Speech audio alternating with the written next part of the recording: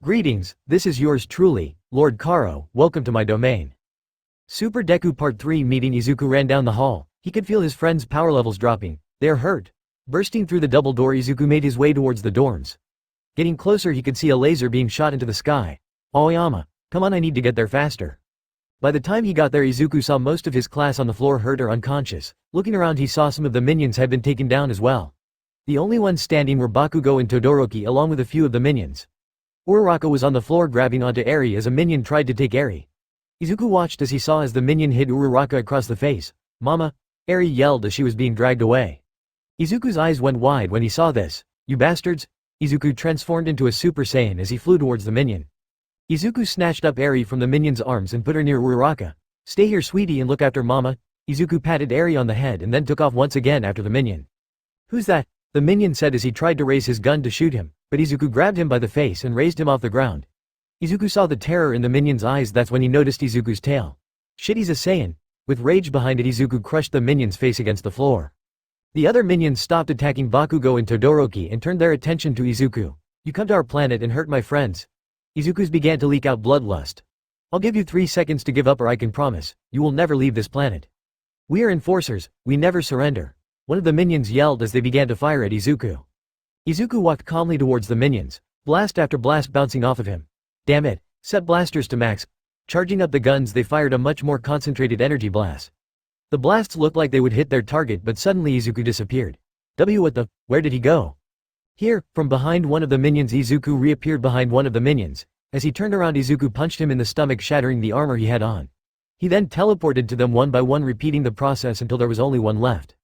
Walking towards the last minion, Izuku seemed something out of a nightmare.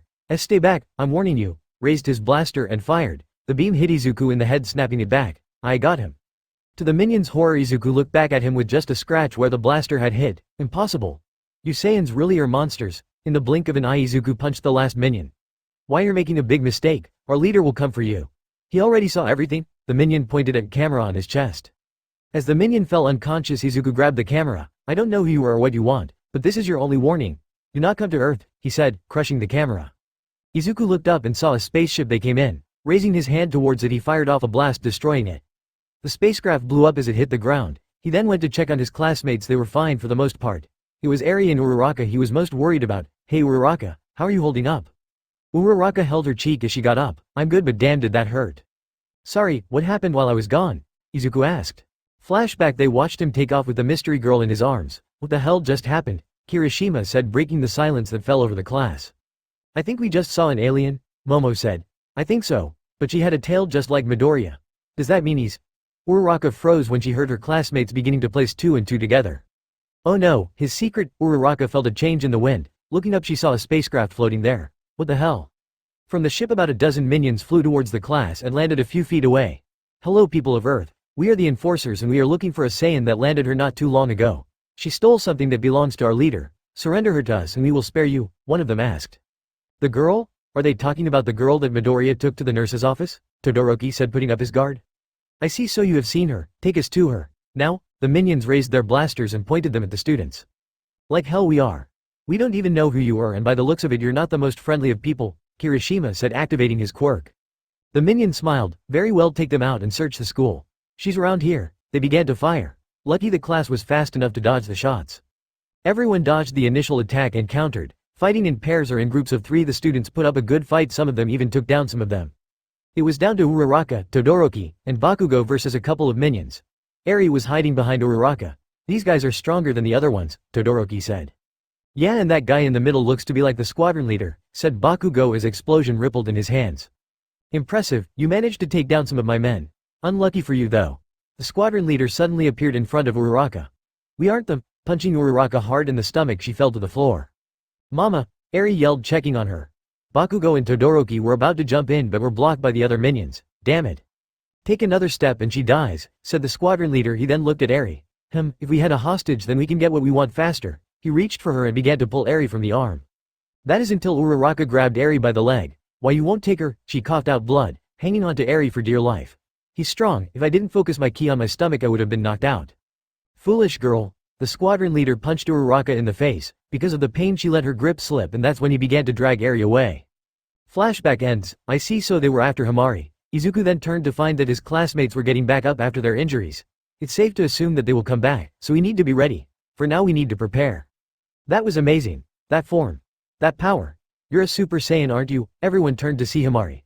With your power you may have a chance to take him down for sure, she ran grabbing his arm. They said they were after you. Why? Uraraka asked.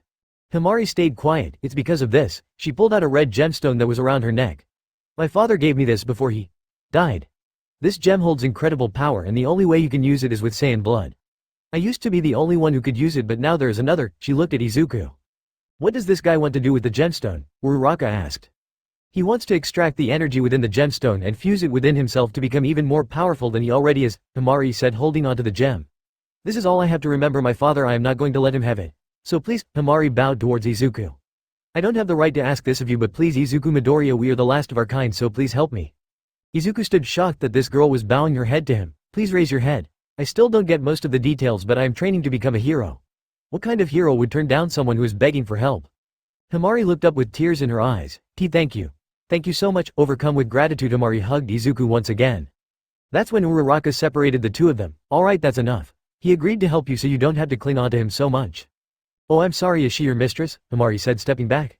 Uraraka's eye twitched. No, try his girlfriend. Oh, I see, but wouldn't he be more happy with someone who's also a Saiyan?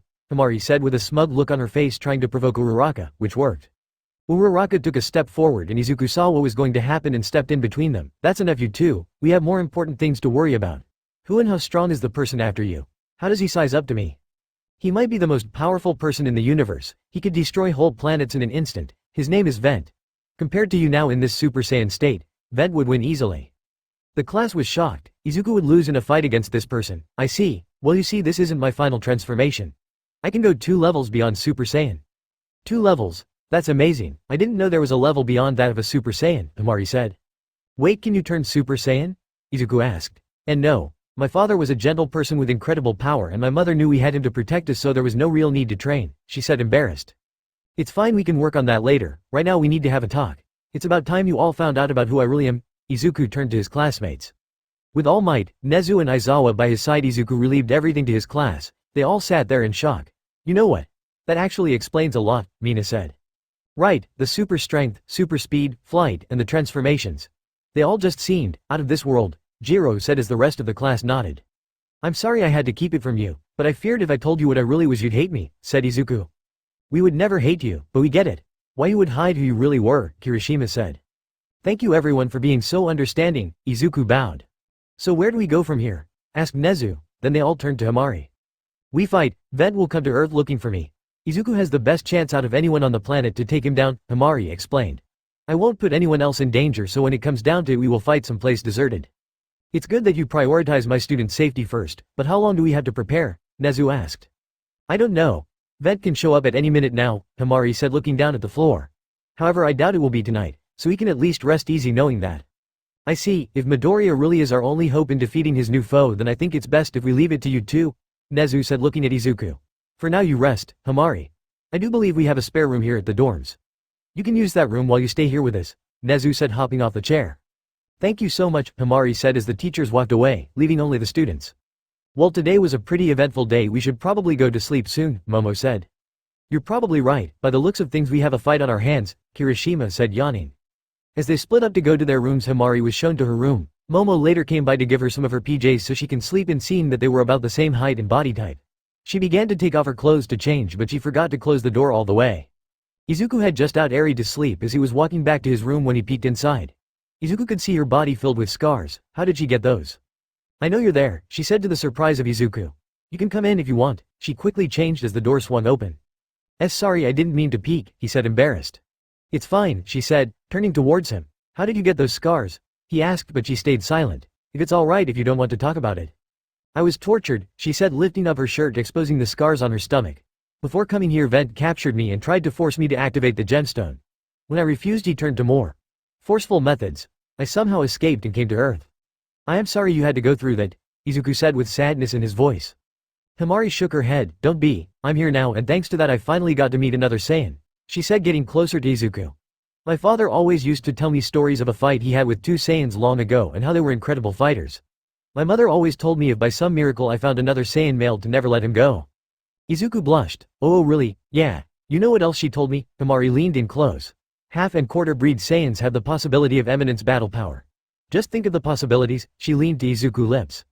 Uraraka went looking for Izuku but found he wasn't in his room. Walking down the hall she noticed the door to Hamari's room was open. Looking in here eyes instantly went wide. Inside she saw the outline of Izuku and Hamari from her angle. It looked like they were kissing. Deku.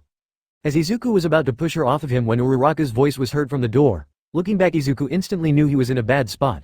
You Uraraka, he said pushing Hamari away. It's not how it looks like. Tears began to well up in Uraraka's eyes. She was right. Maybe Deku would be happier with someone who is like him. Without saying a word she took off down the hall as the tears began to fall. Uraraka wait. Izuku tried to go after her but was stopped by Hamari who grabbed his arm. Wait, don't leave. I know we just meet but this feeling in my chest. I never felt this way before. Please tell me what it is. Hamari looked at Izuku dead in the eyes. Izuku began to get angry. Figure it out yourself, he said pulling his arm free. Uraraka, he yelled chasing her down.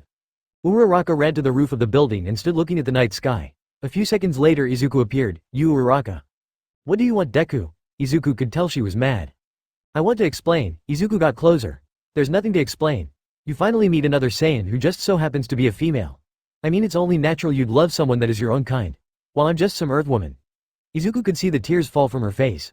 Maybe she was right. Maybe you would be happier with another Saiyan. Izuku walked behind Uraraka and turned her around with his tail. Now face to face Izuku looked into her brown-colored eyes. Uraraka, do you love me? Yes, of course I do. I love you with all my heart, she said blushing slightly. Then trust me when I say I love you too and I will never leave you. Not for another Saiyan, not for another girl, and not for all the power in the universe. As long as I live I will always love you and no one else, said Izuku, holding onto Uraraka by the waist. She whipped away the tears. You know considering you can be brought back to life you're going to love me for a long time, she said smiling. Izuku chuckled. Yeah, I guess you're stuck with me huh? Reaching out Uraraka grabbed the back of his head. Yeah, I guess I am. Pulling him in close they kissed under the light of the moon. As the night went on Izuku went to his room as well as Uraraka, for tomorrow they would start their training to defeat Vent. Izuku woke up bright and early to go train in the open field today. Making sure he didn't wake anyone he quickly made his way down the dorms wearing his GI. He was surprised to find Hamari waiting for him outside of the dorms with her broken armor from yesterday. I figured you'd want to train with me. I want to learn how to turn into a Super Saiyan. Can you teach me? Izuku knew those eyes filled with drive, a drive to become stronger. Very well but I won't baby you, training with me will be tough. Are you ready for that? He said, stepping up to her. Yes, I will do whatever it takes to get stronger, Izuku smiled. Good, let's go then. Izuku walked to the field. Izuku began to stretch. Alright then let's see if we can get you to turn Super Saiyan.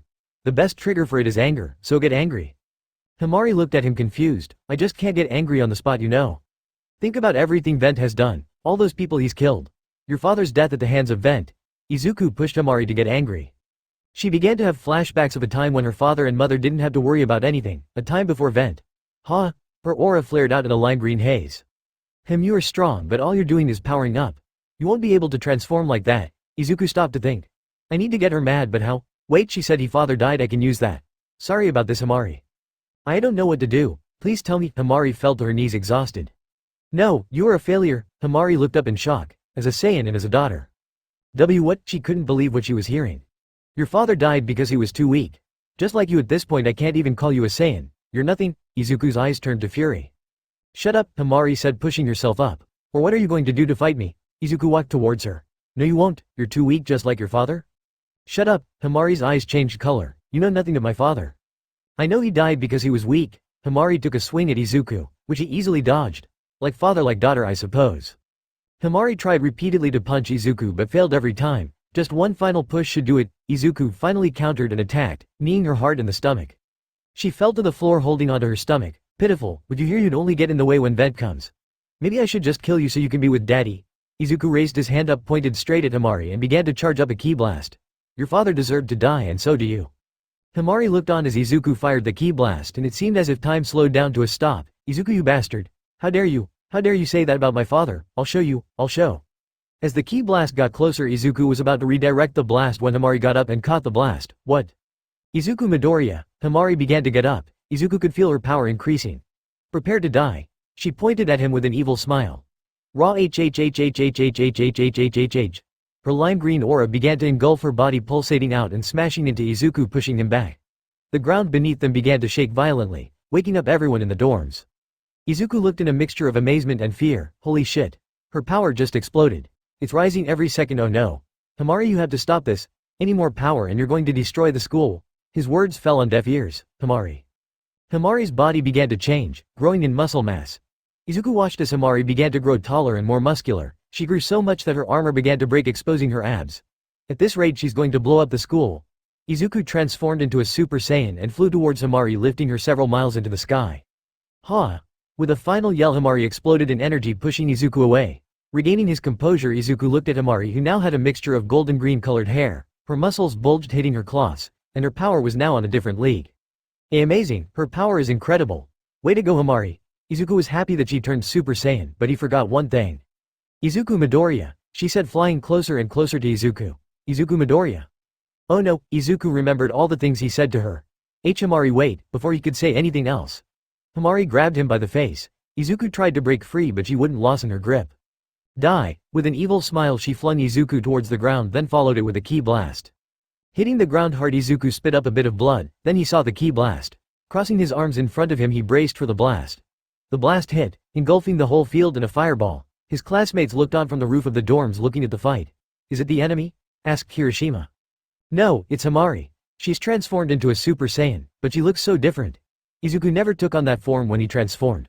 I wonder if it's some type of mutation. Uraraka looked on with Eri right beside her. Izuku flew towards Hamari, pushing past the fireball, his gi half burnt. I don't know what's happened, but you're really strong now. I better take this a little more seriously. Ha!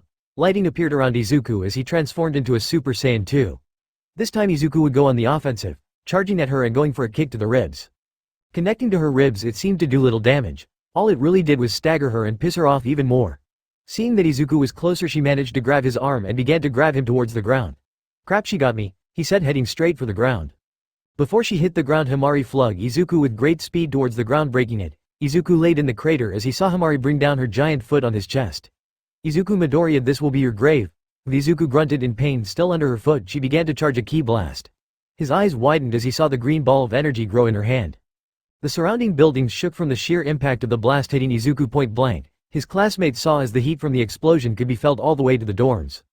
As the dust settled inside the crater, Izuku laid motionless with the top of his gi burned off, blood running down the open wounds, and in his base form. Ha ha ha ha, Hamari laughed at the beaten Izuku. Well, not too talkative now, are you, Izuku? She said, picking him up from the hair. Midoriya, lost? Toru said as his class began to worry. No, not yet, everyone turned to Uraraka. Just wait and see. Oh, I suggest you hold on to the rail too. Her class was confused when she said that, but quickly knew what she meant when the earth once again began to shake. Hamari looked around as she too felt the shaking, but was quickly surprised when she felt herself getting pulled upward. Looking up, she saw Izuku had woken up. Impossible. With a fist to her chin, Hamari flew higher into the sky but quickly stopped herself. Ha! Izuku yelled as he began to change once again into a Super Saiyan. Hamari watched as his hair began to grow in length, falling past his waist.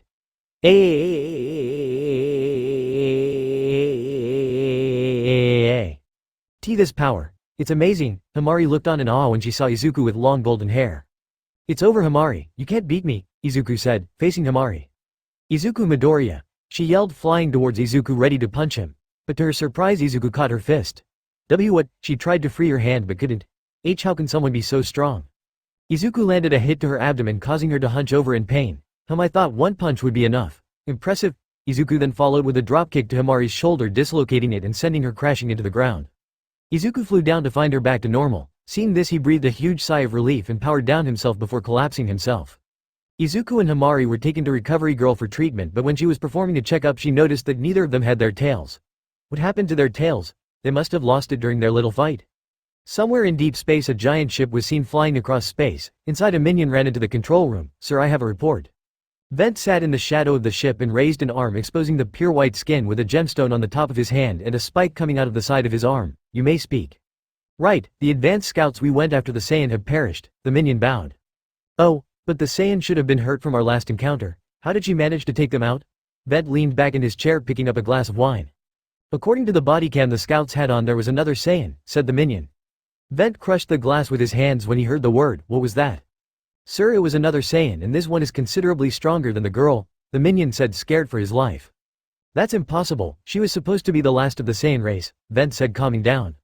Sir, it is true. Look, the minion said, turning around towards a monitor in the control room. The image of Izuku began to play on the screen. They saw as Izuku took down all the minions one by one. I don't know who you are or what you want, but this is your only warning. Do not come to Earth. The video ended once Izuku destroyed the camera. The video paused on a frame. On that frame Izuku's tail was seen. So this is the other Saiyan. Vent looked at his hair. Judging by the golden hair, he's a Super Saiyan. Does the girl still have the gem? Yes sir, as far as we can tell she does, said the minion. Good, I can still accomplish my goal. Vent smiled. How long will it take to get to Earth? Sir, about 1.5 days if we use lightspeed travel. Good. Take off immediately for planet Earth, Vent ordered. All his men in the control room nodded and went to prepare the ship for lightspeed travel. I will have that gem, it doesn't matter if there is another Saiyan. I can already tell this new Saiyan has a weakness. The human girl with the brown hair, she looks like someone he's very fond of. No matter, they are all monkeys when it comes down to it. Let's see if my grandfather Frieza was really telling the truth.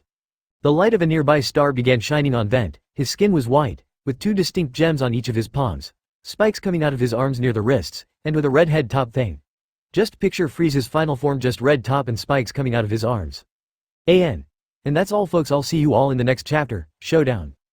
Izuku and Hamari were both still unconscious after Recovery Girl healed them. Stepping outside the room she found Uraraka, Eri, and All Might waiting outside. They will be fine. I already healed all their injuries but they exhausted too much energy and need to sleep it off. Oh thank goodness, Uraraka sighed in relief. There's one thing, the three stopped when Recovery Girl said that. For some reason they lost their tails and I don't know why. Their tails? Does that really mean anything? I mean Midoriya was doing just fine without one, said All Might. Like I said, I don't know, Saiyan biology is still new to me, so for all I know it can grow back. However, I need to have a word with you, All Might. Recovery Girl pointed her cane at the former hero.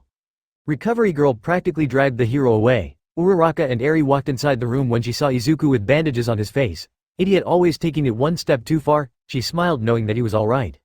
That's when Hamari began to wake up. Huh, where am I? She tried to push herself up from the bed but once she did a sharp pain ran through her arm. OWWW. You shouldn't try to get up. Hamari turned to find Uraraka sitting on a chair next to Izuku. Your shoulder was dislocated during your fight with Deku. You should rest for now. Looking over to her left she saw Izuku asleep. How is he? He's just tired. He can't use that form he used against you for long. When he does it burns through his energy fast, Uraraka explained as Eri climbed onto the bed. Well, at least he made you turn into a Super Saiyan. I see, so that's why he said all those horrible things to me. Hamari looked out the window to see the sun setting. This world is beautiful. In my short time here I can see this world really is something else. I wish my father and mother could see this. There, Uraraka and Hamari turned to see Izuku sitting up. They will always be in your heart, so always remember how you felt when we fought and I'm sure we will be able to take down Vent. Hamari smiled and nodded. Papa, how are you feeling? Eri asked climbing onto this lap. I'm good sweetie, just tired that's all, Izuku said, looking outside. Izuku, I didn't know you were a father? Hamari said. Uraraka must have been one lucky girl. The pair blushed red. We haven't done anything yet. We found Eri while we were on a date. She was being held against her will and experimented on. So we took her in and treated her like our daughter, Izuku said, patting Eri's head. I see, I'm sorry she had gone through that. Hamari stared at Eri who was happy being with Izuku. She's so young, yet we both went through the same thing. How can she do that? How can she smile? Izuku then turned his attention to the window and saw that the sun was setting. Oh god, how long was I out for? We should head back to the dorms before it gets even later. After leaving the nurse's office Izuku went to go eat something before he went to sleep, but no one was expecting Hamari to eat so much. Plate after plate she devoured, leaving nothing on them. Simultaneously everyone's jaw hit the floor. After that little show Izuku went straight to sleep. Little did he know an evil was approaching the planet and he was soon to meet this evil face to face. Waking up to silence, not a single bird sung. It was the first time in a while Izuku felt uneasy. It's quiet outside. To quiet. His Saiyan instincts were telling him something bad was going to happen.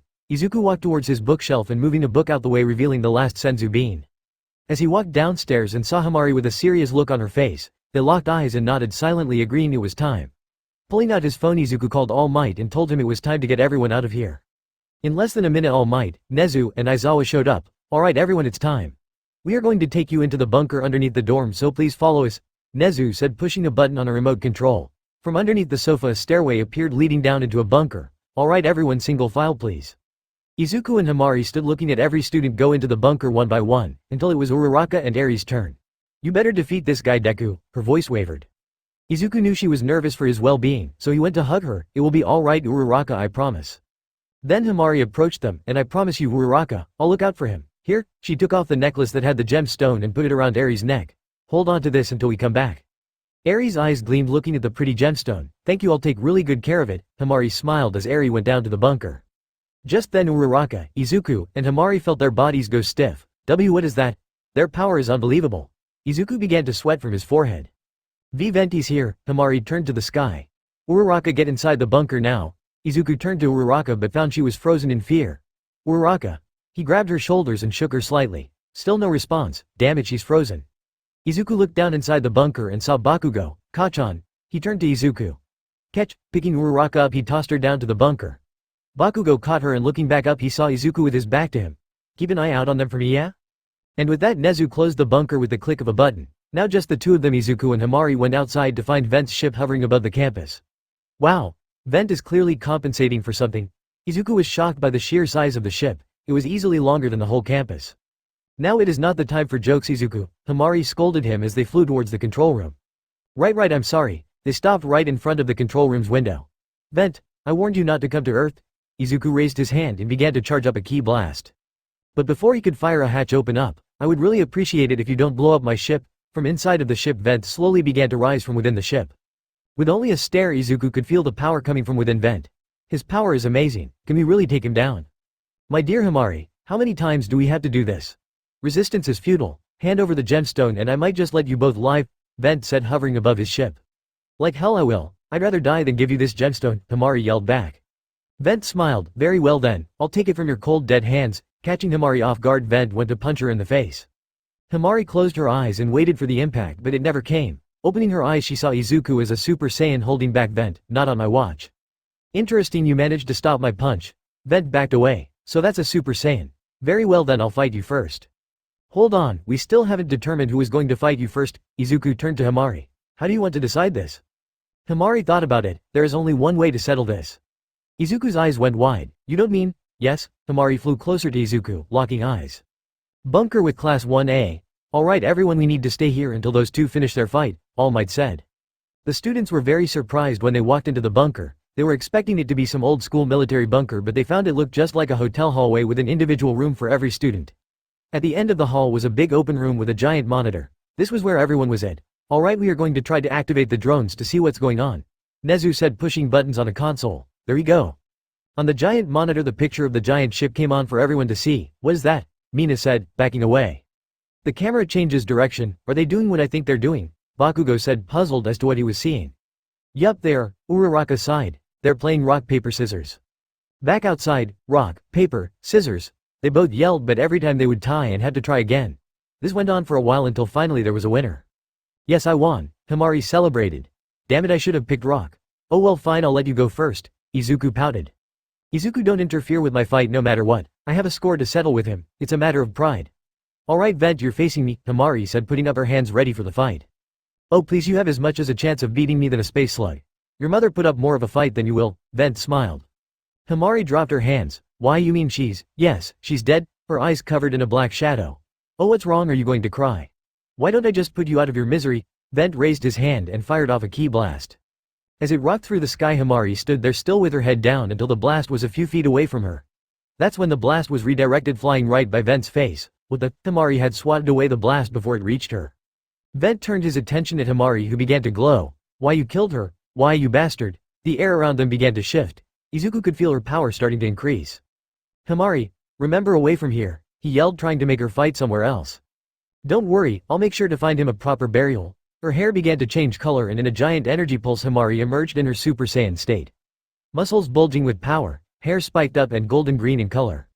You've changed. Interesting, but it won't. Before Vent could say anything else, Hamari appeared in front of him and with a power punch she sent Vent flying with such speed she caused a sonic boom.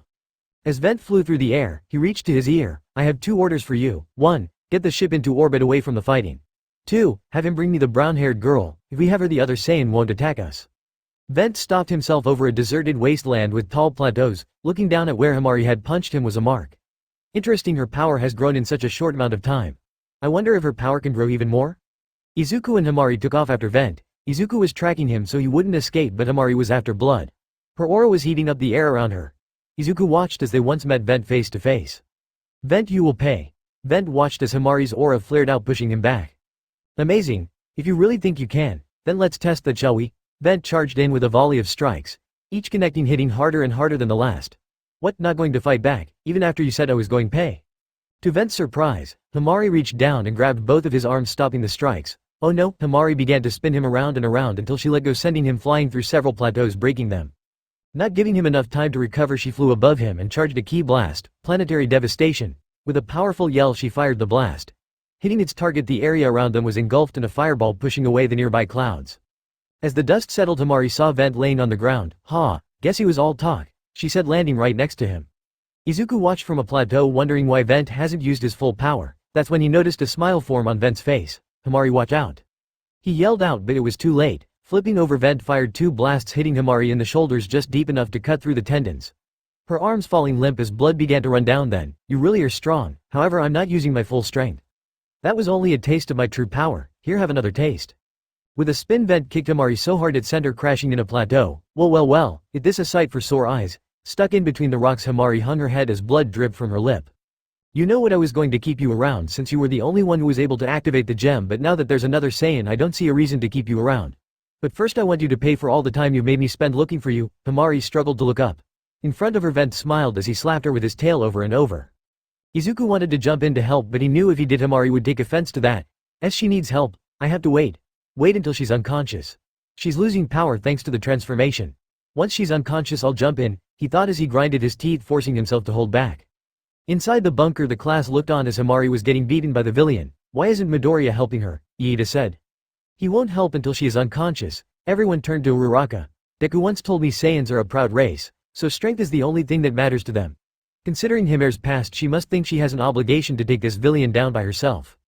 So it's about pride, doesn't she see that her life matters more than her stupid pride, said Kirishima.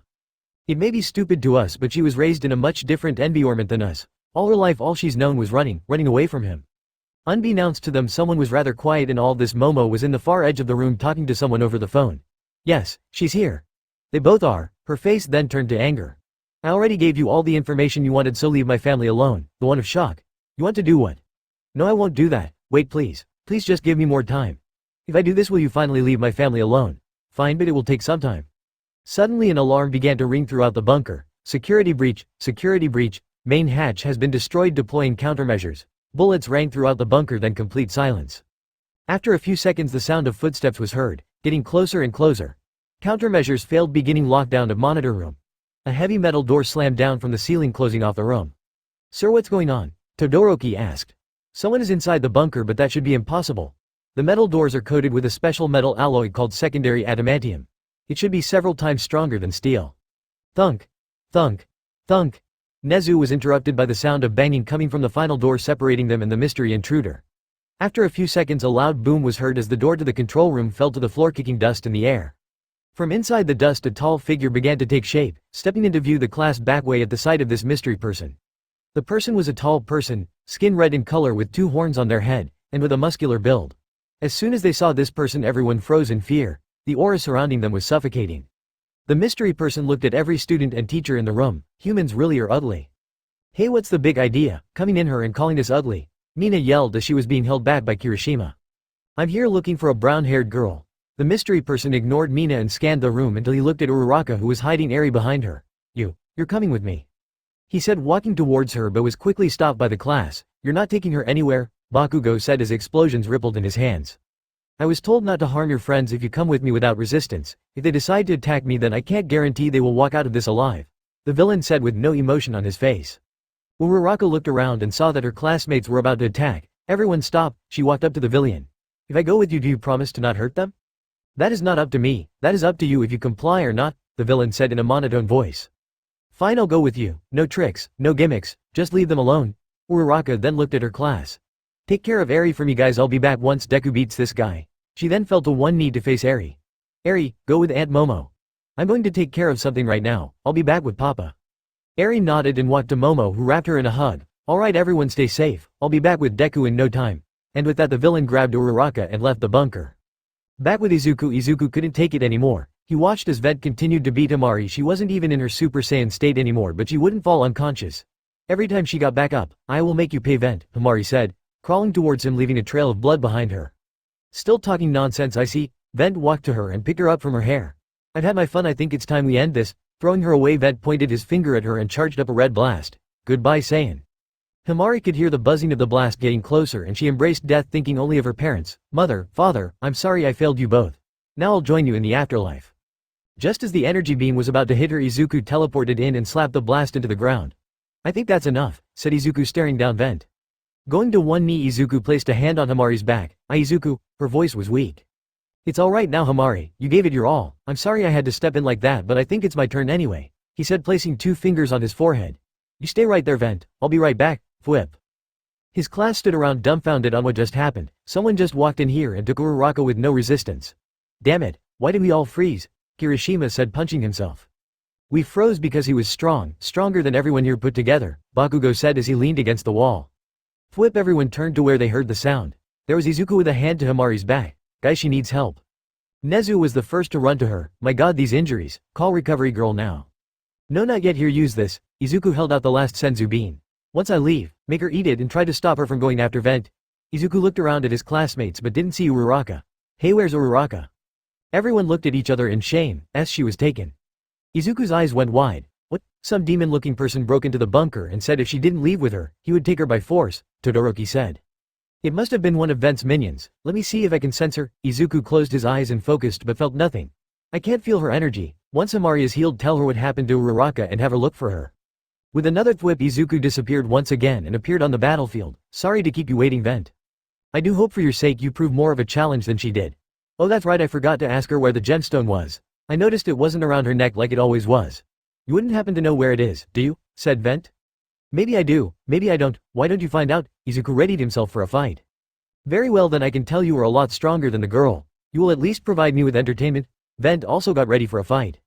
Sir, I have the girl just like you instructed and I've already put an inhibitor collar on her. He won't be able to sense her. Very good, Ion. Keep her on the ship and make her watch what's happening here. She's in for quite a show. Vent smiled as the 2 powerhouses stared each other down, ready to fight. An. Let's get ready to rumble. Izuku versus Vent, let's do this. Uraraka has been kidnapped. Who is Momo talking to on the phone? Find out next time. Also a few announcements. 1. Due to the coronavirus thing amping up, my university decided to close down for 2 weeks, so that means I can focus on writing more. So expect another chapter of Green Deku in the next few days. 2. As some of you know, I am also writing another story. This one involves Izuku as a Green Lantern, so check that out. Don't worry, I don't plan on dropping this story. 3. Sorry this chapter was a lot shorter than usual, I was busy getting stuff together, so yeah. Next chapter will be longer, I promise. Clash of Titans. Izuku stared down Vent. The wind blew hard and true, kicking dust into the air. Izuku was getting nervous. Could he really beat this guy? Did he have what it takes? Shaking his head, Izuku had to get rid of these thoughts. I can't start doubting myself now. Well, aren't you going to attack? Or do I have to bring that little brown-haired girl here to make you fight? Vent taunted. Izuku gritted his teeth. What have you done with Uraraka? Vent said nothing but motioned Izuku with his finger, almost challenging him. Without saying a word, Izuku rocketed towards Vent, transforming into a Super Saiyan mid-air. Landing a hit, Izuku pushed Vent back through several plateaus. Seeing that he was getting pushed back, Vent dug his feet into the ground, stopping himself. Well, you definitely are strong. You managed to push me back quite a bit. However, you still don't stand a chance. Pulling his arm back, Vent went to strike Izuku, but he saw it coming. Barely managing to dodge it, Izuku tried to back away but felt a pain on his left cheek. Izuku quickly backed away. You were so focused on my fists that you forgot about my tail, Vent said, waving his tail around. Yeah, that was a lucky shot. Izuku spit out blood. That's the only one you'll get. Flying back, and Izuku and Vent went back and forth, but Izuku could tell he wasn't even trying. Come now, when are you going to take this seriously? Asked Vent. I suppose I should take this a little more seriously. Huh? Izuku aura exploded out with an array of lighting surrounding his body. This is a Super Saiyan 2. Interesting. My grandfather once told me you Saiyans have the ability to increase your power exponentially with these transformations. Try not to disappoint. Vent was caught mid-sentence with a haymaker to the gut. Careful, Vent, your ego is showing. Izuku looked up to a very surprised Vent. I am possible, you actually managed to hit me. Vent smiled. Good, huh? With a double fist hit to the back, Vent slammed Izuku into the ground, breaking it. Bouncing back up, Izuku managed to headbutt him under the chin, knocking him back, then firing off a few key blasts, engulfing Vent in a fireball. So how do you like that? Said Izuku. Huh? From with the fireball, Vent yelled out, dispersing the flames, his body covered in burns. Not bad. Vent cracked his neck. For a warm-up, that is, breaking the ground underneath him, Vent flew towards Izuku. To Izuku it seemed that Vent just teleported. What was the only word he could get out before a fist met his face, which sent him flying. Giving Izuku no time to recover, Vent continued his assault on Izuku. Back and forth the two traded blows. Bruises began to appear on both fighters. They seemed both equal in power. It was a matter of who was going to slip up first. Izuku had to think fast if he wanted to get out of his situation. Come on, think. You can't drag this fight forever. That's when Izuku placed 2 fingers on his forehead using instant transmission to get behind Vent. Izuku continued his process of teleportation faster than Vent could track him. He then disappeared from his view. Running are we? Come on Saiyan, show yourself, Vent said looking around. Kamihami. Vent looked to the sky to find Izuku charging up, lighting up the sky in a golden ray. Really? From that height I can easily dodge and you will hit the earth destroying it? Vent said laughing. Sweat began to drip from Izuku's face as he charged up the Kamehameha. Vent's ship Uraraka was taken to a cold dark cell inside the ship. In the cell there was a monitor showing the fighting going on. Come on Deku, you can do this, she said shivering. Just then Aion appeared from the other side of the bars. Here, he said, throwing a blanket at Uraraka. She just stared at the blanket. What? Don't want it. I can just take it back if you don't want it. And no, thank you. I was getting cold in here, she said wrapping herself in the blanket. You're not that bad are you? What makes you say that? Aion raised an eyebrow at that statement. The way you gave me a chance to go with you peacefully. Another villain would have just attacked us. The blanket, you saw I was cold and gave me a blanket. Why? Uraraka asked. Aion looked away. It's because you remind me of someone I love. If you're capable of loving someone, why do you work for that monster? Uraraka's voice was soft, almost comforting. I serve to protect my world. As long as I stay loyal, my world and the one I love is spared. She could see the sadness in Aion's eyes when he said this. What's your name? She asked. My name is Aion. Uraraka could tell Aion was not a bad guy at heart, he was just in a tough spot, that when Uraraka could feel Izuku building up ki. Turning to the monitor she saw Izuku charging up a Kamehameha aimed directly towards Vent in the ground. Izuku, you wouldn't, that much power would destroy the earth. Back with Izuku. Vent continued to laugh at Izuku. Truly amazing, you Saiyans really do whatever it takes to win a fight. Even if it means blowing up the world you stand on. Come now, fire away. We will all go down in a ball of flaming rock and dust. Vent laughed, then his face turned to one of shock. What? Izuku had disappeared. That's when Vent looked down. Izuku was a few feet away, thrusting his hands forward. Oh shit. Izuku fired the Kamehameha point blank range, engulfing Vent in the golden beam of energy. Ga hhhhhhh. Vent screamed inside the blast as it flew into space, his body burning from the energy coming off of the beam. Try as he must, Vent could not muster the strength to push the blast back or away. Further and further he went into the atmosphere, still struggling against the blast. Vent smiled evilly. He's done very well pushing me this far, but now it's time to stop playing around. I'm going to kill him. Vent's body began to glow red. Izuku was still floating in mid-air, teared. Man, that took a lot more concentration than I thought. At least it's over. The blast will reach the sun where his body will disintegrate. Now I should go looking for Uraraka, she could be in danger.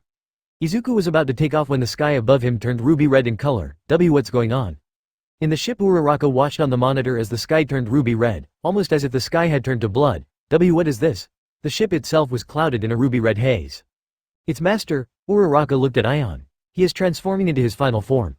I've only seen it once myself. I would start saying my prayers if I were you. This planet is finished. No one in the universe can stand up to Master in his final form. Uraraka's eyes went wide. She could sense an evil ki growing. This ki. This is death incarnate. Falling to her knees, she couldn't handle the pressure of Vent's ki even this far away. Aion then walked into the cell and placed a hand on Uraraka's back. Focusing, he channeled his ki in a shield around her. This allowed Uraraka to relax if even a bit. Thank you. Aion nodded as they both went back to watching the monitor. With Izuku, he watched as the ruby sky began to constrict into a single point. Falling from the clouds was Vent now changed. Vent was now visible taller than before. The spikes that stuck out of his wrists grew in size and became sharper. However, the greatest change was his color. He was now a ruby color with a gemstone in the middle of his chest. As he floated down, Izuku began to shake in fear. Do you like what you see, Saiyan? This form really is something else, isn't? However, I can assure you this form has more to it than just a shiny look. Vent then appeared right in front of Izuku. This form will be your death, he said, punching Izuku hard in the stomach. Sending him flying, Izuku spit out blood as he flew towards the ground, smashing into it, creating a crater. Struggling to get up, Izuku got to his knees. Man. He's even stronger than before. Izuku felt something warm flowing down his nose. Wiping his nose, he noticed it was blood. Time to get serious, he said, clutching his fist.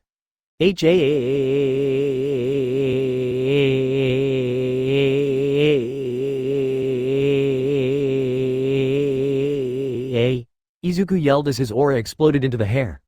Lightning began to crackle around Izuku. Vent watched as he began to change. Oh, what's this? Still have a transformation in you. Vent was cut off when a gust of wind pushed him back. Izuku then appeared a few meters away from Vent, now in his Super Saiyan 3 form. What do you call this form? Super long hair mode.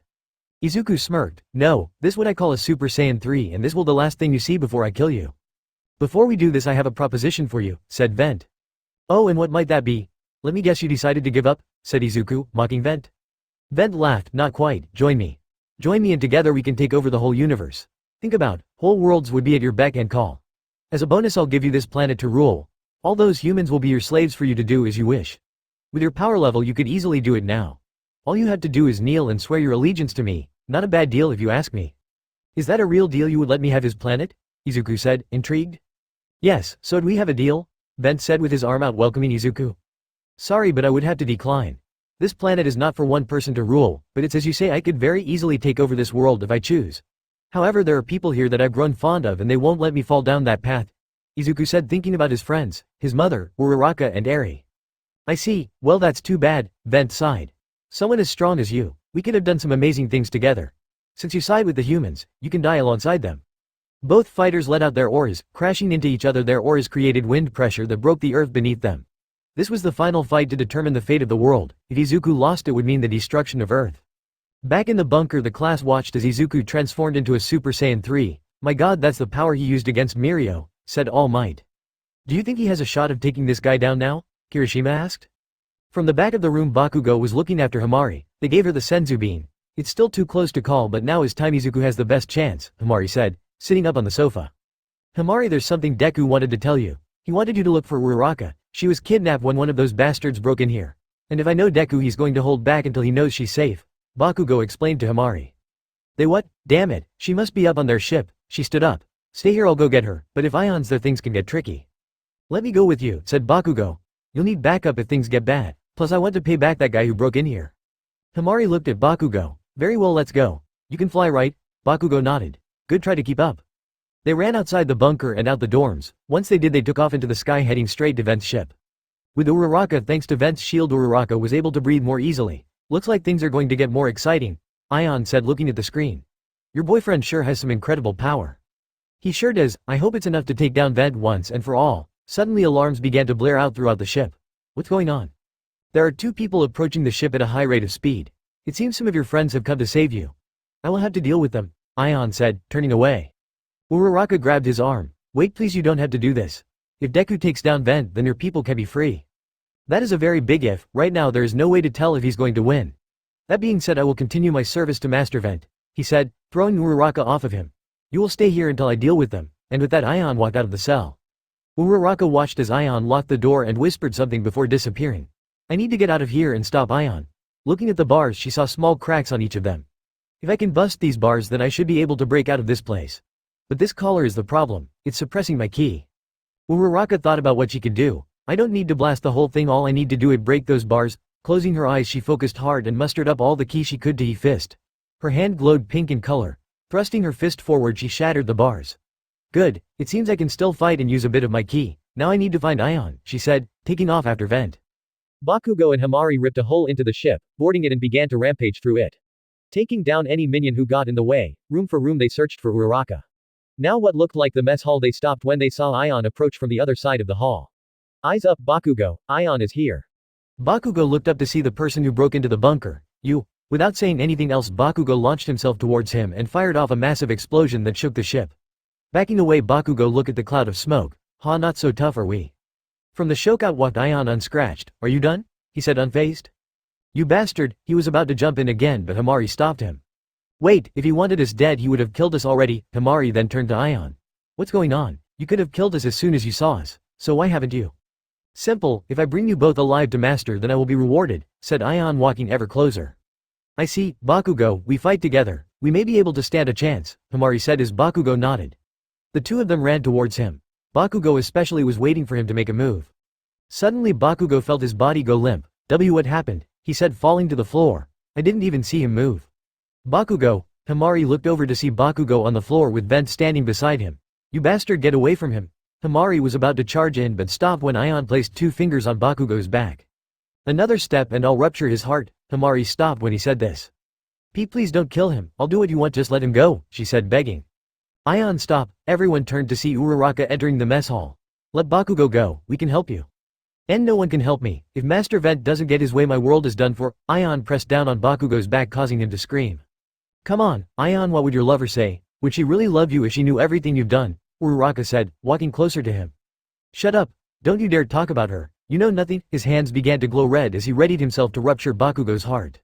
It's your life, Ion. You get to live how you want. His eyes went wide when he heard those words. What did you say? He turned to Uraraka. It's your life, Ion. You get to live how you want, Uraraka said, placing her hand on his glowing red hand. Tears began to fall from his face. Those were the same words she said to me when we first met. The red glow from his hands disappeared. It's all right now, Ion. We're here. Uraraka looked up at the now tearful Ion. I am so sorry for everything, he said with sincerity. Yeah, that's good and all, but I still can't move, Bakugo said, still unable to move. Right, I'm sorry. Ion placed his hand on Bakugo's back and pushed down gently. As soon as he did that, Bakugo was able to move once again. What did you do to him? Uraraka asked. It's an ancient technique of my people. It gives us the power to manipulate matter. I blocked his central nerves from sending signals through his body. I basically paralyzed him, Ion explained. Wow, that's some power, Hamari said, surprised. Yes it is, but right now we have bigger things to worry about. Mostly, your boyfriend, Ion said as the spaceship began to shake. We need to get down there and tell him you're free, then he can fight without restraint. Everyone nodded as they took off from the ship towards the battlefield. As they approached, the wind began to pick up, almost sweeping them away. On second thought, you two get out of here. I will take her to Izuku. How do I know I can trust you? Bakugo said, stopping in mid-air. I trust him, said Uraraka. Good enough for me. You better come back with Deku, he said to Uraraka. Count on it, and with that Ion and Uraraka took off to where Izuku was. With Izuku, the two stared at each other, waiting for the other to make the first move. As a bolt of lightning fell in between them, Vent launched himself towards Izuku.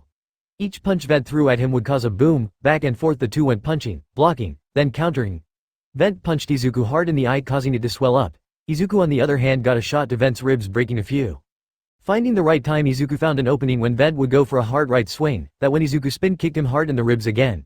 Caught by surprise, Vent spit up blood, however Izuku wouldn't give him a chance to recover. He continued his ferocious attacks. Vent was on defensive, that is, until he let out a yell, pushing Izuku off on him. I must say your power is extraordinary. Vent was cut off when Izuku delivered an elbow to the gemstone on his chest, cracking it. Izuku had taken the opening to do damage. Sorry you let yourself wide open. Vent hunched over in pain, grabbing onto his chest. I see that was sloppy of me. Let's see how you handle this. Flying high into the air, Vent raised his hands into the air as a red ball of energy began to take shape, growing and growing until it was about the size of a Tokyo tower. My gift to you, Izuku, have it. If that hits the earth, it's going to do some serious damage. Izuku flew up to meet the giant ball of energy. I had to stop it. Sticking out his hands, Izuku caught the ball, but it was too strong for him. He began to push him back towards the ground, grunting. Izuku pushed himself, trying to stop the energy ball.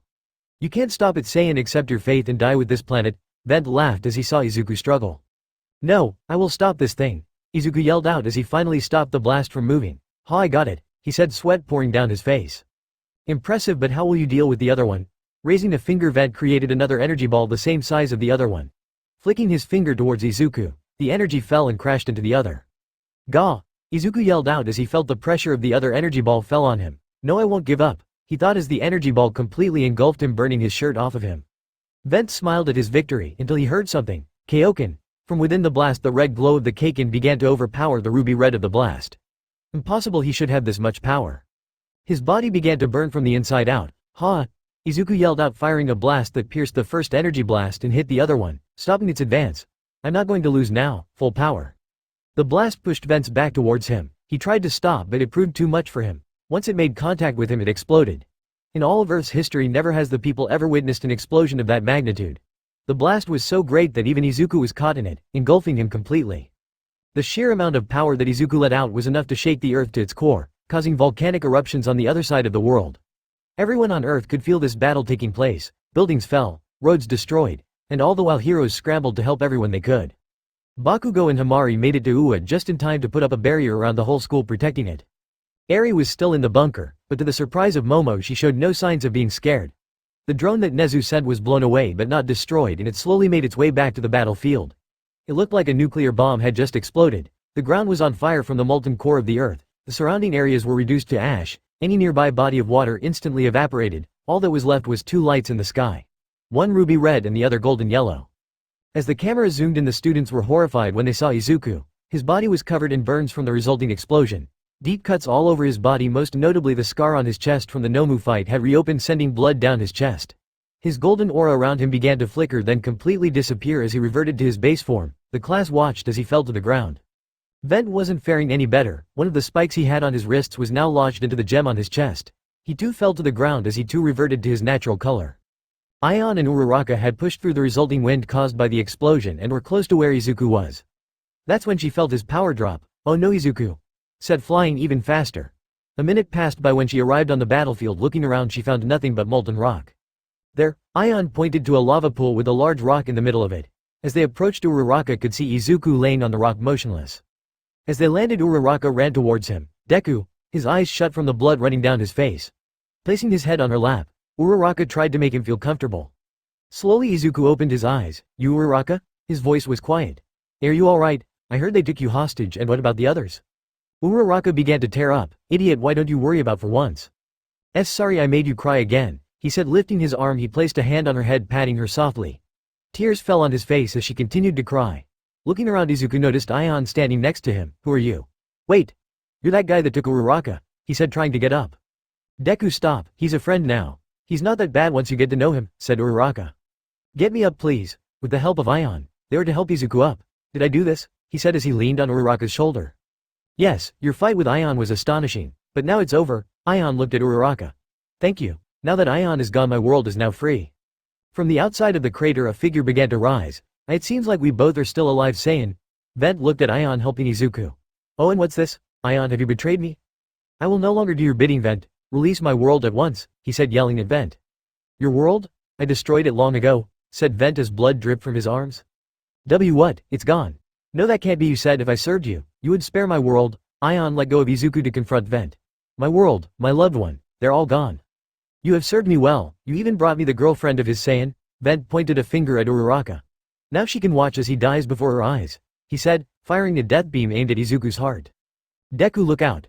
Uraraka jumped in front of Izuku, protecting him from the blast. Closing her eyes, Uraraka waited for the blast to pierce his body, but nothing happened. Instead, she felt someone push both of them out of the way.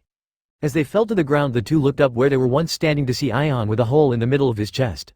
"Aion." Uraraka watched him fall back. Izuku watched as this stranger just saved both of their lives. Deku, was it? "Listen to me. You have someone who is willing to give up. Don't ever take that for granted. Treasure her for the rest of your life." "I will." Aion nodded. He then turned to Uraraka, who was holding his hand. Hey, don't make that face. My time with you was short, but you made me see that we all have a choice to make. Thank you for helping me see that once again." Aion coughed out blood. "Now I can finally be with my loved one. Goodbye, Uraraka."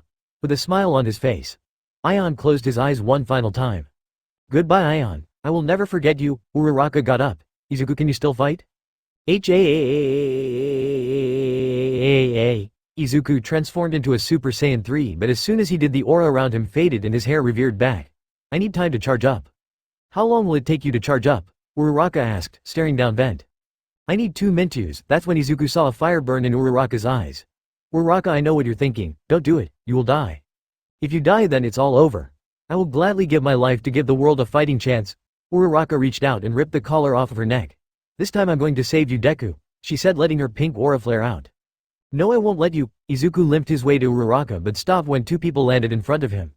"Don't worry, Midoriya, she won't fight alone," one of them said. "That's right, Deku, we got her back." Bakugo and Hamari had joined the battle. "Hamari. Kachan," Izuku smiled. "Remember, you don't have to take him down, just stall him long enough for me to charge up." "I'll kill him before you finish, you damn nerd," Bakugo said, let out his aura. "I'll make sure to look after Uraraka," Hamari said, transforming into a Super Saiyan. "This time I won't lose myself in the rage." "Alright guys, let's do this," Uraraka said as the 3 of them floated into the air ready to take on Vent. Izuku transformed once again into a SSJ3. This time he held the transformation and began to charge up. Izuku could feel his body straining, but he had to push past it. "I may be hurt, but I can still easily kill you all." Vent fly up to meet them. "Bunker, look at Uraraka, she's back," Mina said, pointing at the monitor. "Thank goodness. When did Bakugo and Hamari leave?" said Iida. "Doesn't matter right now. If they can hold the villain long enough to let Midoriya charge up, then they can win," Aizawa said, worried about his students. "All we can do is hope they can defeat him," Nezu said. "They will." Everyone turned to Eri. "I know they will." All Might smiled. "Right, you are little Eri. Your mama and papa are the strongest there is. They won't lose to this guy, not in a million years," he said, picking Eri and putting her on his shoulders. Eri laughed. "You have funny hair, All Might. Hey now, no making fun of me," he said, smiling as they turned their attention back to the monitor. Momo on the other hand stared at Eri. "I'm so sorry, Eri, for what I'm going to do." Sparkles began to appear from her arm as she created something with her quirk. Final fight. 2 minutes, that's all they needed. But they knew in those 2 minutes Vent could kill them all. "Guys, be careful." The 3 nodded and flew towards Vent. "Bring it, I'll fight you all, then I'll kill you, Saiyan." Hamari was the first to reach Vent, blocking her initial attack. From behind her, Uraraka and Bakugo appeared, splitting up and attacked from both sides, kicking Vent, causing him to fly back. I see you two have trained to use your ki. You are no ordinary humans, Vent smiled. That's not the only thing we can do. Uraraka activated her quirk on a giant boulders, making them float beside her. Using her ki, she flung the rocks at Vent at a high rate of speed, and at the very last second she deactivated her quirk, allowing the full weight of them to crash into Vent. This buried Vent in a small mountain of boulders. Bakugo. Hamari. Do it now. Not a bad plan you have here, round face. Bakugo said, appearing above the mountain of boulders. Howitzer impact. Not bad at all. Planetary devastation. Both attacks bombarded Vent, engulfing him completely in lime green and red fireball. Landing back with Uraraka, both of them looked at each other and smiled. Nice teamwork, guys. Not quite good enough, a voice was heard from within the fireball. Ha! A ruby-colored aura erupted from the flames, pushing the blast away. Not too bad, but the only one doing any real damage is the female Saiyan. So let's take care of her first. Disappearing from view, Vent appeared to teleport. Where the heck did he go? Hamari, behind you. Bakugo yelled out, but it was too late. Vent's hand glowed red as he punched Hamari hard in the back. Himare! Uraraka yelled as she spit out blood as she fell to the ground, reverting back to her base form. Why, you bastard, Hamari grunted. My spine, it's broken. I can't move my body. You have so many injuries. How are you still so strong? Bakugo yelled out. Simple, Vent pulled the spike from his chest. Because I was born weak. In my family, power means everything. If you are weak, you die. If you are powerless, you die. I had to train every second of every day just to be recognized by my family. I've conquered entire galaxies, but was that enough for him? No, it was never enough. That's why I need that stone. Strength is the only thing that matters, and anyone who gets in my way. Appearing in front of Bakugo, Vent jammed the spike into Bakugo's shoulder. Will die. Pushing Bakugo to the ground, he pinned him to the ground using the spike. Bakugo. Uraraka yelled as she flew towards him, trying to help him out, only to have Vent blast her away. Rolling to a stop, Izuku couldn't take it his friends were getting. As Uraraka got up, Izuku noticed she had cuts over her body. Uraraka, Vent, you bastard. Damn it, come, just hold on just a bit longer. Landing in front of her, Vent raised his hand towards her. Are you watching, Saiyan? You get to see your little girlfriend die? His laughter echoed through the battlefield as he charged up.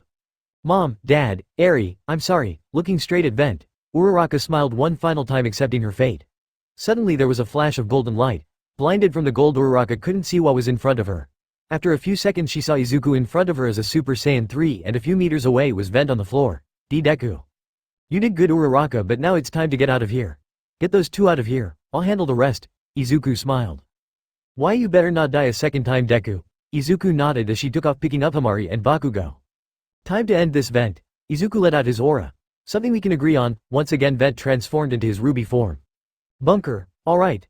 Midoriya is back in this. Iida cheered. Heck yeah, now Midori can beat this guy, Mina said, jumping with excitement. He won't win, a voice behind them said. Turning around they found Dend walking into the bunker. Dend, what do you mean he's not going to win? All Might asked. The Super Saiyan 3 form is powerful, but it comes with a drawback. It basically destroys his body when he's in that form. That form burns too much energy and is usually used to end fights quickly, but with an opponent like Vent that's not possible. You saw it once already. He had to charge up. That was his body telling him he had to stop, Dend explained. What does that mean for Midoriya? Shoto asked. At the rate he's going to run out of energy again, and that's when Vent will kill him. Everyone's eyes went wide when Dend said this. Is there anything we can do? Asked Iida. Yes, we can send you All Might to back him up, said Dend. Me? But I can't. My power is gone and I can't fight in this form, All Might said, surprised. Ah, but that's where I come in. You see, like the one you call Recovery Girl, I can heal any injury no matter how severe. I know you go into your buff form for a split second, so your power is still there, just very weak. All Might put down Eri. You mean? Dend nodded. Yes, be it for a short while I can restore you to your prime. What do you say? Said Dend with his hand out. I'll do it, All Might said. Taking his hand, as soon as he did, All Might's body began to glow and grow in muscle mass. With Izuku, it seems I should have taken care of you first. Well, no matter. This will end differently this time. I'll make sure to kill you first. Vent launched himself towards Izuku. Blocking the attacks, Izuku was being pushed back. Back and forth the two went. They were moving so fast that the camera couldn't keep up with them. I need to end this now. This form won't last much longer. Ha! With a powerful yell, Izuku managed to hit Vent hard in the stomach, making him spit out blood. While he was hunched over, Izuku raised his hand in the air, and with a double fist strike to the back he sent Vent flying towards the ground. I'll put everything into this last attack. Regaining his composure before he hit the ground, Vent looked up to find Izuku flying towards him at a high rate of speed and smiled. You truly are amazing, Izuku Midoriya. This fight is over, for you at least. Izuku pulled his arm back at the last second and threw a punch, causing a massive explosion of energy that sent pieces of the earth flying in every direction. Uraraka and the group watched from far away as the massive explosion was felt from where they were. It's over, Uraraka said, hanging her head. Did Izuku do it? Did he beat Vent? Hamari asked as she was being held up by the two. And no, Deku lost, we all lost, Bakugo said, gritting his teeth. As the dust settled, Vent was holding back Izuku's fist, but he was in his base form. Too bad, it looks like you drained your ki faster than last time. If I had to say, it was probably all those injuries, not to mention that hole on her side. What hole? Izuku felt a burning sensation from his right side. Looking down, Izuku saw Vent had fired a beam through his side. Goodbye Izuku Midoriya. Pulling Izuku down, Vent hit him hard in the face, sending him flying. Broken and bleeding, Izuku laid on the ground, barely holding on to consciousness in a crater of his own creation. It's over, he's won. Landing beside Izuku, Vent saw that he was still alive. My god, you Saiyans are hard to kill. How much is it going to take to kill you once and for all? Suddenly the glow of ruby red disappeared from Vent's body. Oh, it looks like I can no longer keep up that form. Izuku laughed. Ha ha ha ha ha ha. What are you laughing at? Has being at death's door made you historical? Vent wondered. And no, Izuku said, coughing. Why, you will never kill what I am. What a worthless excuse of a Saiyan, please, said Vent. A symbol, heroes rise and fall but their legends live on, soon it will inspire people. Cut off one head, two shall take its place. It will be only a matter of time when someone stronger than myself will take you down, Izuku smiled. Is that so? Then maybe I should just blow up your planet? Izuku's eyes went wide. Actually no, I can't, I still need the gemstone. If I destroy your planet now, I will lose my chance for greater power. Oh, I know, I will have my men scouring this planet, slaughtering the population until I find what I'm looking for. Why, you bastard? Izuku tried to get up but couldn't find the strength to do so. But first I need to take out the most troublesome ones, starting with you, then the female Saiyan. Vent pointed a finger at Izuku, ready to fire a death beam at him. With Uraraka a few moments ago, he needs help, Uraraka yelled out. I know, but we can't do anything, he's just too strong, Uraraka said, feeling useless in this situation. Fear not, young heroes, a voice said from behind them. Looking back, Uraraka and Bakugo's eyes went wide. I am here, All Might said, striking a pose in his hero costume. All Might. They both yelled out. How? It's all thanks to Dend. Right now I'm back in my prime, although this power is not permanent, All Might explained. All Might. You need to get to Deku fast, he needs help, Uraraka pleaded. Don't worry Uraraka, this time I will make it in time, and with that All Might left everyone behind, taking off at top speed towards Izuku. Please All Might save Deku, with Izuku a red beam appeared on the fingertip. It's been fun kid, but this is goodbye. Just as Vent was about to fire, a voice was heard. Delaware smash. All Might's giant fist hit Vent, sending him flying. In front of Izuku was the once #1 hero. Hey All Might, how? Izuku looked up to find All Might offering him a hand up like he did when All Might fought All for One. It's a long story, but right now we don't have much time. Do you have a technique that can take him down? All Might said, pulling Izuku to his feet. I do have one, the spirit bomb, Izuku said, placing his hand over the hole that Vent made in his side. Izuku put up his hand towards the sky. It's going to take 5 minutes to gather enough energy to charge, so I need you to buy me some time. Considering how badly he beat me up, never mind, you'll be fine. Wait, I don't like that pause, All Might said as a drop of sweat appeared on his forehead. No matter, I'll do what I can, but you need to finish this. Huh, this reminds me of the time we fought the Nomu in the USJ. Yeah, good times, huh? Now go, and All Might. Don't hold back, All Might nodded as he jumped out of the crater to face Vent. Now I need to focus, feel the energy around me, the plants, the animals. Everyone please lend me your energy, Izuku said, closing his eyes. Above Izuku a glimmer of blue energy began to swirl around until it created a small ball. As the trees blew in the wind and the animals grazed the land, their energy began to flow out of them in a glistening blue wave that flew across the sky towards Izuku. In the bunker everyone watched as All Might jumped towards the villain and Izuku put his hands into the air. That's when Aizawa noticed what he was doing. This is Midoriya's ultimate move. Everyone turned to him. Yeah, he told me it gathers energy around him into a ball that affects evil. That is correct, but the energy he draws must be voluntary. This is where we come in. Everyone raise your hands into the air. Izuku will draw the energy within you. Dend explained, putting up his hands into the air. All we have to do is put up our hands. Mina did just that, and as soon as she did, the energy within her began to appear as blue-colored particles. Wow, so pretty. Everyone quickly followed suit and their energy began to flow outside of the bunker and towards Izuku. If that's the case, why don't I make some quick phone calls, Nezu said, grabbing his phone and calling multiple numbers at the same time. With Izuku, come on, I need more energy, he said as the spirit bomb grew bigger. This energy, it's from my class, Mina, Kirishima, Shoto. Everyone in the class, Izuku smiled. Thank you everyone, but I still need more energy. That's when Izuku felt the spirit bomb grow massively. Looking up he saw the bomb was about 50x its original size. Wow. This is Hamari's energy, Bakugo's and Uraraka's too, but where is this all coming from? Wait, this is the key from every hero in Japan. Nezu must have made some phone calls then. That's when All Might could be seen on the edge of the crater, beaten. All Might. Well, what do we have here? Vent said, stomping on All Might's back. What is this power? How did you get this power? Damn it, even with All Might's power back he still didn't stand a chance, Izuku said, gritting his teeth. You were planning to use that on me, weren't you? Said Vent. Why yes, Izuku admitted. Too bad you won't get to use it. Vent fired off multiple ki blasts at Izuku. Izuku could do nothing but take the attacks. King Kai's planet Goku and Vegeta watched as Izuku was being pummeled by the blasts. He's not doing too good, said Goku. No he isn't, at this rate he's going to end up dead again, Vegeta said, crossing his arms. Then why don't you two idiots do something about it then? Master Roshi said, walking out of the house. He needs energy for the spirit bomb, doesn't he? So why don't we send him some of ours? The two Saiyans looked at each other. Well duh. Why didn't we think of that? Goku said, facepalming.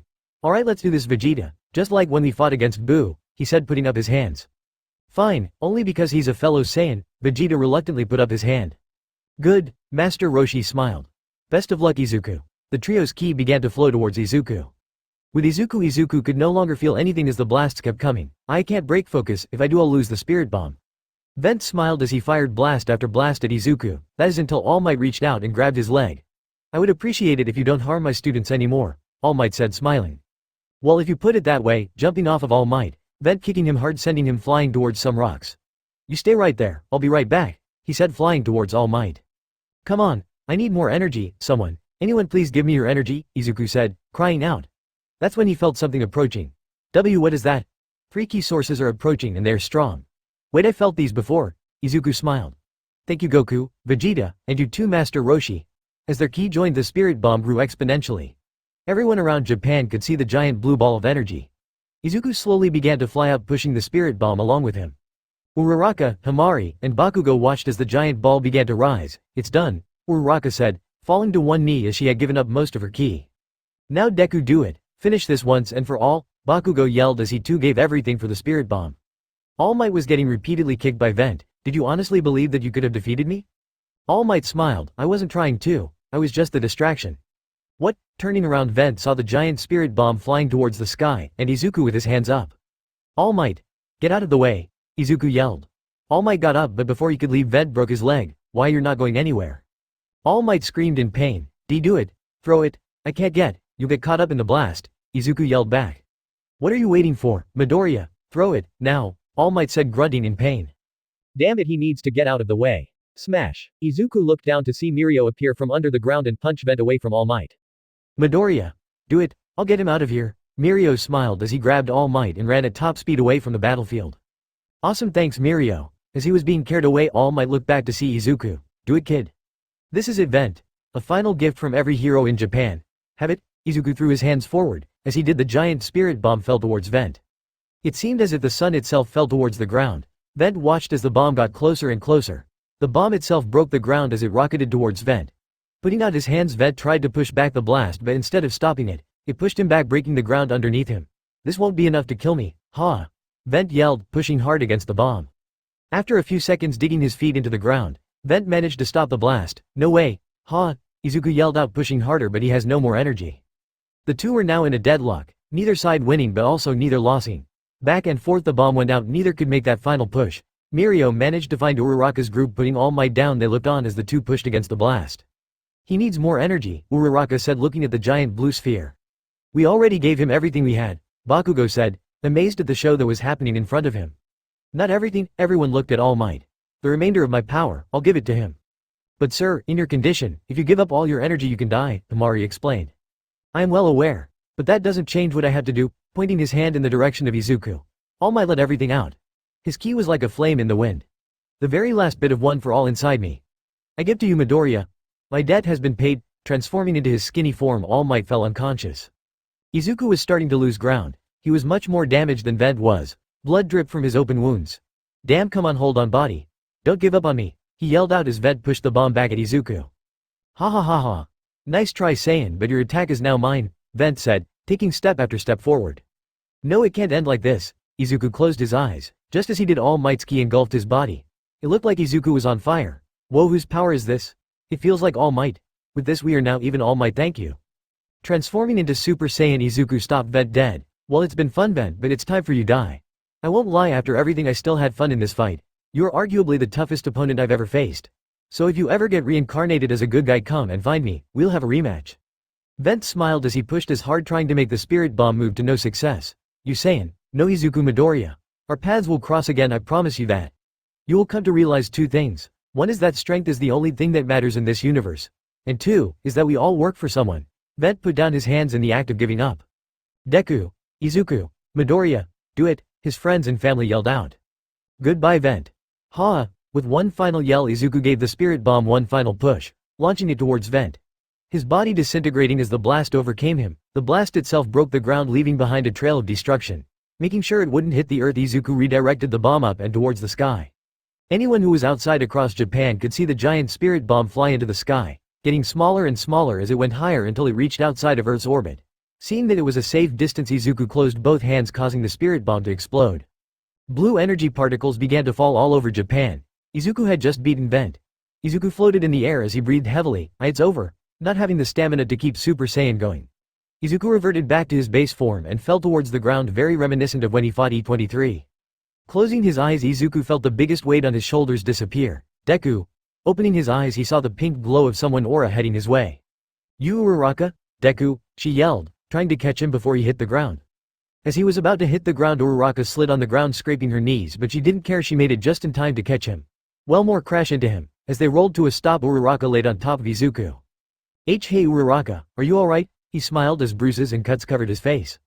Hey Deku, yeah I'm alright, a few cuts but I'll live, she said, starting to cry. That's good. Hey, I did it. I beat Vent, he said. Why yeah you did. I'm so proud of you Deku, she said, hugging him tight. Hey, is he alright? Asked a voice. Looking towards the sky, they saw Bakugo and Hamari flying towards them. Behind them running was All Might, being carried by Mirio. Uraraka wiped away the tears. Why yeah he's alright, she yelled out. Hey Uraraka, she turned to him. I love you. Uraraka felt her face turn red. I love you too Deku, she leaned in, kissing his lips. Are you two done flirting? Bakugo said, landing beside them. Oh quiet you, let them have their moment, Hamari said, hitting Bakugo's side. Good work Izuku, she said, smiling. Mirio and All Might arrived. Midoriya my boy, how are you holding up? Pretty good all things considered, but if you guys don't mind I would like to go back to school, he said, getting up with the help of Uraraka. Alright then let's go, Dend is at the school so maybe he can heal you up, All Might said. Bunker, is it over? Iida asked. Yes, it's over, said Dend. What followed was a few seconds of silence, then followed by the whole class erupting in cheer. High fives and hugs for everyone, even Aizawa got involved in it all. I knew Midori could do it, Mina said, on the verge of tears. Never had a doubt, Todoroki said. I should go over to them so I can heal them up, Dend said to Nezu. Yes please go. Before he could, Dend was hit in the face by a large pellet that exploded on contact, releasing a gas, knocking him out. Who did that? Aizawa looked around to find Momo with Eri in her arms, both of them wearing gas masks. Yaoyorozu, what's the meaning of this? Everyone stood stunned and what she just did. I'm sorry. With a heavy heart she created 2 gas canisters. Pulling the pins on them both, she threw them towards her class. One by one her classmates fell victim to the gas. The last one standing was Todoroki. Momo, why? He said, stumbling towards her. I'm sorry Todoroki, I really am. Todoroki tried to create an ice coffin to stop her but it fell short. Tell Midoriya and Uraraka I'll be in contact soon and I'm sorry. And with that Momo made her escape as Todoroki fell unconscious from the gas. A few minutes later everyone landed near the dorms. Well, we are back. No more evil aliens. We can go back to being normal for a change, Uraraka said, walking into the dorms. Hey, where's everyone? Izuku's eyes went wide. Something's wrong. Are they still all in the bunker? Yeah, they should be. Why? Asked Bakugo, walking down to the bunker. They stopped when they saw everyone knocked out. What the hell? As Bakugo went to check on everyone, he saw they were just asleep. Good, they're still alive, just sleeping. What happened here? Asked Uraraka. Both Hamari and Izuku sniffed the air. Gas. Someone let out anesthetic gas, Hamari said, looking around. Wait guys, where's the tall girl? Said Bakugo. Oh no, Eri is missing as well, Hamari said. Oh no, the gemstone. Momo must have created a knockout gas. I didn't even know she could do that. But why? Uraraka was puzzled as to why she would do that. Doesn't matter right now, we need to find them. Izuku stopped mid-sentence as his eyes rolled back. Uraraka felt his body fall limp as she struggled to keep him up. Deku. Looking down at her hand, she noticed blood covered it. Oh no, Deku, come on, hold on. Bakugo, go call recovery girl. Bakugo nodded and took off at top speed. With Momo and Eri, Aunt Momo. Where are we going? Eri asked as she was getting pulled down the street by Momo. Stopping in front of an old rundown building, Momo took a deep breath. Let's go. As they walked in the dark building, Eri started to become more and more nervous. Stopping in a big open room, Momo stepped up. We are here. Good, very good. A voice was heard through the darkness. Suddenly a light shined on a man sitting in the middle of the room. He was half expecting you not to show up. Turning around, it was revealed to be Shigaraki. Hello Eri. Eri hid behind Momo's leg. Oh, you don't have to be afraid of me. I'm not going to hurt you. He smiled. It's him you need to be afraid of, he said, pointing to the shadows. Hello Eri, she recognized the voice before it was revealed who it was. Immediately she began to tear up and tremble. It's been a while. From the shadow out walked Chisaki, Overhaul. His victory is short-lived. Now Izuku has to find Eri, but can he do it in his current condition? Dun. The League of Villains and the Yakuza together. What does this mean for Eri and why is Momo working for them? Explanation. Eri was taken away by Overhaul, leaving Momo alone to talk to Shigaraki. You've done your part well, Yaoyorozu. So does that mean we are done? Will you let my family go? Momo asked. Getting up from his chair, Shigaraki he walked towards her, placing a hand on her shoulder but made sure only 4 fingers touched. Not quite, I have something else I want you to do. That was part of our deal. You said I only needed to bring Eri, Momo said, almost yelling but was seen visibly shaking. That's when Shigaraki snapped. Pushing her to the ground he grabbed her face with 4 fingers. You will do what I tell you do, or would you rather I send mom and dad a pile of ashes? Sweat began to pour down from Momo's face. Alright, what do you want? Shigaraki smiled. Good, I want you to bring me the one called Izuku Midoriya. He should be badly injured right now, so now is the perfect time to capture him. Tell him if he wants to see his precious daughter again then he has to come with. You have until sunrise to get it done. For your parents' sake I hope you don't fail. And with that Shigaraki left Momo trembling in fear. I only have a few hours, Eri please wait. Izuku laid on the couch still unconscious with an IV drip in his arm. Why aren't his wounds healing? Asked Uraraka as she grabbed his hands. His wounds are too severe for me to heal. I've already tried multiple times but each time the wounds just reopening.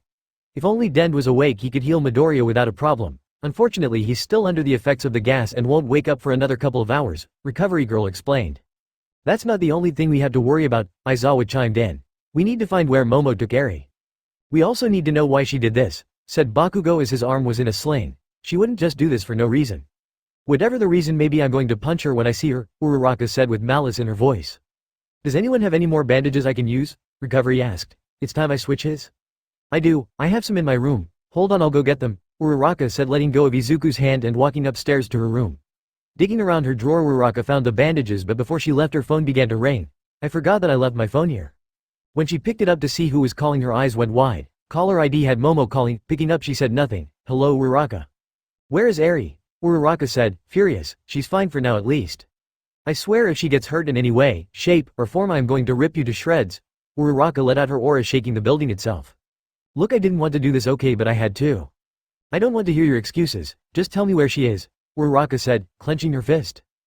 Meet me on the roof of the dorms at midnight. Bring Midoriya and no one else. And with that Momo hung up the phone. Out of frustration Uraraka crushed her phone, breaking it in 2. Walking down the stairs Uraraka spoke to no one and no one bothered asking what that shaking was about. She calmly sat down beside Izuku and waited for him to wake up.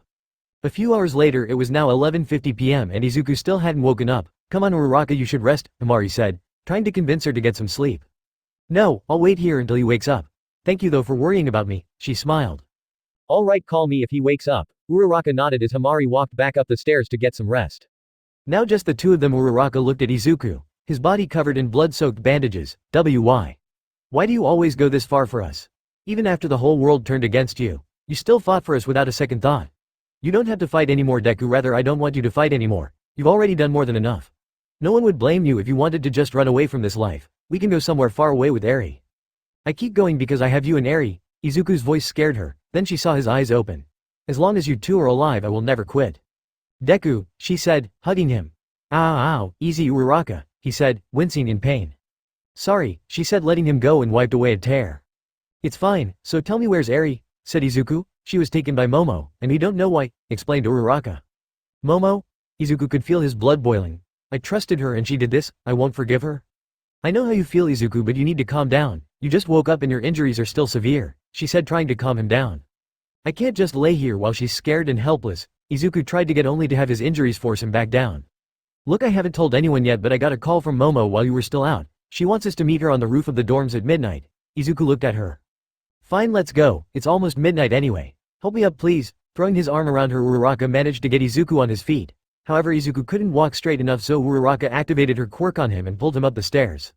Opening the door to the roof, Izuku and Uraraka saw Momo standing there. Uraraka, Midoriya, please let me explain, she said, but was caught off guard by Izuku appearing in front of her. Wait. Izuku picked her up by the neck and began to squeeze. Momo struggled to breathe as she saw pure rage in Izuku's eyes. You better start explaining while you still have the chance, Momo. I may be injured but still have enough strength to crush your windpipe. Uraraka was shocked at Izuku. She hasn't seen him this evil looking since he turned evil after his revival.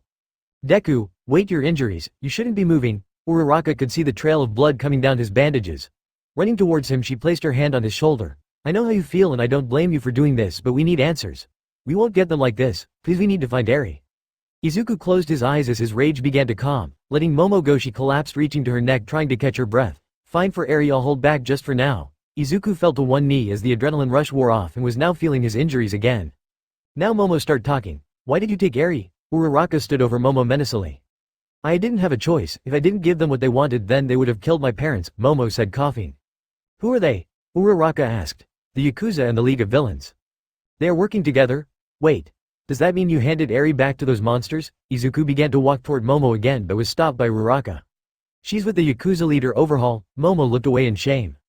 Do you have any idea what they did to her before we found her? Momo's eyes went wide. They experimented on her. They tore her body to pieces and reconstructed it over and over again. She was being used to make a quirk eraser substance from her DNA. Tortured for God knows how long, day in and day out. Izuku screamed at her. I didn't know. Momo looked up to find Uraraka stopping the teary-eyed Izuku from killing her right there and then.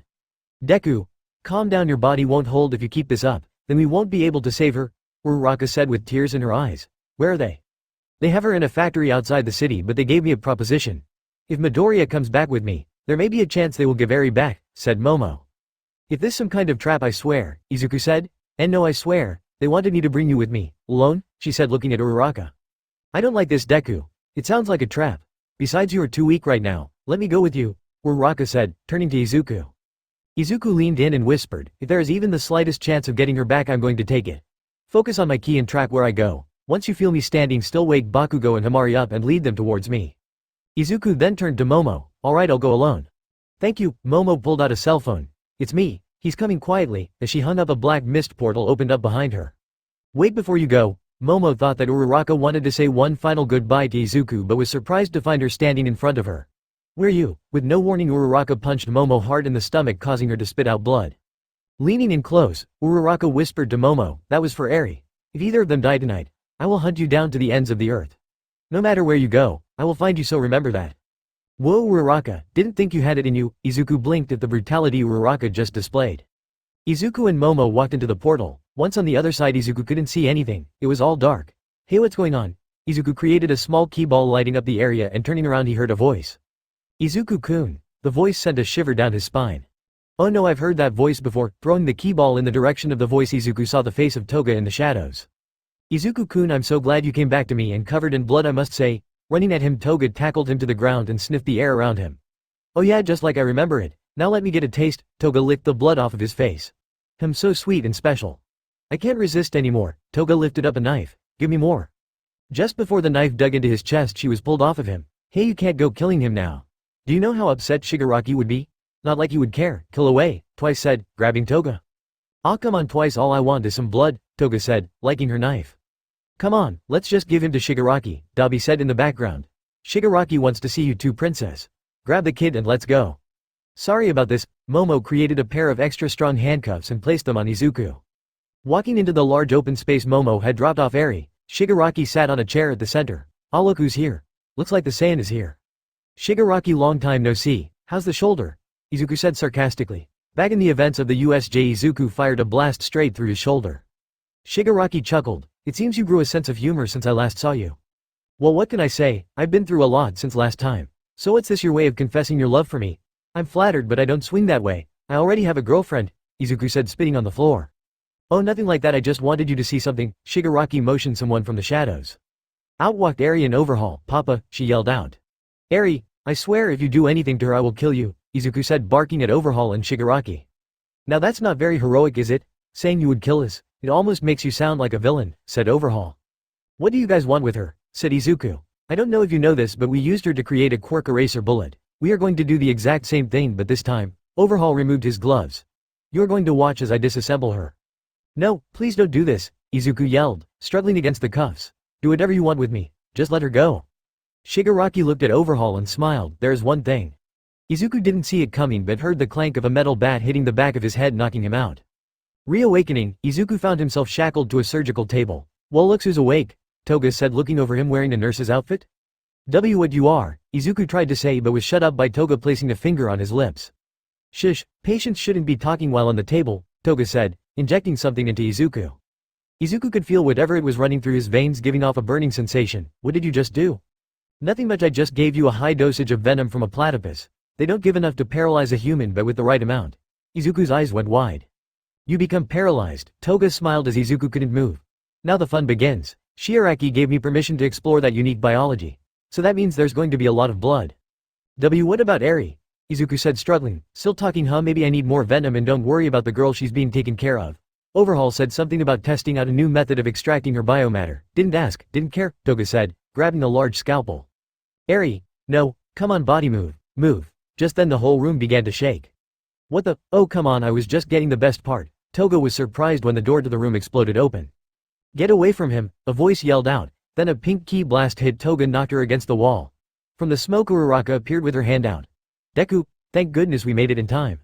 Destroying the chains Uraraka got him off of the table. Eri, you need to find her, Overhaul has her. I know we are looking for her now, Hamari and Bakugo are out there beating up henchmen. We will find her soon, Uraraka said, taking him past his classmates taking on minions. What about Momo? Izuku said as he regained his body movement. So far we haven't found her but it's only a matter of time. Just then Uraraka looked into the chaos and saw Momo running across the room. Stay here, I have some personal business to deal with. Uraraka placed Izuku down at the corner of the room out of harm's way. Izuku watched her run towards the chaos of the fight and made it to the other side, disappearing from view. Through the explosions and fire Izuku heard something he dreaded. It was Eri's scream. No, Izuku pushed himself off the floor. I am coming Eri, focusing hard, Izuku sensed where Eri was. There, Izuku started limping his way towards her location, faster and faster until he started to run, leaving a trail of blood as he did. Deku, what are you doing? You shouldn't be moving, Bakugo yelled out as he continued to beat on minions. I need to find her, take care of things here, I'm counting on both of you, Izuku yelled out, running through a wall. With Uraraka, Momo was gathering her things and was about to leave when a pink ki blast hit the wall beside her, making a hole in it. Turning around she saw a very angry Uraraka. Where do you think you are going? Uraraka, listen, I know I messed up but I'm going to make things right. However, right now the lives of my parents are at risk. After this is all over you can do with me as you wish, I promise. But please, I need to save them right now, I won't get another chance like this again. Momo put her hands up. Uraraka could see she was serious. Alright, I'll help you then, but when this is done you are coming with me. Are your parents here? Yes, they are on the floor directly below us, guarded by a few henchmen. Momo pointed at the floor. I was going to breach in from here and take them by surprise. Well, if it's a surprise you want, Uraraka jumped into the air and with her fist glowing pink she punched the floor, breaking it. Get ready, Momo. As they fell, Momo saw her parents being dragged by the henchmen. On your left, Uraraka yelled as she saw two henchmen pointing guns at Momo. Thinking fast, Momo created two shuriken and threw them at the henchmen, getting lodged into the barrels of the guns. As they tried to fire, the gun blew up in their hands, knocking them out. Wow, that was cool, Momo, Uraraka commented as they landed on the floor.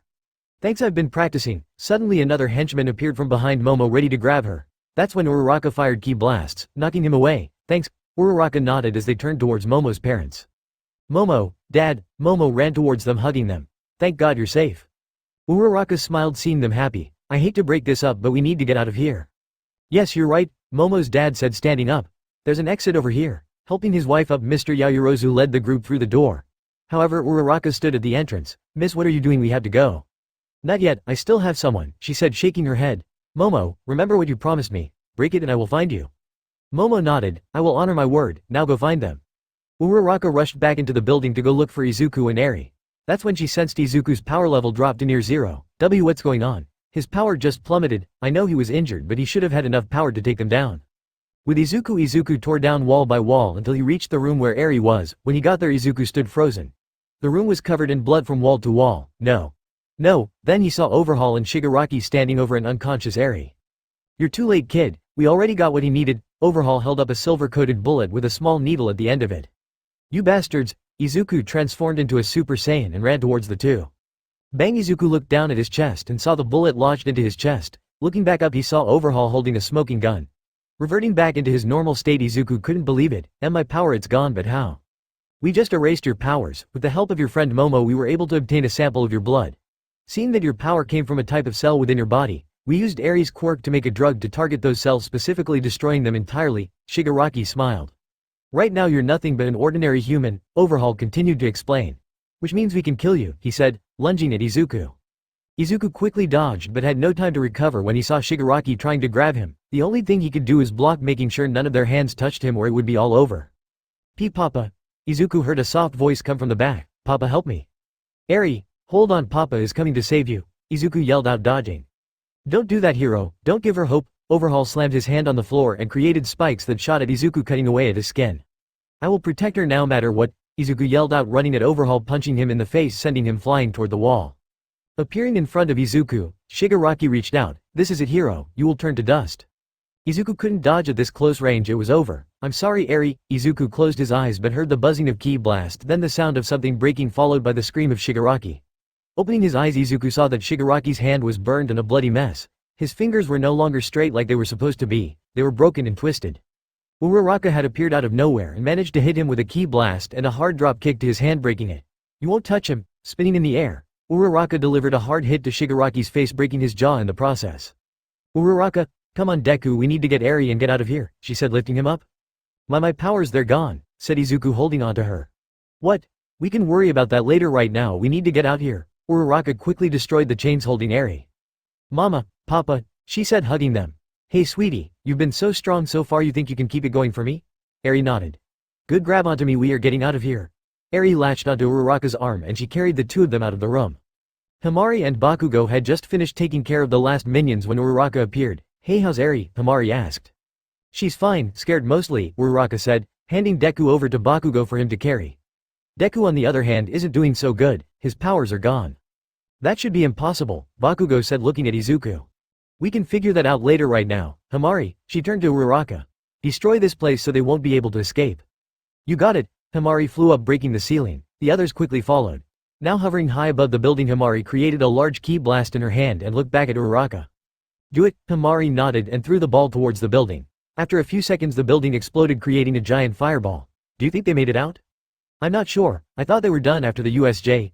Bakugo looked at the smoke rising above the clouds. Let's go, we are heading back to the dorms, Uraraka said, flying back to the school. When they arrived on the roof of the dorms they saw Momo there, accompanied by All Might, Aizawa and Naomasa. Hey, what's going on? Asked Izuku. We are placing Momo under arrest, for colluding with the League of Villains and the Yakuza, Naomasa said, placing Momo in cuffs. She explained everything to use before you arrived. Hold on, Uraraka spoke up. She didn't want to do it, she was forced to in order to keep her family from getting killed. That still doesn't change the fact that she stole critical information from the school, Aizawa said. Count yourselves lucky we don't arrest every single of you. What was that? Hamari said, getting up in Aizawa's face. Your rules don't apply to me. Remember, Aizawa. Instead of thanking us for taking down the League and Yakuza, you give us threats? Hamari is right, we may have done it outside the books but we did good work tonight, Izuku said, standing on his own. Just then Eri jumped out of Uraraka's arms. Auntie Momo, are you leaving? Momo went down to one knee. Yeah, I am Eri. I'm sorry I took you from your mama and papa. No, I don't want you to leave, Eri said, starting to get teary-eyed. But after everything I did, no, you did it because you love your parents. Just the same I love mine, she said, pointing at the two. Eri is right, she didn't have a choice, you need to cut her some slack for that, said Bakugo. Naomasa sighed, fine, but we are still taking her in. We have a few questions we like to ask. The group nodded as they watched Momo being taken away, escorted by Aizawa. So care to explain where you've been? All Might said, crossing his arms. I see you got young Eri back. You shouldn't even be up in your condition, Midoriya. It's a long story, All Might. Izuku stopped mid-sentence as his body froze up. Deku, Uraraka yelled as he saw him hit the floor. It's the venom, Toga injected me with some platypus venom, he said, grunting from the pain. Come on, let's get him inside, All Might said, opening the door for them. Seeing that Dend was still unconscious, they could do nothing but wait until he reawakened in order for him to heal Izuku. It was dawn when Dend finally woke up. Where is he? He asked All Might. In his room. All Might guided Dend to his room. Knocking first, they heard the faint voice of someone telling them to come in. As they did, Dend saw Izuku laying on his bed with Eri and Uraraka sitting beside him.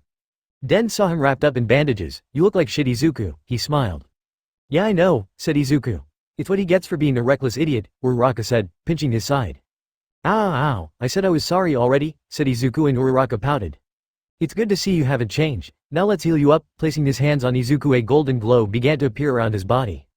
After a few seconds, Dend removed his hands. There you go, you should be all healed up. Getting up from the bed, Izuku removed all the bandages, exposing his chest. Yup, all healed up. Still have the scar on my chest though. Oh well, not like it matters, thank you, Dend. Dend nodded. Now stay out of trouble for a bit, will you? Actually, Dend, I was hoping you would help me with something. You see, when I fought some villains last night I got hit with a bullet. And well, I can't transform into a Super Saiyan anymore, Izuku said. Den looked surprised. Impossible, your power comes from your Saiyan side and it shouldn't be erased. Huh?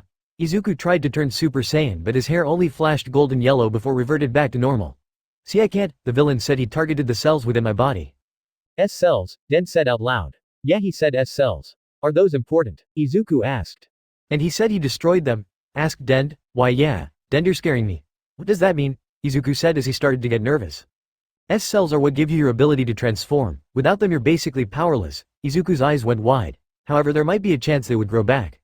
How long would that take? Asked Uraraka.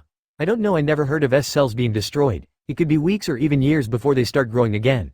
They might not even grow anymore and you would be depowered forever, Den said to the shock of Izuku. The room fell silent. That's not the case, Den, a figure said, appearing behind them. Who's there? Uraraka said, putting up her guard. Wait, I know that voice. Is that you, Supreme Kai? Den said. A short, pink, purple-skinned man with a white mohawk and wore 2 red earrings walked into view. Yes, it is I. Long time no see, Den. Den, do you know who this is? Asked Izuku. Yes, he is the Supreme Kai. Like me, he is guardian but not of just one planet. He is the guardian of the whole universe, Den explained. Please, there's no need for such formalities. Besides, any friend of Goku is a friend of mine, Supreme Kai said, smiling at Izuku. Well, it's a pleasure to meet you, Supreme Kai, Izuku said, bowing slightly. So what did you mean that wasn't the case? The S-cells within you are not dead, they are simply sealed up, explained the Supreme Kai. And I can unseal them. Really, can you do it? Izuku said excitedly. Yes, but that is not the only reason for my visit. Supreme Kai's voice became serious. Izuku Midoriya, you are charged with killing a god of destruction candidate. For this crime against the gods you are to be executed. Everyone in the room went eye wide. Supreme Kai, there has to be some mistake. There is no way someone like Vent was a god of destruction candidate. I'm afraid he was. Lord Beerus himself chose him to be his successor, Supreme Kai said, much to Den's displeasure. What's going on, Den? God of destruction? What is he talking about? Said Izuku as he held onto Uraraka's hand. Is there any way he can do to avoid this fate? Den asked. There is one way. If he trains under me for some time we can show to Lord Beerus that making Vent a god of destruction was a mistake and would let Izuku off easy, Supreme Kai said. Okay, how long would I have to train under you? A week? A month? 5 years, the Kai said, signaling 5 with his hand. 5 years. Uraraka yelled out. It could be more or less, it all depends on how he does and if he impresses Lord Beerus, said Supreme Kai. Now I know it's a lot to drop on you, so you have 1 week to decide. I will return in 1 week time, so please have your answer then. Just remember, Lord Beerus could just wipe out this planet if he so wishes, and with that the Supreme Kai disappeared, leaving the group to ponder. Den, Izuku said, turning to Den, tell me about this Lord Beerus. Rather than tell you, I think it's better to show you, Den walked, placing a hand on Izuku's head. Memories of Lord Beerus began to flow into Izuku's mind. My god. With just a finger flick he took down Goku. Destroying whole worlds just for the fun of it. This isn't someone I can win against. Lord Beerus could very easily destroy this planet with a flick of his finger. Now I beg you, Midoriya, to think this over and choose, said Den. Do I really have a choice? No, I'm afraid not. You know what you have to do, right? Den said, looking at Izuku. I do. I have to go, Izuku said, eyes filled with determination. Looking over, Izuku saw something he dreaded. Uraraka was crying. Well, there you have it. The gods are now coming into play. What would Izuku choose to do? Also, like I said, there are only about 2 or 3 more chapters left to this story. No, I didn't get bored of this story, I just think it's time to wrap this up. However, if you guys would like, I'm willing to make a part 2 to this story. Maybe? Let me know what you think I should promise. Before Izuku could say anything, Uraraka ran out of the room. Tears fell as she ran. Uraraka, wait. Izuku stood frozen in place. No, I made her cry again. Suddenly he felt a push on his leg. Looking down he saw Eri. What are you doing, Papa? Go after her. Izuku smiled, right, and with that he took off after her. Izuku chased after her, eventually leading to her room. Uraraka, she had wrapped herself in her blanket. I saw what you saw, she said. What? Izuku was confused. Those visions of this Beerus guy. I saw the worlds he's destroyed, she said, sniffing. Then you know why I had to go, Izuku said, getting closer to her bed. Why yeah, but I still don't want you to go, and especially for that long. What am I going to do in all that time? Said Uraraka. Become a hero. By the time I get back I want you to be a top-tier hero, Izuku said, pulling back the blanket. Hey, look at me. She slowly looked at Izuku with a sad look on her face. I won't be gone forever, I will come back. Do you promise? She said, looking into his eyes. I promise, he said, kissing her forehead. Izuku had made up his mind he was going to go with the Supreme Kai. Now it was just a matter of saying goodbye to everyone before the week ends. 6 days left. First was his class. Most of them didn't understand what was going on. Okay, but why do you have to leave for 5 years? Mina asked. I told you guys I got an offer to train under someone else, and well, it's not on this planet, Izuku said. So basically you're going into space, to train with some aliens, Iida said. Basically, they know about the Saiyans, so I want to learn everything I can about my other side, Izuku continued to explain. We are going to miss you, Ribbit, Sue said with a sad look on her face. Don't worry, he won't be leaving for a few more days, so let's just go about our normal routine, Uraraka cut in. Izuku looked around at his friends and noticed Bakugo staring at him, locking eyes. Izuku knew what he was saying, meet in the ground beta, they both nodded. Later that day Izuku and Bakugo snuck out of the dorms to go to the training area. So are you going to tell me the real reason you are leaving Deku? Izuku chuckled. I should have known you could tell when I was lying, he sighed. I may have angered the gods Kachan. Bakugo saw that look in Izuku's eyes. He's not lying. There is someone called Beerus, he's the god of destruction. Remember that vet guy we fought? Apparently he was his successor. Now that he's dead, Beerus wants retribution, my life for his successors, Izuku said looking towards the sky. But that's just, Bakugo couldn't make out the words. It's fine, that's why I'm leaving. There is a chance if we convince Beerus that his choice was a bad one he might let me live and spare Earth. Izuku then looked at Bakugo. There's something I want you to do for me. What is it? Bakugo said, he not liking where this was going. In case I don't come back, I want you to look after Uraraka and Eri for me. Keep them safe for me, can you do that for me? Izuku said placing a hand on Bakugo's shoulder. Bakugo hung his head, then suddenly swung punching Izuku in the face knocking him to the ground. I won't. Izuku looked up to see Bakugo crying. I won't look after them. But Bakugo. Bakugo walked towards Izuku and picked him by the shirt and pushed him away. Do you want to know why? Bakugo said, gripping his shirt tightly. Because you are going to come back alive and you better believe I am going to be the #1 hero by the time you get back, Bakugo said with a hand out. Izuku smiled. Yeah, you better make me proud then. Izuku grabbed his hand. So have you told Auntie Inko yet? Said Bakugo. And no, not yet, I'm going to do that first thing tomorrow. Izuku sighed. You know how my mom can get. Bakugo laughed. Yeah, bring on the waterworks, anyway good luck. Thanks. Izuku rolled his eyes and went on his way. 5 days left. Izuku was originally going to go alone, but after he started having second thoughts he brought Uraraka and Eri with him, for moral support. You ready to do this, Deku? Asked Uraraka standing in front of the door. As ready as I'll ever be. Izuku opened the door and walked in. Inko was in the living room when Izuku walked in. Oh Izuku, you're home. And you brought Uraraka and Eri with you. How nice, how are you guys? We are good Inko, isn't that right Eri? Eri nodded. Actually Inko, we are here because Deku has something to tell you. Right, Deku? Oh, and what might that be? I swear Izuku, if you are in trouble again? Inko's voice became firm. No, I haven't done anything. Izuku stood up straight. Well, the thing is, Mom, I got invited to train overseas. Inko's eyes lit up. Oh Izuku, that's wonderful news, I'm so proud of you. Yeah, thanks. The thing is, the training lasts 5 years, Izuku said quietly. I'm sorry, 5 years? Izuku nodded. So when does this training start? After you graduate? Not exactly, I leave in 5 days, Izuku said, ready for anything his mother would do. 5 days? That's so little time to prepare. Do you need money? What about clothes? Oh no, how much is this going to cost? I think I can use your college fund if it comes down to it. Inko went on and on about various things. Wait Mom, Inko stopped. You're not mad that I'm leaving for 5 years? No, I know I'll miss you, but if it means you can fulfill your dreams then I won't stop you. I will support any decision you make, Inko smiled. Thanks Mom. Izuku went to hug her. I love you too sweetie. Now go gather your things. There should be some clothes still in your room. Izuku nodded and went to pack. So how do you feel about him leaving Uraraka? Inko asked. To tell you the truth, I don't want him to leave, but like you said, I won't stop him. I know he'll come back to us, that's what's important, Uraraka said smiling. I can tell you're hurting dear, don't try to hide it, Inko said, pulling Uraraka and giving her a hug. Thank you Inko, but I'll have time to cry later. Right now I want to enjoy my time with him before he leaves, she said, keeping her smile. One day left. The last 4 days were spent on how they would handle Izuku being away from school. It was decided, considering his achievements, that he would only need to take an exam when he returned and he would be a full-fledged hero. Still, he had to study all the material he would miss. Conveniently, Izuku was given an iPad that had all the material he needed to read. So tomorrow is the day, huh? Todoroki said, sitting on the couch. Yup, the fateful day is almost here, Mina said, drinking some tea. It's almost unbelievable that Midoriya is leaving for 5 years, Ribbit, said Sue. Speaking of Midoriya, where is he? Kirishima asked, looking around.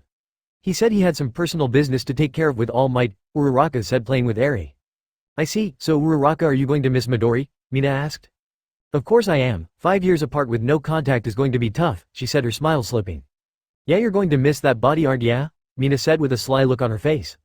Uraraka blushed. Shut up, ah how cute she's blushing, Toru said. I mean 5 years is a long time, do you think you'll end the relationship before he leaves? Asked Iida.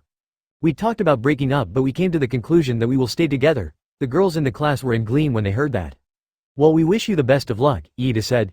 Just then Izuku walked into the dorms with a small bag. Hey Midoriya, come join us, Kirishima said, holding up a controller. That's when he noticed the bag. What's in the bag? Izuku quickly hid the bag behind his back. And nothing, I'll be right back. That was weird. What do you think he's hiding? Kirishima asked.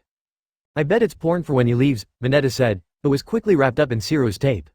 Yeah, I don't think Midori would do that. I mean, he has Uraraka, Mina said, looking over at Uraraka. We haven't done anything like that, she said, blushing. Her classmates looked at each other and nodded. Alright, girl meeting, Mina said as Sue, Jiro, Hamari and Toru grabbed Uraraka and dragged her to Mina's room. So what's the deal? Why haven't you two done anything? Mina said, confronting her. Well, you see. Actually, I got nothing, Uraraka said, hanging her head. Don't you want to do it with him, Ribbit? Sue asked. I do, but I don't even know if Izuku wants to do it with me, she said, embarrassed. The girls all looked at her. Really, Uraraka, you're his girlfriend. He clearly likes you enough to be with you, so why wouldn't he want to do it? Said Toru. Think of it as a reward, Mina said. He's saved the world so many times now. I think he deserves some sort of reward, if you know what I mean, she said, winking. I'll do it if she won't, Hamari said. The girls only looked at her with a plain expression. What? He's a Saiyan and so am I. What's the big deal? He deserves it. Uraraka at this point was bright red. I'll let him know then. Good. We'll make sure no one disturbs you. Also here, Mina said, giving her a box of condoms, and with that they walked downstairs again. Izuku was already there grabbing a cup of tea while waiting for his turn. Hey everyone, Izuku said, getting in front of the TV. I have something I want to ask you all. Pausing the game, everyone looked at Izuku. Sure, what's up? Kaminari said. If it's not too much trouble, I'd like to take a group picture, before I leave, Izuku said, holding up a camera. What a great idea, Midoriya, Iida said, jumping up. It would be the perfect way to remember us. Alright, everyone group up. Wait, who's going to take the picture? Toru said. Damn, does anyone have a tripod? Kota said. Suddenly everyone heard the sound of the dorm doors opening. I can make one. Everyone looked to see Momo standing at the doorway. Momo? Everyone was shocked to see her. They knew she was placed under arrest a few days ago, but now she was here. Hey everyone, she said, playing with her hair. Everyone looked at her as she created a tripod. Suddenly Izuku, Uraraka, and Eri walked up to her. Everyone held their breath at what they were going to do. Well, what are you waiting for? Set it and get in the picture, Izuku said, smiling. Momo's eyes went wide. Right, quickly placing the camera in place, everyone grouped up. Izuku put his arm around Uraraka as Eri stood in between them. Alright, everyone ready? They all nodded. 3, 2, 1, plus ultra. The flash of light illuminated the dorm hall. Izuku smiled as he looked around at his friends. Man, I'm really going to miss you guys.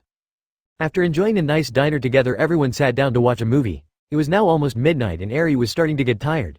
Come on Eri, time to sleep, Izuku said, picking her up. No, one more movie, she said with her eyes closed. We are going to put Eri in bed, we'll be right back, Uraraka said. No rush, Mina said, winking at Uraraka. Uraraka blushed as they walked upstairs. Tucking Eri into bed, they both walked outside the room and closed the door. Hey Deku, mind if we talk for a bit? In my room, Uraraka said shyly. Sure, no problem. As the two walked towards her room, Uraraka began to mentally prepare herself for what was to come. Closing the door behind her, Uraraka leaned against it. So what do you talk about? Izuku asked. Blushing, she walked towards him and pushed him onto the bed. You Uraraka? Just shut up, she said, climbing on top of him. Izuku watched as she began to take off her shirt, showing her pink bra. Wow, is the only thing he could say. This is a reward, alright, she said, reaching behind her back to unhook her bra. That's when Izuku noticed she was trembling. Reaching up, Izuku grabbed her shoulders. Uraraka, what are you doing? I'm giving you a reward for all the times you saved us, she said with an embarrassed look on her face. You don't want to do this, do you? He asked, placing his hand on her face. Uraraka shook her head. And no, not really. I was talking with the girls and I said I did, but I actually don't want to. I guess I fell to their peer pressure. But don't you want to do it? Well, yeah, I do, Izuku said, blushing. Then we can. Uraraka was cut off by Izuku. But I also want to do it when you are ready, not when you feel pressured to, he said, smiling. Thank you Deku, she said, hugging him. Still, want to play a little prank on them? Izuku said with a smug look on his face. Uraraka perked up. What do you have in mind? Izuku leaned in and whispered. Ha ha ha, alright, let's do it. Downstairs, everyone was enjoying talking to each other. Did you really tell her to do that? Kirishima said. Yeah, I mean, he deserves it, doesn't he? Mina said as the other girls nodded. But still, we are still in school. It's far too soon for them to be anything like that, Iida said, straightening his glasses. Oh, relax. Knowing Deku, I'm sure he will chicken out, Bakugo said. That's when the building began to shake. Everyone looked at each other. Why, you don't think this is? Kirishima said, look up. And no, it couldn't be. Could it? Said Mina as sweat began to drop from her face. That's when Jiro jammed her earphone jacks into the wall. Immediately her face turned bright red, pushing off the wall. Oh god, it is. I hear them. They're in her room. The boys nodded in approval while the girls thought how lucky Uraraka must be. In reality though, it was a completely different story. Instead of doing anything, Izuku and Uraraka were jumping on the bed. The shaking they felt was Uraraka letting out her ki as soon as she touched the bed, shaking the whole building. The two continued this for a while. So you think this is enough? Izuku asked. Uraraka laughed. Yeah, I think they get the point now. The two threw themselves on the bed one last time. Hey Uraraka. Izuku turned to his side to face her. Yeah? Izuku grabbed her hand. Wait for me, will you? She smiled. Of course, I'll be here waiting until you get back, no matter how long that will take. As the two drifted off to sleep, Izuku thought about tomorrow. I want to make one last memory before I leave tomorrow. Good thing I already got her parents' blessing. The day waking up, Izuku looked to his left to find Uraraka still sleeping. Well, today is the day. Izuku stroked her hair.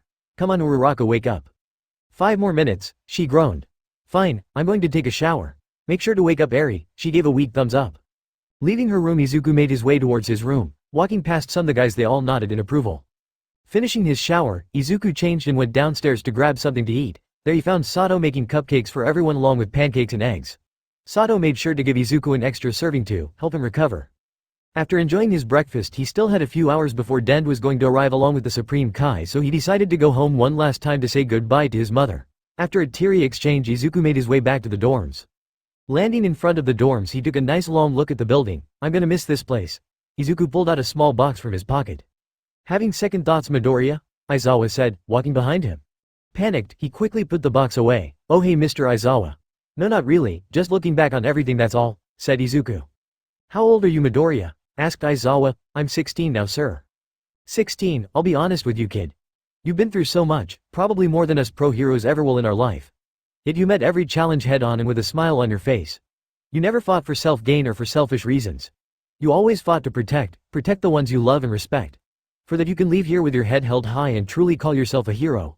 Aizawa reached out his hand. Thank you, sir. Izuku took his hand and shook it. For everything you've done for me up until this point.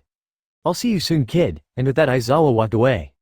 Dend appeared not long after. Are you ready, Izuku? Izuku was hanging out with everyone in the living room when Dend appeared. Ready as I'll ever be. They followed him outside where the Supreme Kai was waiting for them along with All Might, Nezu, and some of the other teachers. I see you modeled your hero costume like Goku's. So Midoriya, so have you made your choice? He asked. Izuku wore his green GI. I have, and I'll go with you to train, Izuku said with his class behind him. Good, I'll give you some time to say goodbye to your friends. Izuku nodded and turned to his class. Well everyone, this is it. I'll see you all in 5 years' time. Everyone ran towards him and gave one giant group hug. We sure are gonna miss you, Kirishima said on the verge of tears. Hey, I thought we said no tears, Mina said, crying. Yet you're crying the most, Ribbit, Sue said, wiping the tears away. Izuku laughed. Don't worry guys, 5 years will fly by in no time. I expect you all to be heroes by then, alright? They all nodded. Papa, a tiny voice broke through the crying. Eri stood next to him with her arms stretched out wanting a hug. Hey Eri, Izuku picked her up.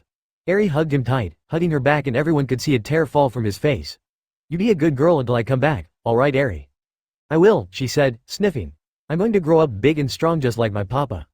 That's my girl. Putting her down, Izuku kissed her forehead. Then he looked at Uraraka. Hey yourself, she said, crying. Look, I know you don't want me to leave, but I promise I will come back. I had to come back to my future wife, Izuku said to everyone's surprise.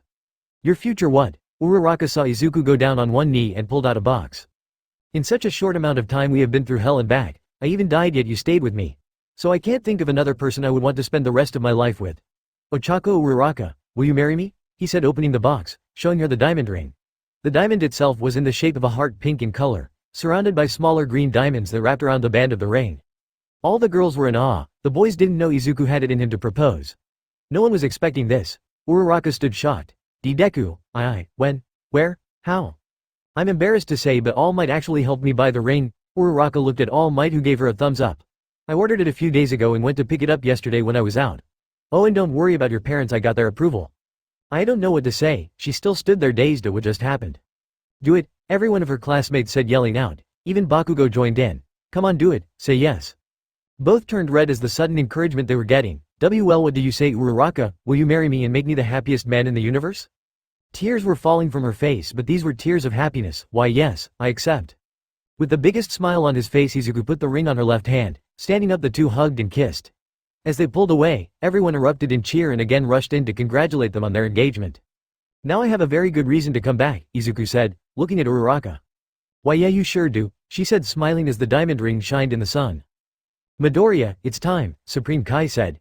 Izuku nodded and went to stand next to the Supreme Kai. Well, this is it guys. Make sure you become heroes by the time I come back and remember to always go. Plus Ultra, they all said, putting their fists into the air. Izuku smiled. Goodbye. He waved as they teleported away. I'll see you in 5 years, Deku, Uraraka thought as she looked towards the sky. Hey girl, let me see that ring, Mina said, jumping at Uraraka. Oh, I want to see too. Oh my god, it's so pretty, Toru said, jumping for joy. It has now been 1 year since Izuku left, and it was about time Hamari left as well. Are you sure about leaving? Uraraka asked as they stood outside next to the ship Hamari arrived in. Yeah, now that my ship is repaired I don't see a reason to stay. Besides, Vent's men are still out there on other worlds and I think I owe it to my parents to stop them, Hamari said, wearing her Saiyan armor. I see. Well, I wish you best of luck. Make sure to come back and visit Earth sometime. Deku might be back by then, Uraraka said with her hand out. I will, and hey, maybe I'll find him out there, Hamari said, taking Uraraka's hand and shaking it. You leaving too, Hamari? Eri asked. Yeah, I am. I got business to do in space, she said, patting Eri's head. Then here, Eri removed the gemstone she had given her long ago. Hamari shook his head. No, you keep it, that way you can remember me. Right, Eri said, smiling. Hamari turned around and was about to climb into her ship when she heard a voice. Going to leave without saying goodbye? Hamari turned around to see Bakugo walking towards her. I didn't think you were the type of guy to get sentimental, said Hamari. I'm not, Bakugo said, turning away blushing. Oh listen, I just want you. I swear if you're going to propose like Midoriya did I'm going to punch you in the stomach, Hamari said with her arms crossed. I wasn't going to do that, idiot, Uraraka laughed. Yeah I know, Hamari walked towards Bakugo and pulled him in by the shirt, kissing him on the lips. After a few seconds they pulled away from each other. I'll see you soon? Bakugo asked. You just might, Bakugo, you just might, and with that Bakugo, Uraraka, and Eri watched as she took off into the sky. Since when did you two get so close? Uraraka asked, teasing him. Shut up, Bakugo said, walking away embarrassed. Ah come on tell me, Uraraka said, chasing after him. No, oh come on, just tell me, 2 years since Izuku left. This was Class 1A's last year, after this they would be full-fledged heroes if they passed the final. Alright everyone. Graduation is in a few weeks. Now I know you're all excited but trust me the final exam will not be easy so please prepare yourselves. Just then the bell rang signaling the end of the class. Well there you go. Please go over the packet I gave you. Everyone in class let out the biggest sigh. Man this is tough, Mina said, slumping on her desk. You're telling me about babe, Kirishima said, walking up to her. But we are almost done, just a few weeks to go. Kirishima and Mina had started going out a few weeks ago. Yeah I know, but hey we should start thinking where we are going to go celebrate after we graduate, Mina said, perking up. We should worry about passing the final exam first, Aceto, Iida said, walking up to them. Yeah, first work then party, said Mina. Then she turned to Uraraka. How do you think you'll do? Uraraka looked up. I think we all do just fine. I mean we've been training for 3 years now. Plus we had our fair share of villain fights. We'll pass, I know we will. Hey round face, your Deku is showing, Bakugo said, annoyed. Uraraka blushed. Well what can I say, he chose me for a reason, she said, flashing the rain. Bakugo smiled as he walked out of the classroom. Still graduation won't be the same without him around. It's been what, 2 years already? What do you think he's up to? Sue asked. Whatever it is, I'm sure he's getting stronger, Uraraka said, placing 2 fingers over her rein. With Izuku? Izuku was throwing punch after punch but none were fitting his target. Come on Izuku, you can do better than that, Goku said with his arms crossed, dodging like it was nothing. That's when Goku kneed him in the stomach, causing him to fall to the ground. This would be a lot better if I could turn Super Saiyan, Izuku asked, trying to catch his breath. Training in your base form is more effective, Goku said, helping Izuku up. That's when the Supreme Kai showed up. Oh hey Supreme Kai. Hello Goku, how's the training going? Supreme Kai asked. It's going good, he's made a lot of progress, so when do you think he'll get his power back? I mean it's been 2 years now, don't you think it's about time you unseal his power? Goku asked. Supreme Kai thought about it for a second. Well I do suppose it's time, however Izuku I must warn you this process is painful so please be prepared. Izuku nodded. I'm ready. When you were, he was ready. Placing his hands together, Ki began to swirl around the Supreme Kai, thrusting his hands towards Izuku. The Ki surrounded Izuku in a blue haze. Is that it? That wasn't that painful. Suddenly the Ki surrounding him went into his body. Blue marks began to appear on his skin. BA dump Izuku could feel his heart racing faster and faster. Then nothing but pain. Gah! He fell to the floor reeling in pain. Supreme Kai, is this normal? Goku asked with concern. I'm afraid it is. The more S cells in his body the more pain you will be in. Izuku I know it's painful but please endure it for a while longer. The Supreme Kai said as Izuku continued to grunt in pain. After 5 long minutes the blue markings began to disappear from his body, burning away like water at its boiling point. There he laid flat on his back not moving. Midoriya, are you alright? Goku asked him. That's when Izuku opened his eyes. Suddenly there was an explosion of energy so strong that it managed to knock Goku back several yards. What the? Goku yelled, shielding his eyes from the wind. There stood Izuku in his Super Saiyan form. his aura burning more brightly than before. Looking down at his hands as lightning crackled around him, Izuku couldn't believe it. Wow, is this power really my own? It seems his body just took in all that energy he would have gained from 2 years of training. It's incredible, the Supreme Kai said, looking at Izuku. Now Goku, would you like to spar with him again? The Supreme Kai said.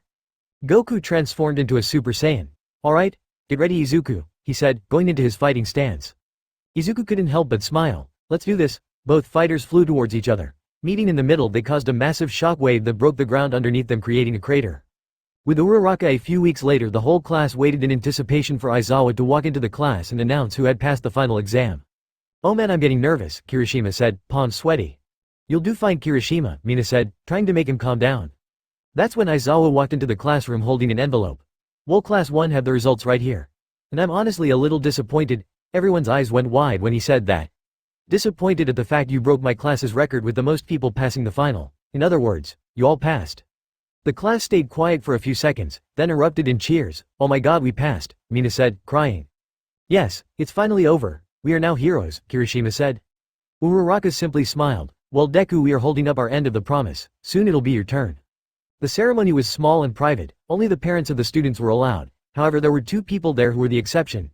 Inko and Eri sat in the bleachers. They sat beside Uraraka's parents as she made her way towards the podium to receive her hero license.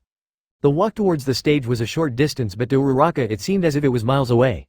Step after step she reflected back on the last 3 years, the entrance exam, the USJ, finding Eri, Izuku's fight with E23, his death, his revival, saving him after he got shot with the help of her future son, and most importantly the final fight with Vent. On stage All Might stood holding the license, Ochako Uraraka. Yes, she replied loud and proud. For your efforts these last 3 years here at UA, I am honored to present to you your hero license. With both hands All Might presented her with the card. Thank you, she smiled, taking her license. You're welcome, and I hope the next time I see you it's with Midoriya and the both of you walking down the aisle, he said, making Uraraka blush. 8 years since Izuku left, Uraraka had grown up quite a bit in the last 9 years. Now at a respectable height of 5 feet 8 inches she was now a pro hero. Working alongside the likes of 13, she quickly climbed the ranks of rookies and even made a name for herself when she took down one of Japan's most wanted criminals. She even managed to adopt Eri as her own when her grandfather passed. At 24 years of age she was doing really well for herself. However, today was not a good day. A group of villains were attacking the downtown area, destroying everything and hurting civilians. Other heroes already tried attacking, but it seemed whenever they did they would only get stronger. Uraraka got the call to go in and help when she arrived and confronted the villains. Stop right there. Oh shit, it's Uravati, one of the villains said in fear. Let me deal with her, said a tall man walking in between the men. Boss, they yelled out. So you're their leader, huh? Alright, I'll take you on, Uraraka said, letting out her aura. You guys get out of here, I'll deal with her, plus I hate cocky heroes. Come at me. He yelled out as Uraraka ran towards him. Stupid girl. He smiled at Uraraka, hit him square in the chest. You don't know this, but my quirk gives me the power to absorb kinetic energy. The man raised both of his hands. Not only that, bringing them down, he hit Uraraka hard, causing her to crash to the floor, breaking it. My body doubles the power and allows me to use that power, increasing my speed and power, he said, standing over Uraraka.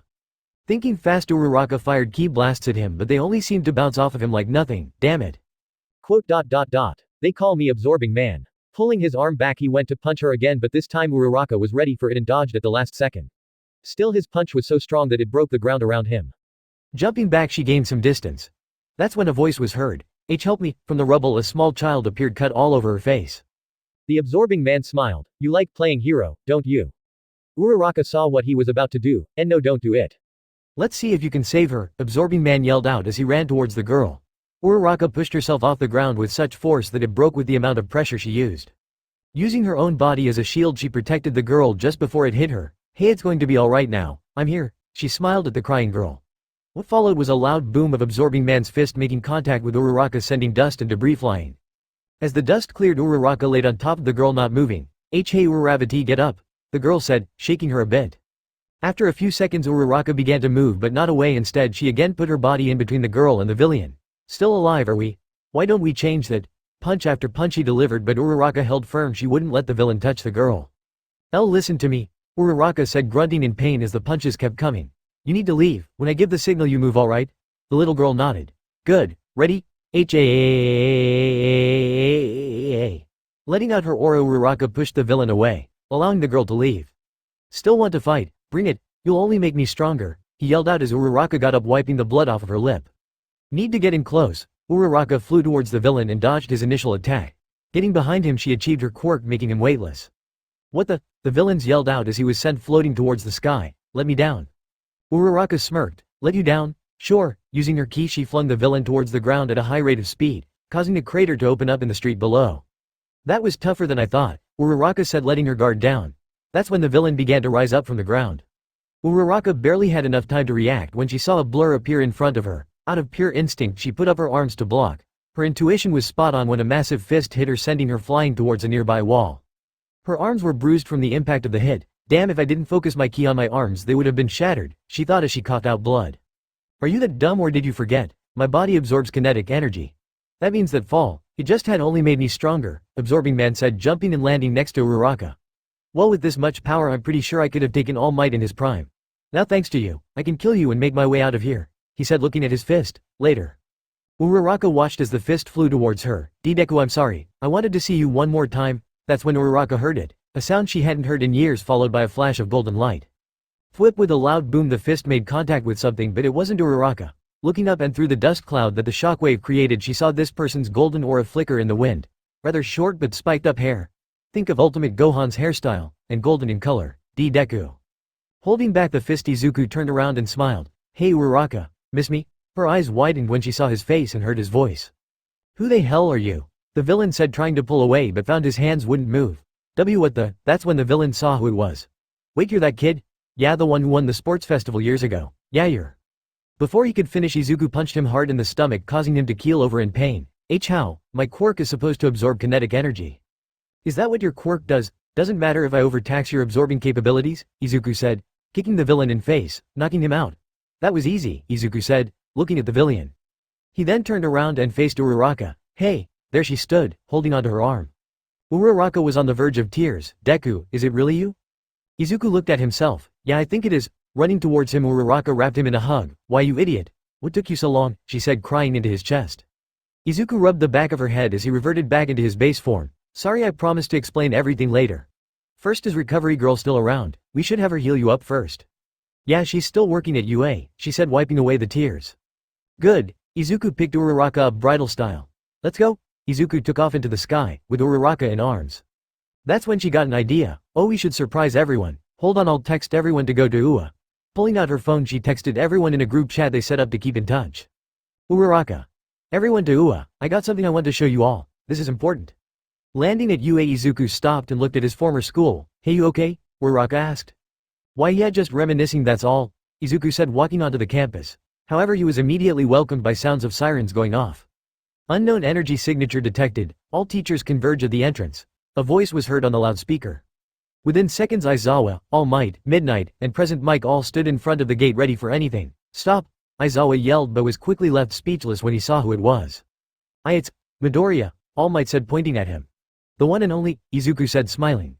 My god, he's gotten so handsome, Midnight said with hearts in her eyes. Izuku looked away in embarrassment. It's been a while. Yes, it has. Come, we can talk after we take care of Uraraka's injuries, All Might said, deactivating the security systems. As they made their way towards the nurses, Izuku looked around, seeing how much things had changed. Arriving at the office, Recovery Girl nearly had a heart attack when she saw Izuku. After the initial surprise, Uraraka's injuries were healed. She then insisted that Deku get a checkup, to see if there was anything wrong with him physically. Well, young man, you sure grew these last couple of years, 6 feet tall and full of muscle. Whatever training you went through must have paid off, Recovery Girl said, looking over the charts. Oh, you don't want to know what I had to go through, but the important thing is I'm back with my fiancé, Izuku said, putting his GI back on. Deku, all done in there? Uraraka's voice was heard behind the curtain. Yeah, all done, and in perfect health, I might add. Izuku looked at her from head to toe. Wow, you're even more beautiful since I last saw you. Uraraka blushed. Well, I couldn't stay the same little girl forever. What about you? You got a lot taller and your hair, it's not its messy self. 8 years would do that to you. What, you don't like the new look? I think I look rather nice. He laughed, then saw the ring. Still have the ring, I see. Of course. You won't believe the rumors the media has been spreading since I became a hero. Uravity, who's the lucky guy? Uravity is the ring for show. Uravity, is this hero your husband? She said in a mocking voice. Izuku chuckled. Yeah, sorry about that. I guess you couldn't say I was in space, huh? No kidding. Anyway, come on, the gang is waiting for us outside, she said, grabbing his hand. Alright, let's go. As the two walked, Recovery Girl looked at them and smiled. Outside the gates of UA Class 1A stood, wondering why Uraraka would call them out all of a sudden. So what do you think is going on? Iida asked. Don't know, she didn't say in the group chat, Mina said with a hint of concern.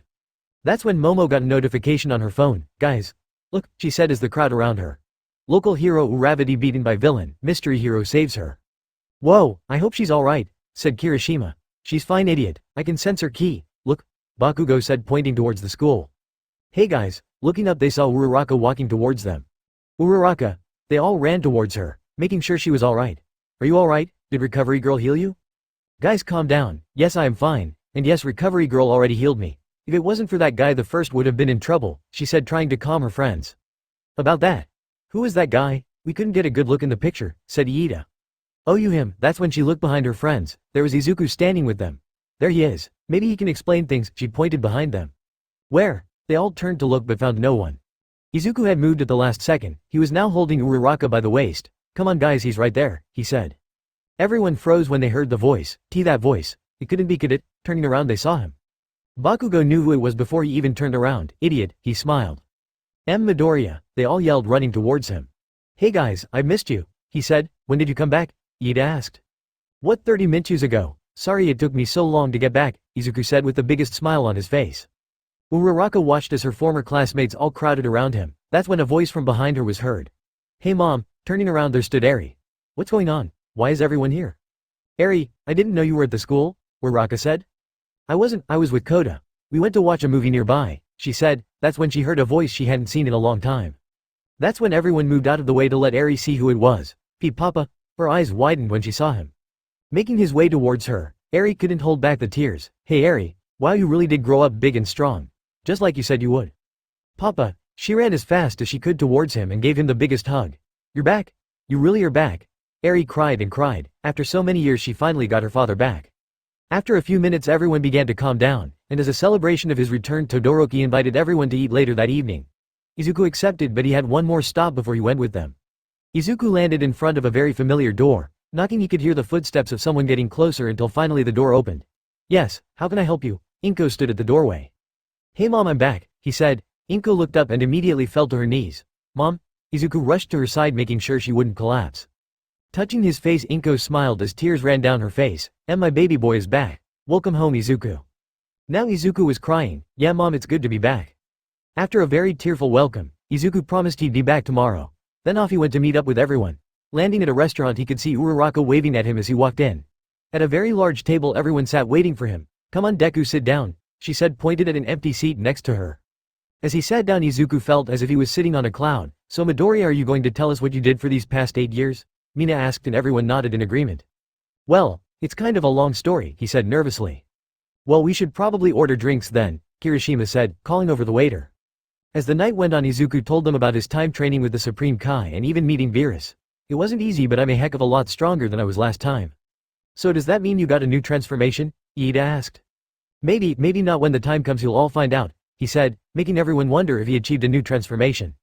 So Midori, what are you going to do now? Mina asked half tipsy. I don't know, I just got back and haven't given it much thought. I can't even stay with my mom all my stuff was at UA and God knows where it is now. I have your stuff, said Uraraka much to his surprise.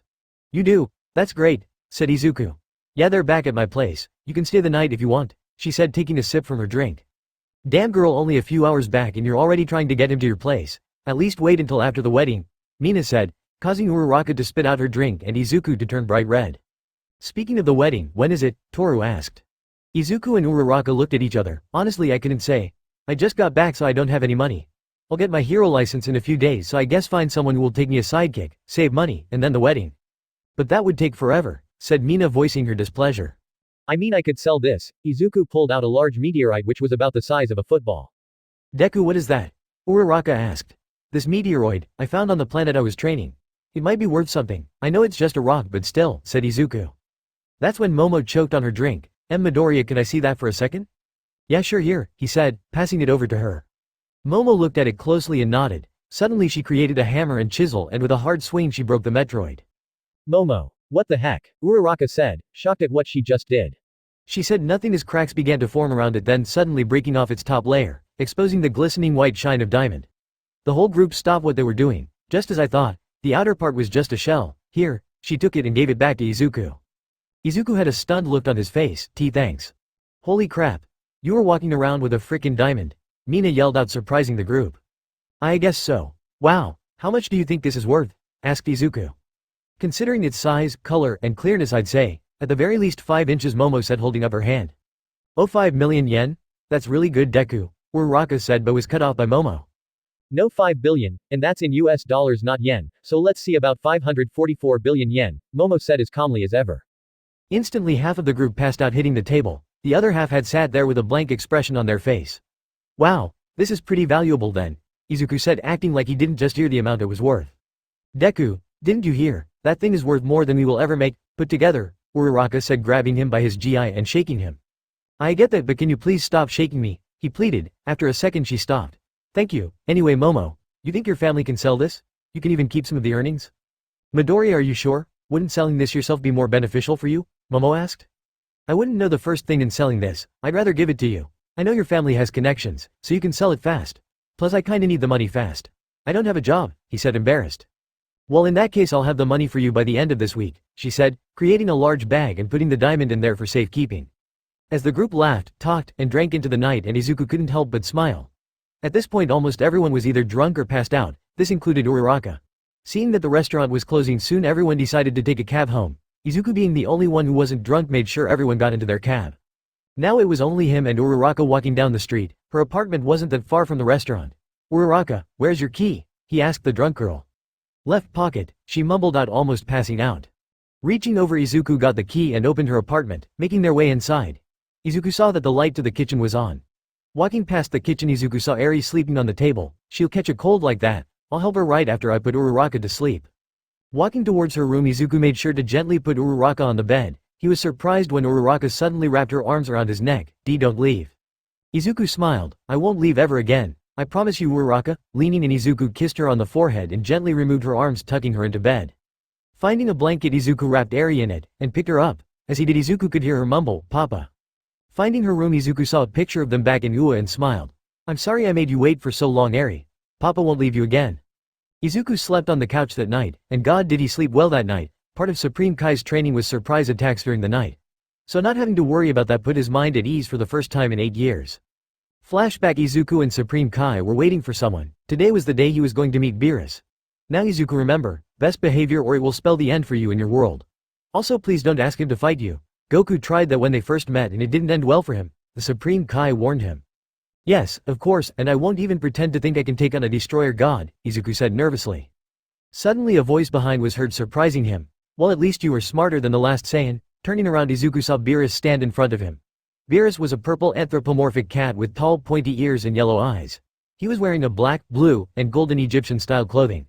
He was accompanied by a tall person with light blue skin, white hair, violet eyes, that held a staff. Well, this is the lost Saiyan? Interesting, I didn't think there were any more Saiyans after the others died, Wiz said, looking at Izuku. Yes, it is very particular, Beerus narrowed his eyes. So tell me, Saiyan, what's your name? I can't sense their ki, but I can tell he's a monster. I better watch what I say. Izuku bowed. My name is Izuku Midoriya, Lord Beerus. Well, he certainly has more manners than the other two. Hello, Saiyan. My name is Whis, and this is Beerus, Wiz said, introducing the two. I assume you know why we are here. Izuku nodded. Yes, Supreme Kai has informed me. Good, then there's no need to explain things, Beerus said, walking up to Izuku. In order to prove to me if you are truly better than my candidate, you will fight me here and now. Izuku couldn't believe it. I don't believe that is wise, Lord Beerus. Beerus raised his hand towards Izuku and opened his palm. You will fight me or die, he said. A purple ball of energy began to form. Izuku swallowed the lump in his throat. Very well then, I will fight you. Good, just so you know you are not allowed to use that transformation. I want to see your Saiyan powers, Beerus said, yawning. Very well, come at me whenever you want. Izuku got into his fighting stance. Can I even touch him? I need to be smart and take him by surprise. He then placed 2 fingers on his forehead and disappeared from view. What? Not attacking me head on? You really are different from the other Saiyans, Beerus said, reaching behind him, blocking Izuku's punch without even looking. Clever, trying to take your opponent by surprise but still way too slow. Izuku smiled. Alright then, what about this? Ha! Izuku yelled out, transforming into a Super Saiyan. A Super Saiyan? Huh, haven't seen that transformation in forever, Beerus said, but was cut off by Izuku kicking him in the side, sending him sliding back. Getting sloppy, Lord Beerus, Izuku smirked, which only served to piss off Beerus. You got a mouth on you, kid. Why don't I shut you up? Izuku had no chance to defend himself when he felt something hit his back, knocking him to the ground. Don't get cocky, kid. Looking down at the hole, he said Izuku, and saw nothing but darkness. OSH*T, did I kill him? Did I put too much power into that hit? Ha! Beerus could hear Izuku yell from within the darkness, then suddenly a pillar of golden energy erupted from the hole, turning the sky above them black. Finally taking this seriously, are we? Beerus said as Izuku rose from the hole, blood running down his nose in his Super Saiyan 3 form. Lighting crackled around him. What's this? He might be stronger than Goku in his Super Saiyan 3 form. I better not let my guard down. Let's do this, Lord Beerus. Izuku flew in at top speed, but Beerus simply sidestepped out of the way. Making contact with the ground, Izuku punched a hole deep into the planet. Jumping back, Izuku threw punch after punch, but none of them connected. Damn it. You're a strong kid, but you have much to learn. Beerus looked up to see Izuku create 2 Destructo discs. Oh, this is new. Hey Lord Beerus. Catch. Throwing his arms forward, Izuku let the 2 Destructo discs fly. Buzzing through the air, Izuku commanded them to converge towards Beerus. Beerus simply raised his hand and created 2 small Hakai blasts, and flicked them at the 2 discs, destroying them. What impossible, he destroyed the discs. Are you done? Or do you have other tricks up your sleeve? Beerus said, almost mocking Izuku. Just one more attack. Izuku flew towards the ground, and cupped his hands together. I've seen this before, kid. Beerus yawning. Doesn't matter, kid, fire away, I won't move from this spot. Izuku smiled. Good. Full power Kamehameha. Thrusting his hands forward, Izuku launched the full-powered Kamehameha. The golden blast rocketed towards Beerus, who only stood waiting for it. As the blast hit Beerus, it caused a massive explosion that leveled the area around them. However, Izuku was not done. Instant transmitting, and Izuku launched one final punch through the smoke. Ha! As the dust settled, Izuku looked to see his fist on Lord Beerus's chest. That was a nice attack, kid, but now it's my turn. Pulling his arm back, Beerus punched Izuku in the gut, knocking him out. Well, that's something else, wasn't it, Lord Beerus? Whis said, appearing next to him. Yes, it was. This Saiyan has potential, even greater than Goku and Vegeta. Whis, do me a favor and heal him, please. There is something I should tell him, said Beerus. Right, of course. Whis pointed his staff at Izuku and with a silver glow healed him. Izuku got up slowly. What happened? He said, looking around. I lost, didn't I? I'm afraid you did, kid, Beerus said. But that's not important right now. You have shown me that my successor was the wrong choice, and for that I thank you. So I have a proposition for you. How would you like to become the next god of destruction? Izuku's eyes went wide. Me, a god of destruction? Yes, that's correct. You don't have to answer me now, but I will appreciate it if you give it some thought, Beerus said, turning around. Now that our business is done, it's time to go home, Whis. Thank you, Lord Beerus, for everything. Oh, and if you ever find yourself on Earth, I'll treat you to some amazing food, Izuku said, signaling a thumbs up. Turning his head, Beerus smiled. I'll be sure to visit then, later, Midoriya. Farewell, everyone, Whis said as they teleported away. As soon as he left, Izuku let out the biggest sigh of relief. Man, that was tough. I didn't know there was someone so strong still alive. Izuku, are you alright? Supreme Kai asked as he landed next to him. I'm good, Supreme Kai. Just hungry, he said as his stomach began to growl. Supreme Kai chuckled. You Saiyans are always the same. Come now, let's go eat. After you rest, we can finally take you back home. It's been 8 years. I wonder how much everyone's changed, Izuku said, smiling. As Whis and Beerus flew through space, Lord Beerus, if I may, why did you ask if Izuku Midoriya wanted to be the next god of destruction? Whis asked, puzzled. It's simple, Whis. It's because he has potential, unknown to Whis. Beerus was covering the area where Izuku hand punched him in the chest. Removing his hand, he revealed a small scratch mark. This kid's power is scary. He will either become 2 things, a great god of destruction or a great enemy. Only time will tell which one he becomes. Back with Izuku, Izuku began to wake up. Opening his eyes, he could see the ceiling but could feel something on his chest pushing down on him. What's this? Something is on top of me. Looking down, Izuku saw it was Uraraka that was laying beside him with her head on his chest. You Uraraka. She kind of looks like a cat all snuggled next to me, Izuku said, chuckling. That's when Uraraka began to wake up. With her eyes half open, she looked around. Where am I? OWW, my head hurts. That's right, we went out drinking. That's when she noticed where she was and who she was with. Gee, good morning, Deku. Sorry about this, she said, turning bright red. Morning, and don't be, Izuku said, kissing her on the forehead. I'm not. Suddenly Eri walked into the living room and saw them. Oh god, I'm sorry for disturbing you two. I'll just go back to my room, she said, blushing. Both Izuku and Uraraka looked at each other. Wait, Eri. We aren't doing anything, they quickly explained. After some talking it over, they went on about their morning. Uraraka got up to make some breakfast, while Izuku went to take a shower. Why yeah, I kind of guessed your old clothes wouldn't fit you. We'll go buy you some new cloths later today, Uraraka said as Izuku sat down with a shirt that was at least 2 sizes too small. It hugged skin so tight you could see how cut he was. It's fine, I can manage. So Eri, how have you been these last 8 years? Izuku asked. I've been great, Dad. I learned how to control my power almost completely. I made so many new friends while you were away too, she said excitedly. That's great, Eri, Izuku said, patting her head. Don't forget to tell him about your boyfriend, Eri, Uraraka said with a smug look on her face. Eri blushed. Mom, oh, a boyfriend? Izuku's voice turned serious. Why yeah, remember Kota? Izuku nodded. Well, we met a while ago and we've been talking for a while, and now we are together. Well then, remind me to visit Kota sometime then, Izuku said smiling. On the other side of the city, Kota felt a shiver run down his spine. What the heck was that? After enjoying some breakfast, the three of them made their way to the mall to pick out some clothes for Izuku. As they sat down at the food court, Uraraka got a call. ID headed as All Might. Hey All Might, what's up? Izuku, yeah, he's here with me. Yeah, give me a sec. Uraraka handed him the phone. Here, he wants to talk to you. Izuku took the phone. Hey All Might, oh it's ready? Cool, do you have it or does the school? Alright, hold on, I go pick it up now. Izuku put 2 fingers on his forehead. Whip a minute later passed when he came back. Thanks again All Might, I appreciate it, he said before hanging up. Uraraka looked. Izuku held up his hero license. That's great Deku, you can finally start working as a hero, she said happy for him. Yeah, so do you need a sidekick?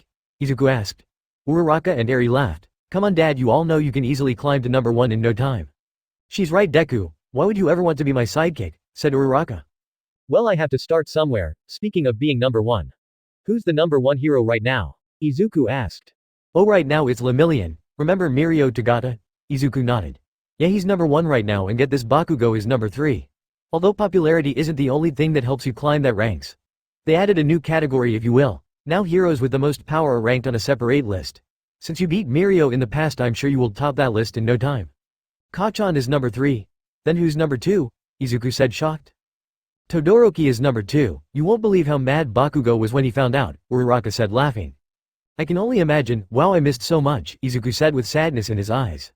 Uraraka grabbed his hand. You don't need to feel sad about that Deku. What matters is that you're here now, and that's what matters. Come on, we still need to set you up with some stuff. As they went about their day, Izuku got a cell phone, bank account, and even some new shoes. Izuku promised to pay Uraraka back when he got the money from the diamond. Now home, Izuku got a call from an unknown number. Hello? Ah, Midoriya, it's Momo. Oh hey Yaoyorozu, Izuku said. I just wanted to let you know that the diamond sold already. Izuku was surprised. Already? It hasn't even been a day, how'd you do it? There is a very rich prince in the Middle East that our family is connected to, and when I told him about the diamond he said he would buy it right now, and well he did.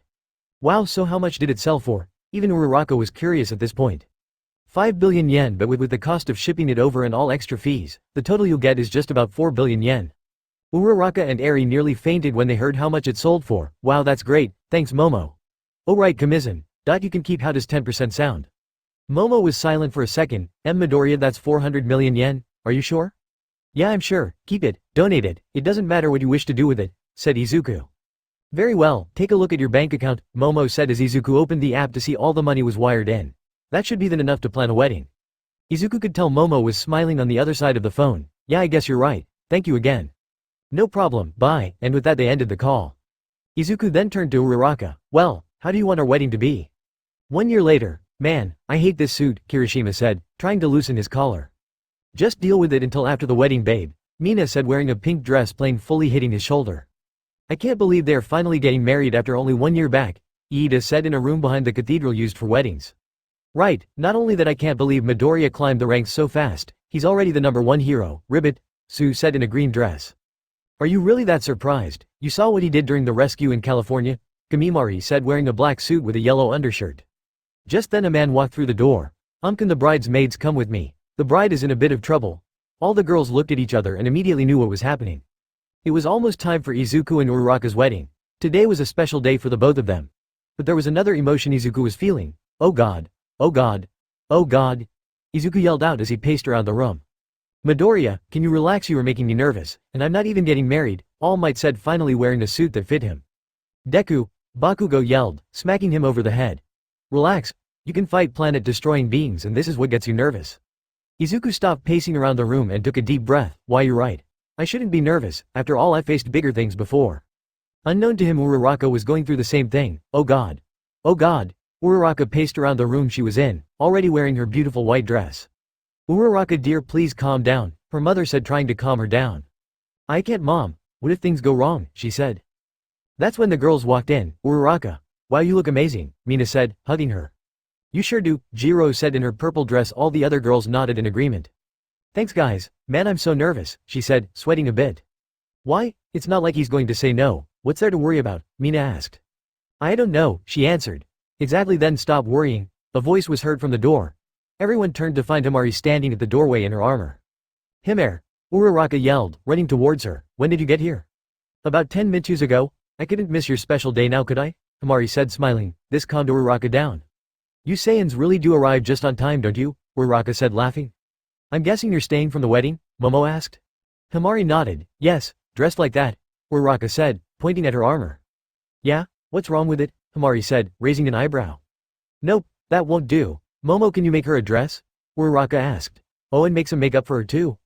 I don't think that will be necessary, Hamari said, backing away slowly. Too late, get her girls, Uraraka ordered. Hamari struggled against all of them. Endo, let me go. Suddenly her armor flew into the air as the girls began to work their magic on her. I look ridiculous, Hamari said with a small blush. My Saiyan armor was better than this. Hamari stood wearing a dress that matched her skin tone and a small ribbon in her hair that matched her eyes. Don't say that, you looked amazing, don't you think, girls? Uraraka asked, and all the girls nodded. That's when someone walked in the room. Is the bride ready? Uraraka stood up and took a deep breath. Yes, let's go. Izuku stood in front of the altar wearing his black suit and green tie. His friends from Class 1A stood behind him as his groomsmen. Bakugo stood beside him as his best man. You ready, Deku? He asked. As ready as I've been, he said, looking back. Thanks again for agreeing to be my best man. Don't mention it, this is your day, Deku. Suddenly the orchestra began to play I Say Yes wedding version from the familiar of Zero. The cathedral was full of friends and family from both families. Even some pro-heroes were invited.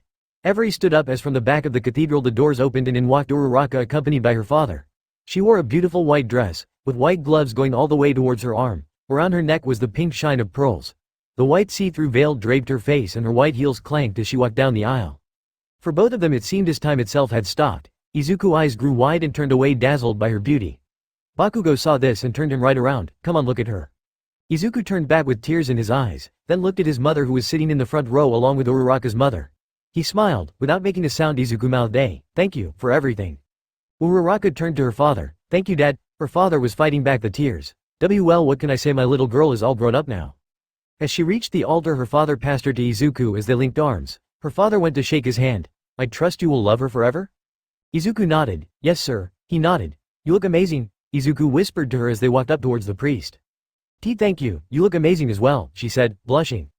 Stopping in front of the priest, he stepped forward. We are gathered here today to celebrate the joining of two people in the act of marriage. As he was giving his little speech, Uraraka looked at Izuku. You know this is the same cathedral where we have your funeral. Izuku smiled. So history repeats itself. This is where I die a second time. He then felt an elbow hit his side. He turned to find Uraraka pouting. I'm kidding. That was a death. Now we are celebrating a new life. The new life we are going to have together, as a family. And with that, let's move to the rite of marriage, the priest said.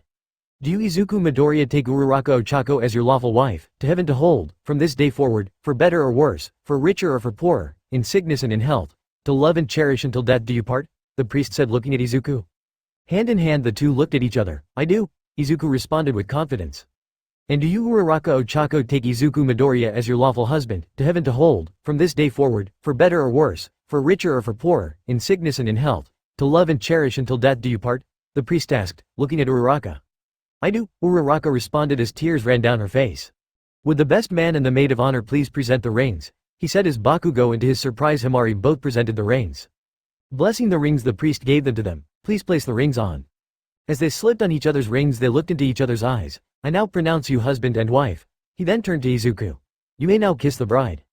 As the two leaned in and kissed, everyone in the cathedral erupted in cheer. Pulling away from each other, Izuku smiled. I've been waiting for this moment for a long time. I love you. Uraraka blushed. You're not the only one. I love you. As they walked down the aisle towards the exit, they noticed that their class was gone. As they opened the doors, they were showered by green and pink flower petals. Whose idea was this? Uraraka asked, surprised. It was Eri's actually, she told us before the wedding started, Momo said, pointing at Eri. Thank you, Eri, Izuku said, patting her on the head. Well, what do you say, Deku? Want to drive or fly to the reception? Izuku smiled. You already know my answer, he said as the two joined hands and jumped into the air. Izuku with his green aura and Uraraka with her pink aura. We'll see you all at the reception, Hey yelled as they took off into the sky. As Class 1A waved at them, Bakugo approached Hamari. Hey, it's been a while. Yeah, it has, she simply said. How long are you planning to stay this time? Bakugo asked, embarrassed. Hamari smirked. Did someone miss me? Bakugo blushed. Why, yes. This caught Hamari by surprise. Well, I do plan to stay here for a while. I need a break. If you need a place to stay, I have plenty of room at my place, said Bakugo. Hamari simply smiled and went off with the rest of the class to join Izuku and Uraraka at the reception. The reception was at the place it all started, Takoba Municipal Beach Park. the small pier that once there was replaced with a much larger one that rivaled the one in the Santa Monica Pier in California. At the end of the pier there was large gazebo large enough to hold a wedding reception in. The night was young and it was time to party. Open bar, of course. This meant some of their friends were drunk, but they didn't mind. They had each other. Everyone watched as the new husband and wife danced the first dance. After they were done, it was Uraraka's dad's turn to dance with her, while Izuku danced with his mother. Each thanked them for taking care of them for so long. As the night went on, Izuku needed some air, so sneaking past everyone he walked down the pier away from everyone.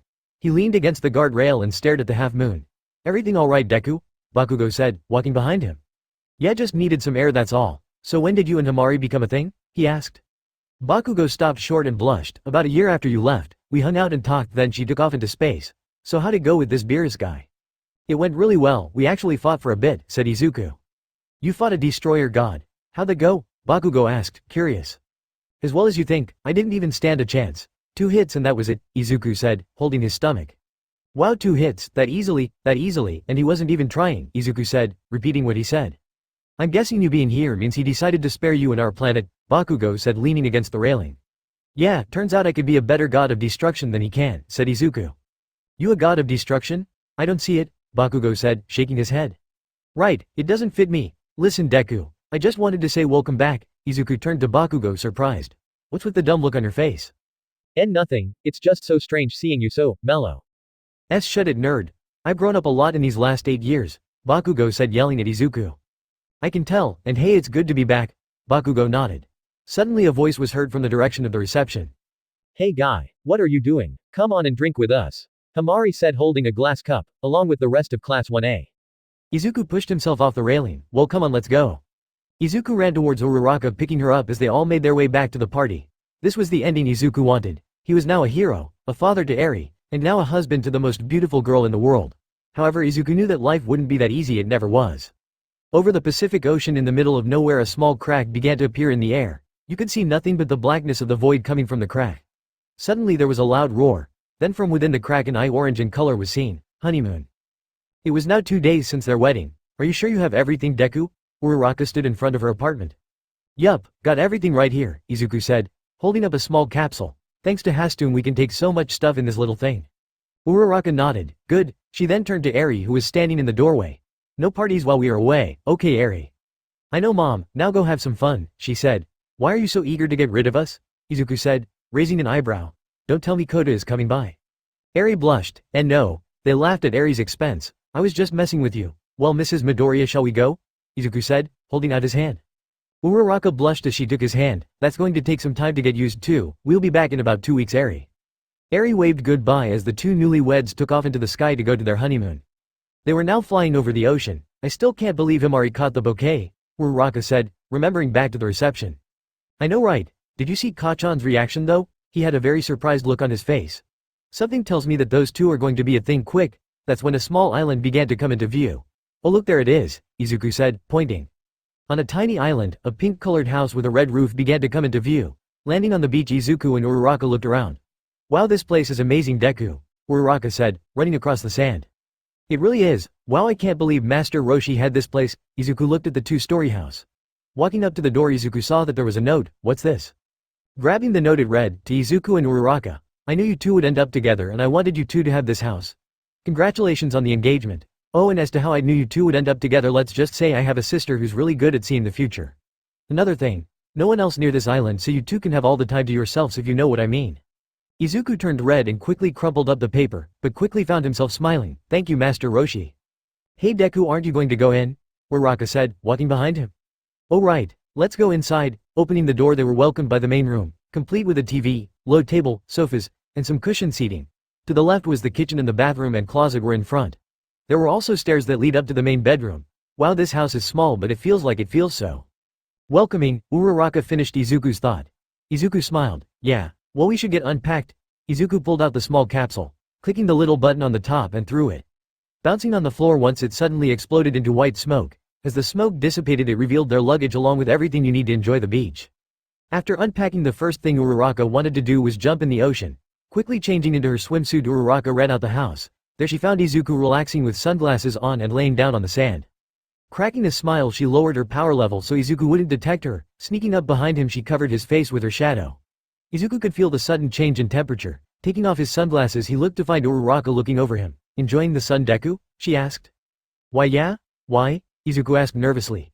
Uraraka smiled. "Well, I think you'd much more enjoy the water," she said, picking him up. Wait. Uraraka. Izuku, panic-stricken, struggled against her grip as he was being taken towards the water. "I never told her I couldn't swim."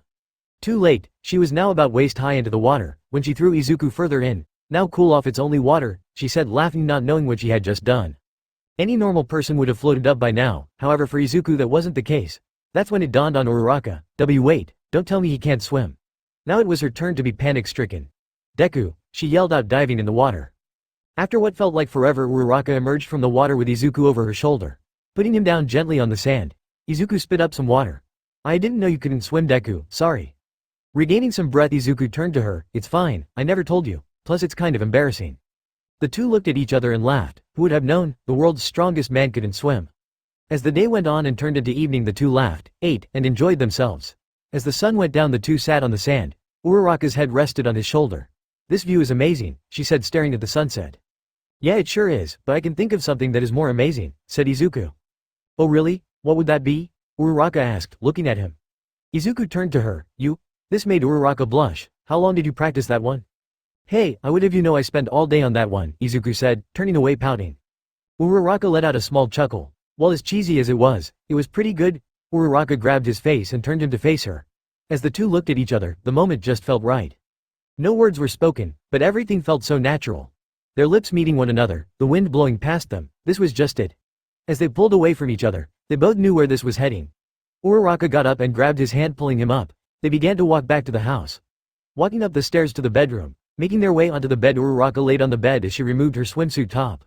Izuku climbed onto the bed as well. Looking at her body, he couldn't help but compliment her. "Wow, so beautiful."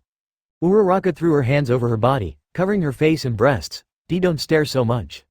Izuku smiled and removed her hand from her breast and began to tease her. Don't," she said, letting out a moan.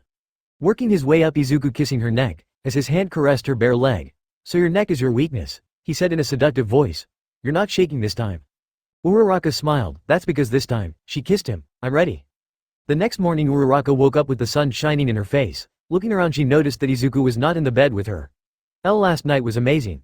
I knew Deku had stamina, but that was just something else. We must have done it at least 15 times.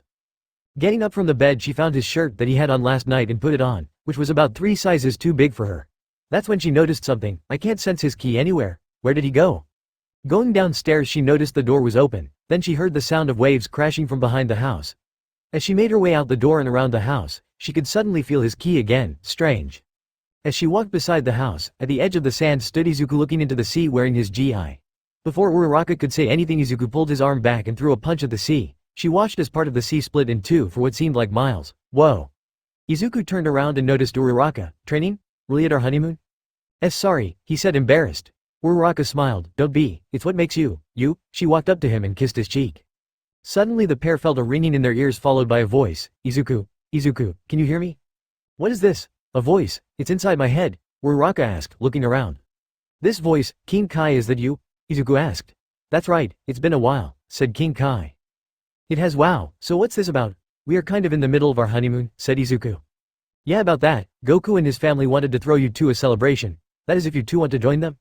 Izuku turned to Uraraka. "Well, what do you say? Do you want to go to the other world?" "Oh, another trip. That sounds fun. Sure, let's go," Uraraka said excitedly. "Will, you heard her, King Kai. We'll be there in a few," said Izuku. "Prefect, I'll go tell the others. See you in a few, Izuku." And with that, Kind Kai's voice disappeared from their heads. "Give me a minute, I'll go get changed and well head out," said Uraraka as she went back into the house to change. As he waited, Izuku created a small ball of energy and let it sit on the beach, so for when they returned he could just teleport back here. After a few minutes she walked out wearing a white skirt with a pink top. "Alright, let's go." Uraraka grabbed his hand and with a thwip they disappeared from the beach. The other world teleporting, and Izuku noticed they were in an open field in the middle of nowhere. "Huh? I locked onto Goku's energy. So where is he?" Izuku said, looking around. Suddenly Izuku could feel something appear behind him. Whatever it was ready to attack. Picking up Uraraka, he dodged out of the way. As the fist hit the ground he was once standing on, breaking it. "Deku, what's going on?" she said as they floated in the air.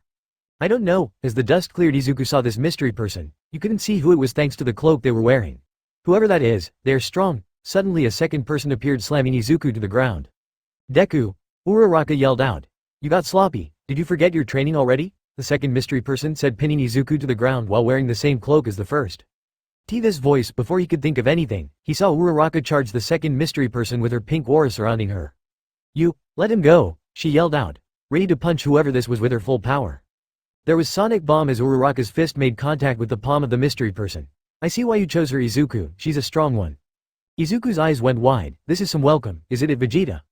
The wind from the sonic bomb suddenly blew the hood of the mystery, exposing Vegeta's hair. "It's been a while, hasn't it, Izuku?" Vegeta said, letting go of Izuku and Uraraka's fist. Uraraka made her way beside Izuku. "You know him, Deku?" she asked, still unsure of this person. "Yeah, this is Vegeta, I trained under him while I was dead, and that," he pointed at the other person, "must be Goku." "Haha, you guessed right. Sorry we jumped you. We just wanted to see if you got soft over the years," Goku said, removing his cloak. "Well, I was taken off guard. What do you expect? If I had my guard up, taking you guys on would be easy," Izuku said, clenching his fist. "Oh, what's this? Does little Izuku think he can take us both on?" Vegeta said, getting in his fighting stance. "This should be fun," Goku said, readying himself. As they stared at each other, Izuku could feel them about to attack, but to his surprise, both of the Saiyans, Goku and Vegeta, were hit over the head. "Would you two stop it?" two women yelled at them. The two women looked up at Izuku and Uraraka. "You must be Izuku and you must be his wife, Ochako." "My name is Chi-Chi and I'm Goku's wife. This is Bulma, she's Vegeta's wife. It's a pleasure to finally meet you," Chi-Chi said, bowing slightly. "The pleasure is ours," they bowed respectfully. "Ow, why did you do that for Chi-Chi?" Goku asked as a small bump appeared on his head. "Because you are being rude, that's why," she yelled back. Vegeta simply got up and scoffed. "Well, now that's all out of the way, why don't we go and eat? We prepared a lovely meal to celebrate your wedding." "You wanted to fight them, didn't you, Deku?" Uraraka said, grabbing his arm.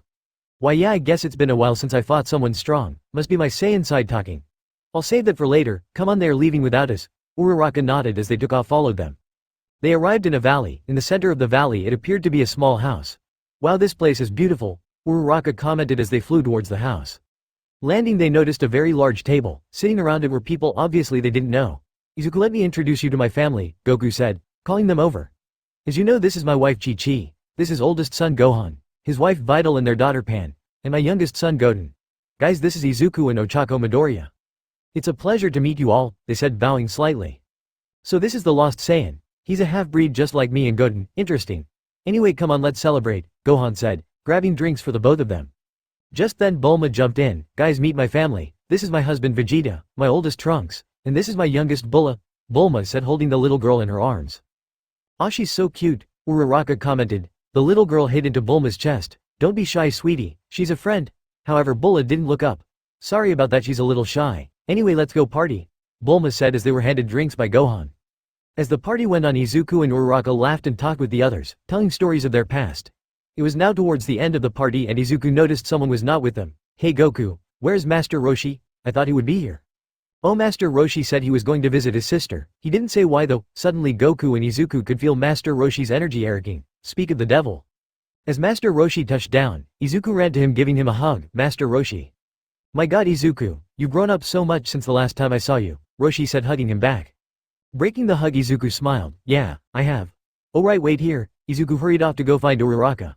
"Master Roshi, this is my wife, Ochako Midoriya. It's a pleasure to finally meet you. Deku has told me a lot about you," Uraraka said, bowing slightly.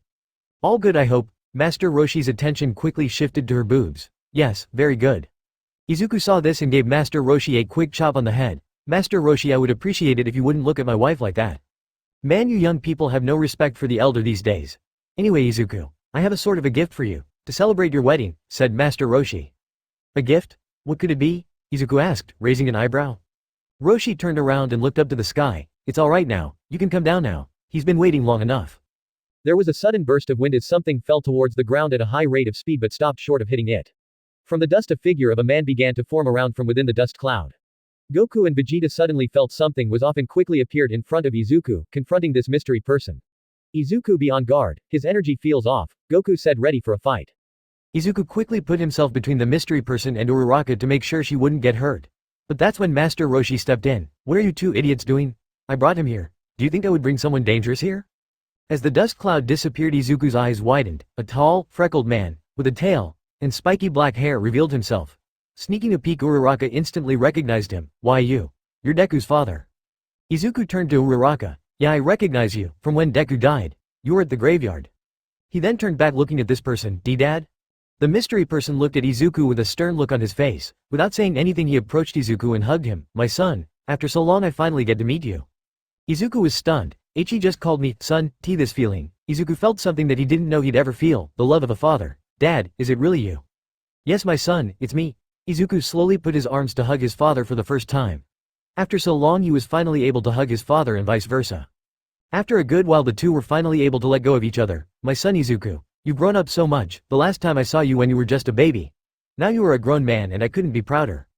"Wait a second, who the hell are you?" Vegeta said, demanding to know who he was. "You're a Saiyan, but how is that possible? What's your name?" "My name is Eskar," he said, staring at Vegeta. "Dad, what, how, when did you, does this mean?" Izuku began to talk really fast, so fast that he began to mumble. "Deku," she said, placing a hand on his shoulder. "I haven't heard you mumble in a while, relax." Izuku blushed. Sorry." Suddenly the laugh of Eskar was heard. "You really are my son, I do the exact same thing." "Well, aren't you going to introduce me to your wife?" "Right, Dad, this is my wife Ochako Midoriya," Izuku said, presenting her. Eskar smiled. "You truly did find yourself a real beauty." "Hello Ochako, thank you for taking care of my son all these years," he said, bowing to her. Uraraka quickly put up her hands. Please raise your head, if anything Deku's the one taking care of me this whole time. Regardless I've watched him from this world, and you stood by his side no matter, so for that I thank you." Uraraka nodded. "I'm sure you two have a lot to talk about, but for now why don't we eat? I'm starving," Master Roshi said, walking towards the table. As everyone walked back, Vegeta and Goku couldn't shake the feeling that something was off with this Saiyan. After eating their fill Izuku sat down next to his father who was sitting alone. "Hey," Izuku said, handing him a drink. "Thanks," Eskar said, taking a sip. "Look kid, I know you have a lot of questions." However, before he could finish Izuku interrupted him. "Mom is doing alright," Izuku said, turning to his father. "She misses you. I won't ask you why you left. I'm sure you had your reasons, but I do want to know one thing." "What is it?" Eskar said, looking back at Izuku. "Did you love us?" A simple question. Eskar looked down at his drink. "You know, I've only been truly happy twice in my life. I spent my entire life fighting and running. When I arrived on Earth I was broken and bleeding, and honestly I thought I was going to die. But your mother showed me what kindness was. She treated my wounds and nursed me back to health. In those months of healing I felt happy, truly happy to be by her side. That was the first time. The second time was the day you were born. You were the smallest baby I've ever seen, so innocent. When I held you for the first time, I made a promise to myself that I would protect the two things I couldn't live without. Those things are your mother and you." "That question is wrong. It shouldn't be if I did love you. It should be do I still love you both, and the answer will always be yes.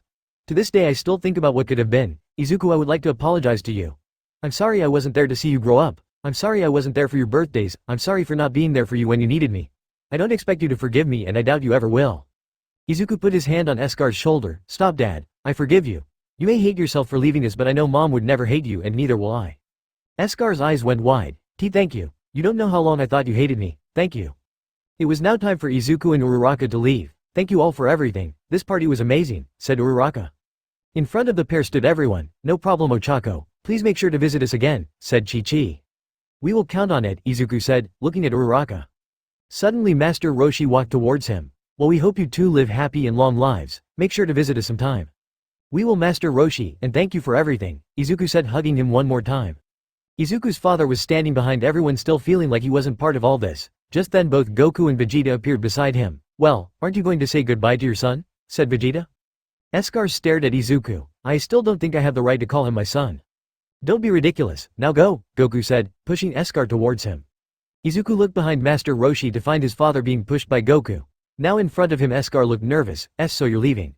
"Why yeah, we are." The two stood nervously looking at each other, making the atmosphere around them really awkward. Uraraka looked at Izuku and his father. "Really? How do you two make a goodbye awkward? You two really are family?" Uraraka pushed Izuku closer to his father. "This will probably be the last time you see me Izuku until you make your way to this world. So if it's not too much trouble, there is something I would like you to do." Izuku nodded. "I won't see you again, Izuku, when you get back to Earth.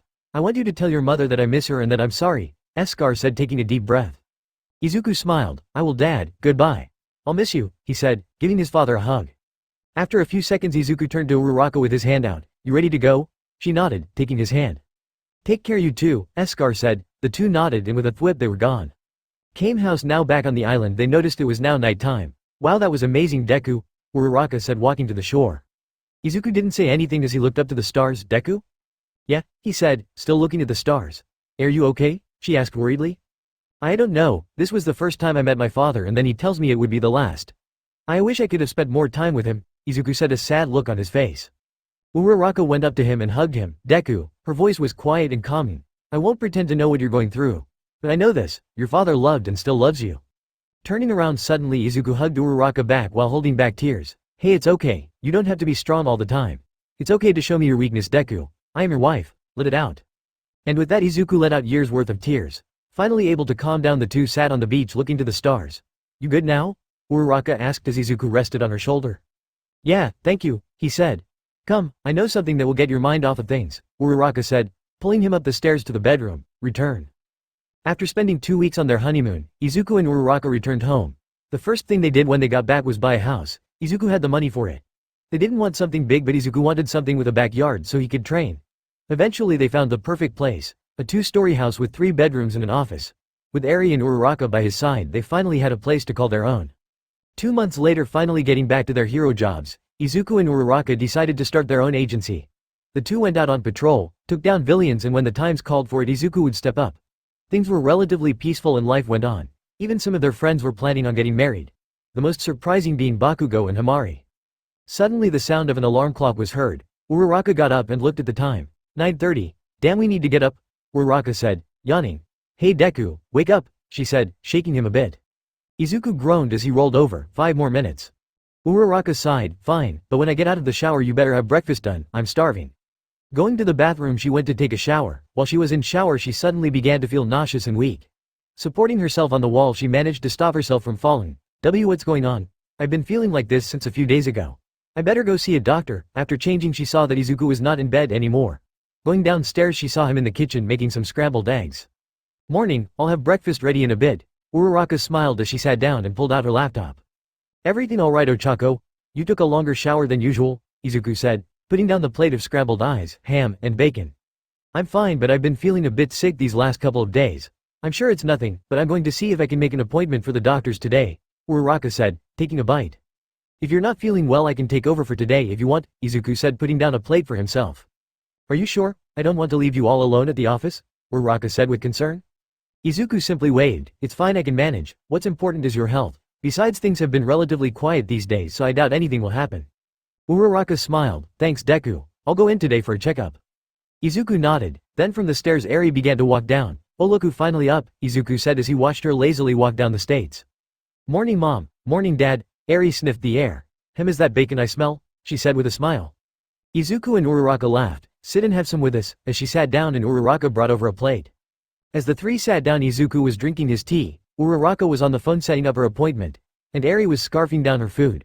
Uraraka then hung up. Well, there you have it. I have the appointment at 12 today. Good, damn, look at the time, I better get to the office. I'll see you both soon, said Izuku. Bye dad. Yeah, I should probably start heading out too, Eri said, getting up. You going out, Eri? Uraraka said, raising an eyebrow. I got quirk training at UO with Mr. Aizawa at 11 inches, Eri explained. I see, well, I'll probably be at the doctor's when you get out. Make sure to take a lunch or something, Uraraka said, as Eri went upstairs to change. After a few minutes, Eri was ready to leave. Alright mom, I'm leaving. If anything happens at the doctor, call me. And with that, Eri left. Looking back at the clock, Uraraka noticed it was 10:15. I still have time before my appointment, so I think I'll work out for a bit. Changing into her workout clothes, Uraraka practiced her martial arts in the backyard. After 45 minutes, she had worked up a sweat. And now I got to shower again. Going back up, she took another quick shower and went to her appointment. Thanks to Izuku's power level, he was basically looking over the whole of Japan. If he got a call all the way down south, he could get there in no time. This time he got a call that a ship was sinking off the coast. Rushing towards them, he picked up their SOS signal and pulled the boat out of the water with ease. With another successful rescue, Izuku decided to take the scenic route and fly up the coastline. I'll never get tired of the view, Izuku said, looking at the ocean. Izuku was relaxing when out of nowhere he was kicked in the face so hard that it sent him crashing into the water. Exploding out of the water, Izuku flew up, pissed off. Alright, who has the stones? Appearing in front of him was a beautiful woman of curvaceous and slender frame with long white hair, light blue skin, and purple eyes. She held a spear. So who are you supposed to be? The name is Toa, and this is where you die, pest. Twirling the spear in her hands, she prepared to attack Izuku. Izuku blinked, and in that split second Toa thrusted the spear at Izuku, barely managing to dodge, and he backed away, gaining distance. Wow, she's fast. That's when a cut opened up on his cheek. That spear. Is it made of kachin? It's the only metal in this universe that cut my skin, and from what I heard, it's extremely rare. Toa remained silent as she wiped her spear clean of his blood. I don't know who you are, but you're dangerous. Ha! Izuku transformed into a Super Saiyan. This golden shined as was seen by the nearby people. Super Saiyan? After seeing that form many times I began to despise the form, Toa said, pointing her spear at Izuku. Hey, isn't that the golden warrior Deku? One bystander said, pointing. Soon one by one a crowd began to form along the shoreline. Then the camera crews began to show up. He was the #1 hero after all. With Uraraka arrived at the doctor's office. After filling out some papers she was led inside to a room where they decided to draw some blood. Alright Mrs. Midoriya. The doctor should be here in a shortly to go over your blood results, the nurse said, leaving with her blood samples. Sitting alone in the room, Uraraka was bored, so he decided to distract herself. She created 3 key spheres and began to juggle then. That's when the doctor walked into the room. Hello Mrs. Midoriya. How are you? That's when he saw the key spheres.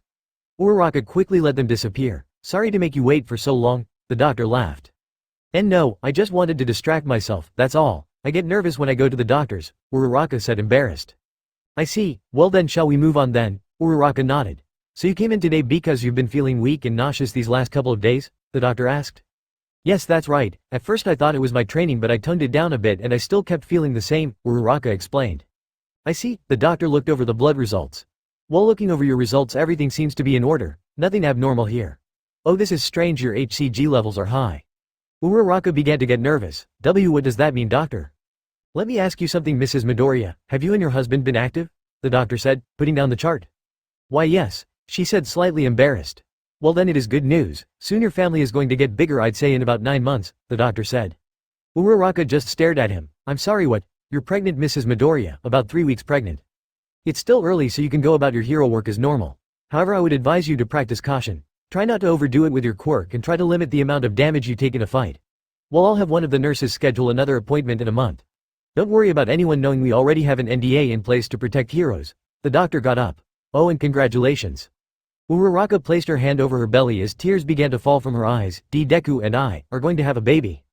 After regaining her composure and setting up the next appointment, Uraraka decided to go to the office, that is until she got a call from Sue. Hey Sue.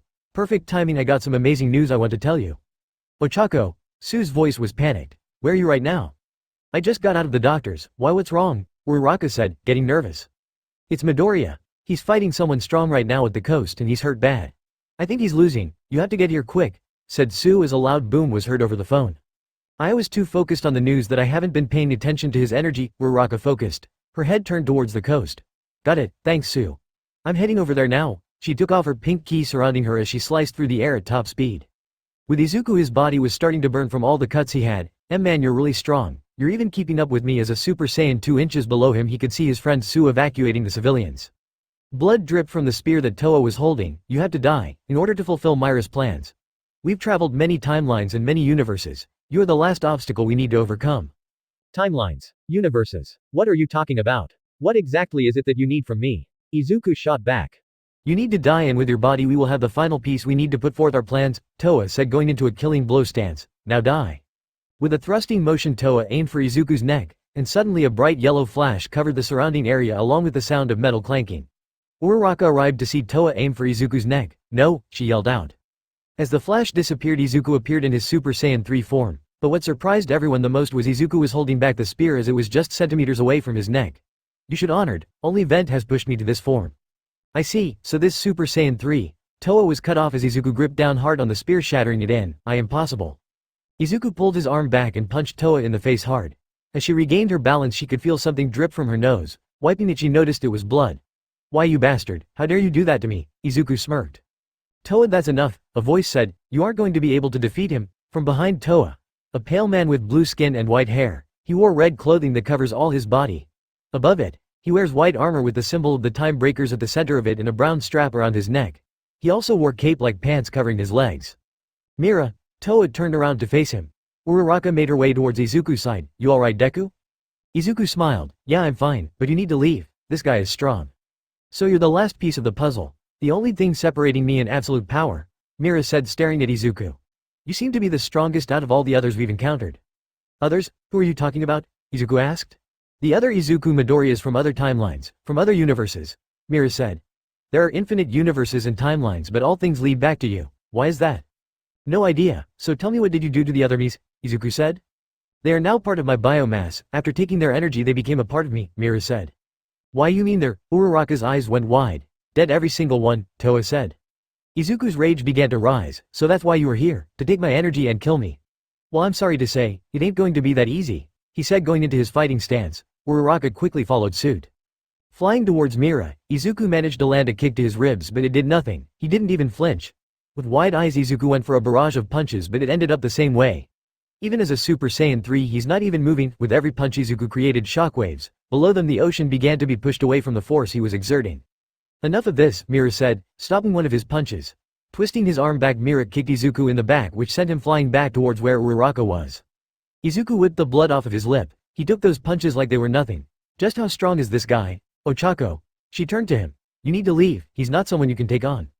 You expect me to leave you? Never, I will stay and fight, Uraraka said, raising her voice. That's when Mira was heard laughing. Every version of you had one fatal flaw, and judging by that ring around your finger, I'm willing to bet you have the same flaw. Do you want to know what it is? Mira said. Oh please tell me, Izuku said as lighting sparked around his long hair. You're too emotional, every version of you had someone they cared about. Take that away and you break down, Mira smiled as he raised his hand.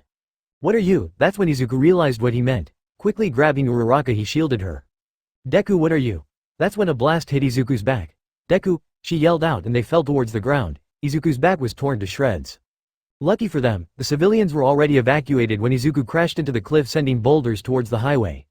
Izuku, injured, still managed to protect Uraraka as he tumbled down the cliff. Finally stopping on the road Uraraka laid on top of him in his base form. Deku! Get up Deku! His face filled with pain, only furthered her worries. That's when Mira and Toa appeared behind them, still alive. That blast was meant to kill you, how are you still alive? Turning to face them Uraraka let out her aura, I won't let you touch him. You want to fight me woman? With your power level, please, Mira just scoffed. That's when Uraraka jumped at him. No don't do it Ochako, or run away, Izuku said as he struggled to get up. Throwing a punch Mira dodged with Ayaz and grabbed her by the wrist. Foolish woman. Don't hurt her, please, Izuku begged as he got to his knees, his back bleeding from the blast he took. Mira raised an eyebrow, she attacked me first. That's when he noticed something. What's this? Oh it seems you have a gift coming, Izuku Midoriya. Uraraka's eyes went wide. Ichi can tell I'm pregnant. No matter, this calls for punishment for striking at me. Mira raised his free hand towards Uraraka. No please, whatever you're about to do don't do it to me. Just don't hurt her. Izuku watched as a red energy blast pushed Uraraka towards the cliff and explode. Ochako. Izuku saw her limp arm sticking out from within the hole the blast made. Stupid woman, Toa said smiling at what Mira just did. Why you bastard? Izuku got up, his legs shaking. Yes, this is the moment I was hoping for. The moment you break, Mira smiled. How dare you? Izuku took a step forward breaking the ground as he did. This golden aura surrounded him, that's my Ochako. Mira and Toa were suddenly pushed back by a powerful gust of wind. Looking back at Izuku they noticed something was different. Mira, look at his eyes, Toa said as the cliffs behind Izuku began to crumble and turn to dust. Mira saw his eyes, those eyes, a pair of crimson red eyes glared back at him.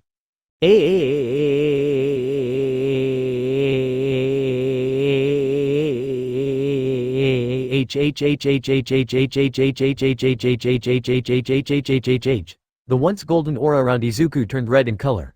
Shooting up towards the sky, the beam of red energy created a golden storm cloud with the eye of it directly above them. Everyone watched as Izuku transformed. The entire of Japan looked up to see the golden storm cloud. What's going on? All Might said sitting in his office at UA. It's Midoriya, Aizawa said, walking in with Eri following behind him. It seems his powers are still growing even to this day. That's not what I would be focusing on, Eri said. It's who he's fighting that has me concerned. What made him push himself to this new power? That's when All Might turned on the TV. There the picture of the giant red pillar of energy was shown. Panning to the left was the crater, the image of Uraraka motionless was shown. Mom! Eri yelled as she turned to leave but was stopped by Aizawa. Let me go Aizawa. No, you'll only get in his way if you go now. Your mother is strong, she will get through this, Aizawa said, wrapping Eri in his capture weapon. With Izuku, Mira, it seems like the situation has changed, and not in our favor, Toa said standing in front of Mira. So it seems, Mira said as the golden storm above them disappeared. Mira! Izuku yelled out as he broke out of the pillar of red energy. You're going to pay for what you've done. Izuku looked up, his hair and eyes now red in color. Mira, I'll handle him, Toa said, creating another spear. Before she could attack, Izuku appeared in front of her. Out of my way. With a swing of his right hand, Izuku punched Toa, sending her flying towards the nearby cliffs.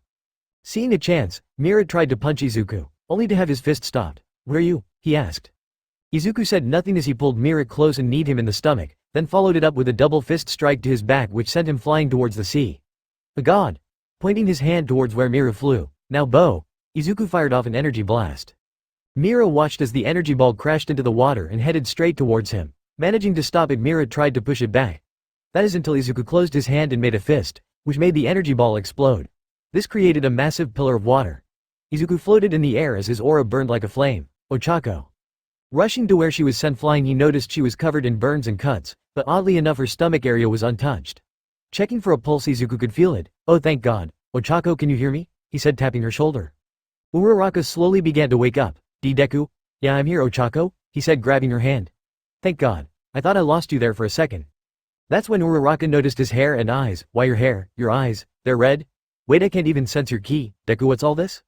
Izuku smiled. I'll explain everything later, come on, let's get out of here. Helping her up, Izuku threw her arm around his shoulder. What about your injury? You shouldn't be moving, Uraraka said with concern. Don't worry about that. It's already healed. Izuku turned around and to her surprise the wound was gone. As they were about to leave, Izuku noticed something. The ocean was boiling, looks like he's still alive. Steam began to rise as Mira rose from the water, his body so hot with energy that Izuku and Uraraka could feel it. That was quite some power you displayed, Izuku, Mira said as his body was riddled with bruises. A nice attack, I actually felt that one. However, now it's time for us to stop playing around. Izuku flew towards Mira to face him again, who said I was playing around. Very well then, I'll present you with two choices then. Mira raised his hand and pointed towards the city. I'm sure you will stop this blast and save the city, but can you save the both of them? Mira looked down at Uraraka. Turning around, Izuku saw Toa bleed from her forehead and barely able to stand, pressing a dagger to Uraraka's neck. Here and now you will choose. Save the city or save her. Save one life or save the lives of hundreds of thousands, Mira said as Toa pressed the deeper enough to draw blood. What makes you think I can't save them both? Izuku said, looking at Toa. Are you willing to risk it? Toa narrowed her eyes. Suddenly a black ball of energy surrounded by red lighting began to grow in the palm of Mira's hand. Save the city, Deku. Don't worry about me, I'll be fine. Uraraka smiled as she felt the cold of the knife press against her skin. I'm sure I'm fast enough to stop one of them, but I just can't let Ochako get hurt like that. But the city, Izuku looked back at Mira, then back to Uraraka. Don't let the city get destroyed, Deku. Uraraka knew as heroes the people came first no matter what. However, she also knew Izuku wouldn't just leave her, and if it came down to it he would choose her over the civilians. That was something she couldn't allow. It's time to choose. Mira fired off the blast. Mira raised the knife ready to end Uraraka's life. With his eyes wide, Izuku didn't think, he just acted into the horror of Uraraka. He flew towards her in an attempt to save her. Being fast enough, Izuku managed to kick Mira away, sending her sliding on the ground away from Uraraka before the knife dug into her neck. Turning to her, Izuku could see a face of shock from her. He immediately flew towards the blast, but he wouldn't make it in time. The blast was going to hit the city, killing thousands. Thinking fast, Izuku began to charge up an attack aimed at Mira's blast, but was surprised to see another energy blast hit it, causing it to explode in midair. You really are an idiot, Izuku, but if I were in your shoes I probably would have done the same. A voice was heard. Izuku immediately recognized who it was. Yeah, so what took you so long? Izuku asked. Hamari appeared in front of Uraraka in her Super Saiyan form, now fully controlled. Sorry about that, we ran into someone on the way here. We? Izuku said, raising an eyebrow. Die? Izuku then turned to Mira to find Bakugo firing a massive explosion at Mira. Kachan, Mira managed to dodge out of the way. Good to see you too, Deku, Bakugo said, falling back next to Izuku. I thought you guys went to space? Izuku asked. Yeah, we had to cut the trip short. Some guy warned us that you'd be in trouble, Bakugo said, standing next to Izuku. Someone warned you? Who? Izuku asked as someone appeared in front of them. Izuku's eyes went wide when he saw this person. I finally caught up to you, Mira. You? I thought we killed you, Mira said, looking at the mystery person. I had some help, the person said. He was the spitting image of Izuku, just a few years older. He wore a black form-fitting short-sleeved shirt and black pants with green kung fu shoes. He also wore a flowing green vest and carried a sword on his back. Izuku Midoriya of Universe 616 inches. Mira stared down Xeno Izuku. Xeno Izuku unsheathed the sword from his back. What you did to my world won't happen here, I can promise you that. Why do you think the outcome would be any different from your world? Mira said. Xeno Izuku smiled. I don't, but if there's a chance I can save this world from suffering the same fate as mine, then it will be time well spent.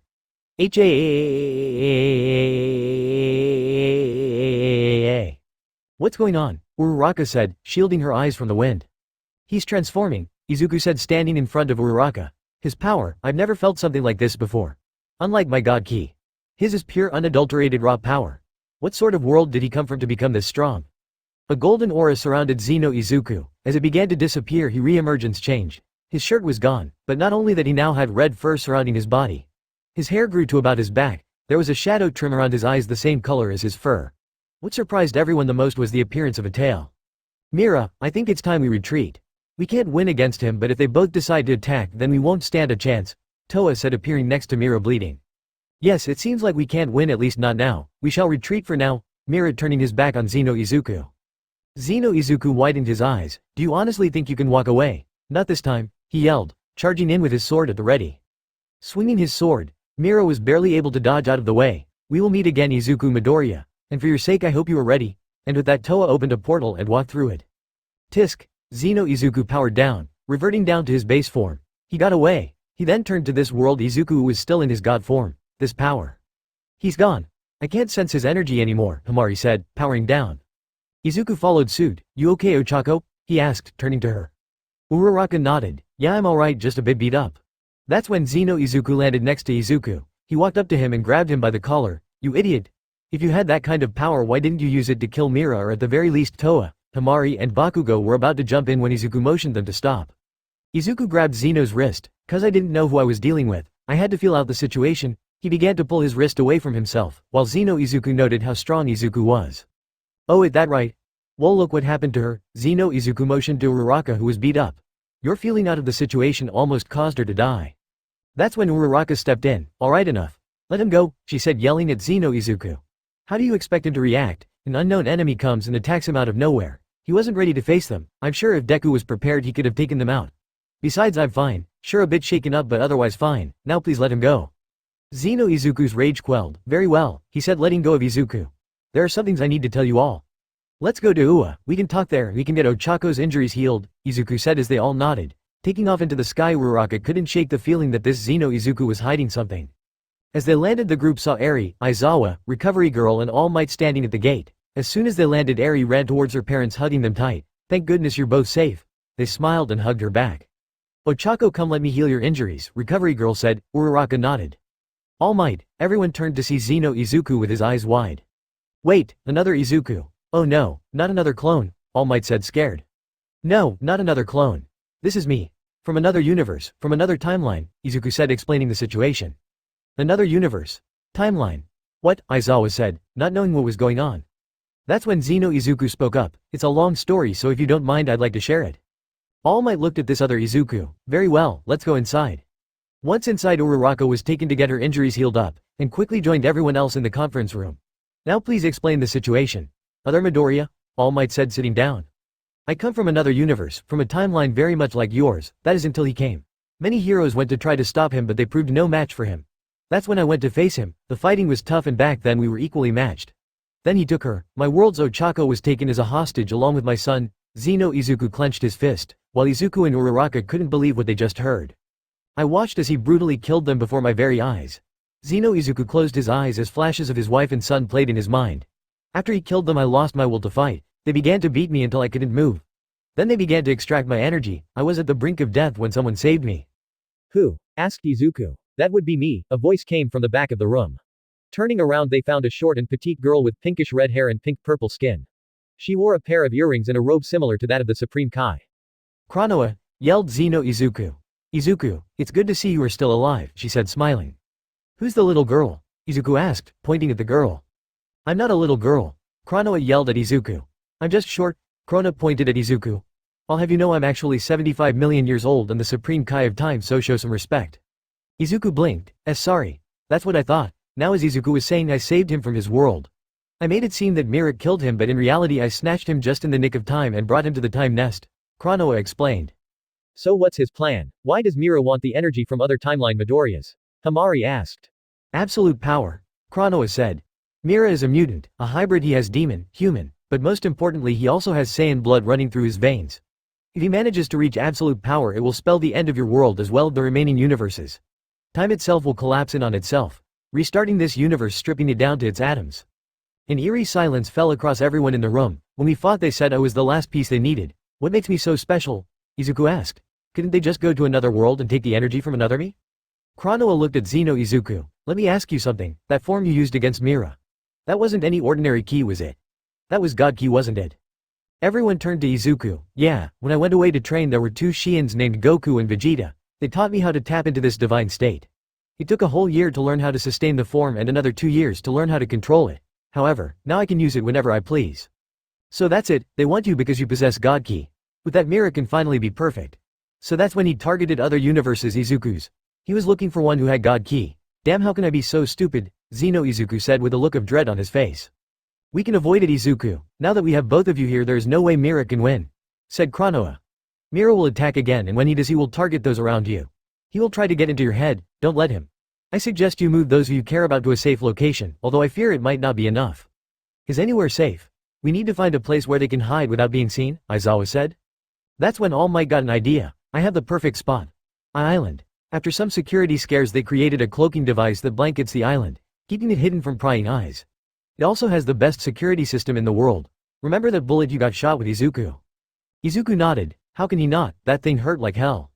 The bullet was made on Island by my friend Dr. David Shield. It may be a long shot, but maybe they can create some sort of weapon to help fight against him, All Might said, getting up from his seat. Izuku thought about it for a second and looked back at Eri and Uraraka and thought about his mother. If it means there's a chance they would be safe, I'll take it. So tell me, where is this island? After making a call, All Might got the location of the island. It was agreed upon Eri and Izuku's mother would go to the island to hide. Uraraka would stay by Izuku's side and fight alongside him. Over the years she had grown stronger, but now there was more at stake. She wasn't just fighting for herself, she was now fighting for the child she was carrying. After the meeting was over, Zeno Izuku stopped Uraraka. Do you mind if we talk?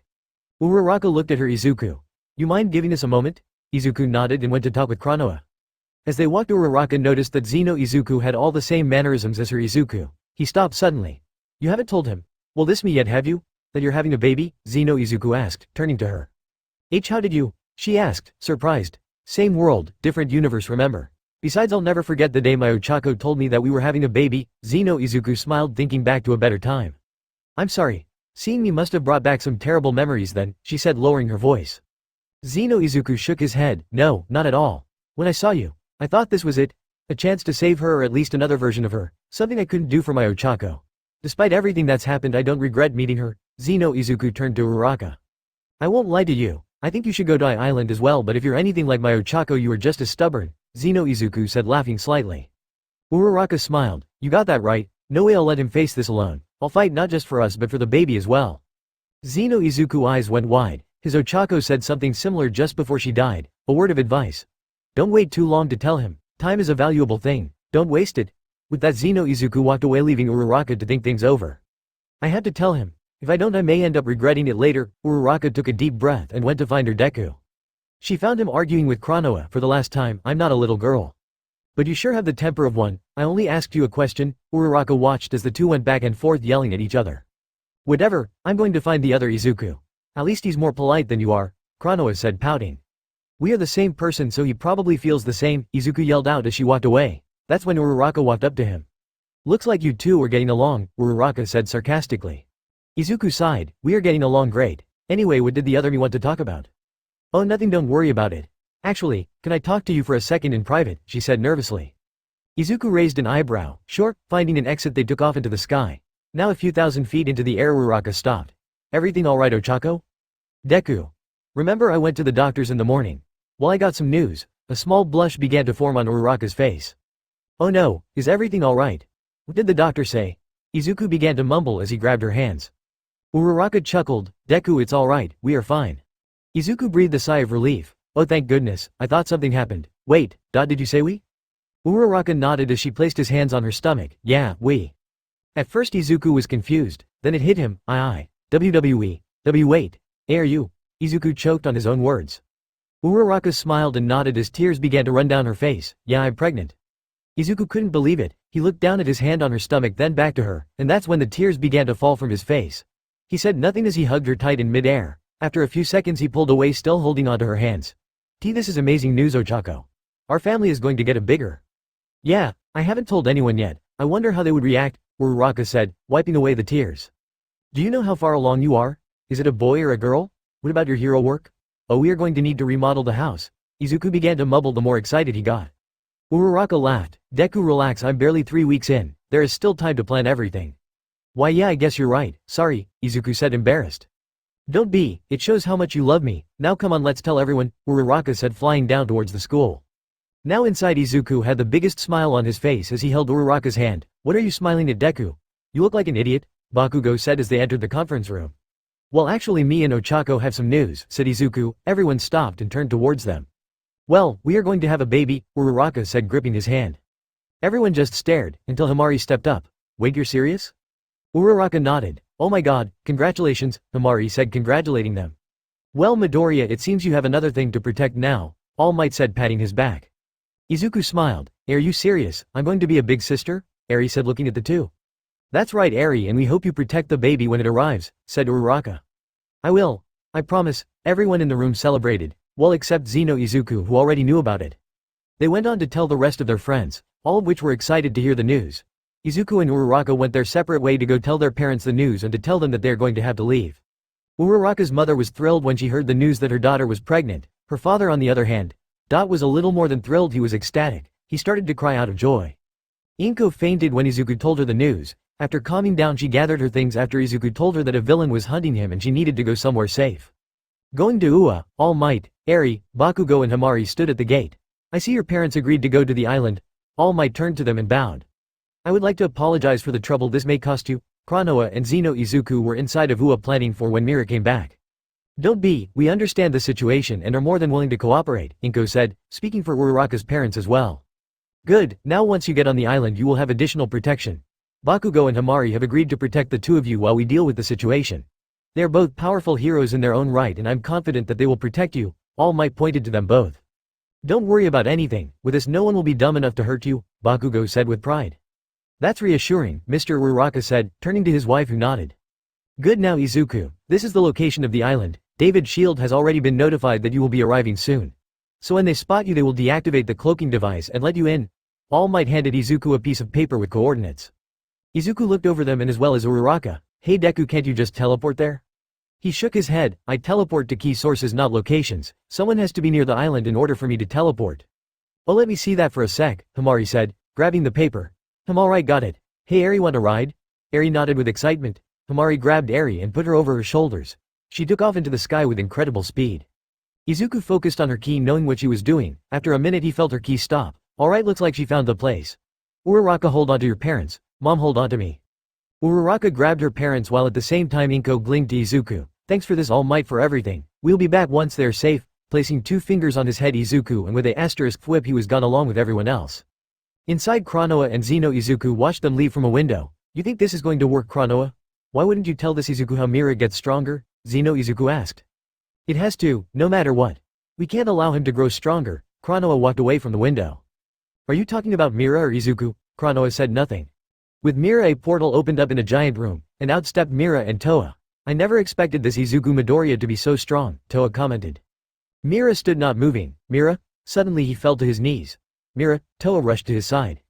I'm fine, but that blast did more damage than I thought. I don't know how, but this Izuku is much stronger than the others.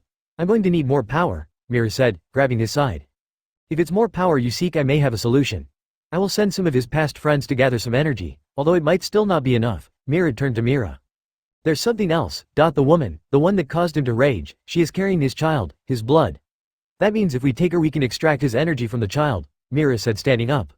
Yes, if we get our hands on the woman then you can achieve your dream of absolute power. But for now you need to recover. Going back now will do you no good. Take a few hours in the healing room, then we strike. With the damage you will take you will only grow stronger, Toa said as Mira entered the healing room.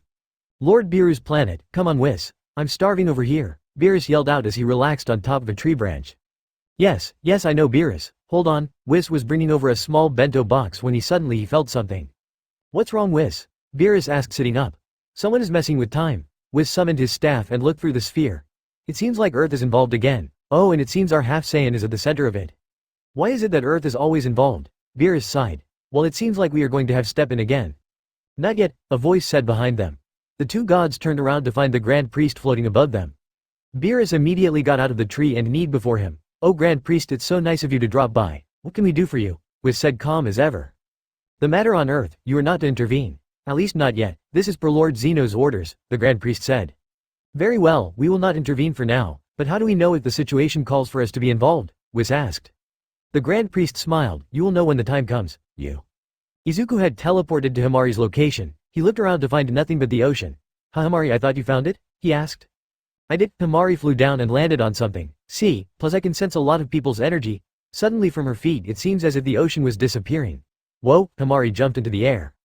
Everyone watched as the ocean began to transform. Someone had deactivated the cloaking device. As it disappeared, a large city was seen. I thought it was going to be smaller, Uraraka said in awe. So where should we go? asked Bakugo.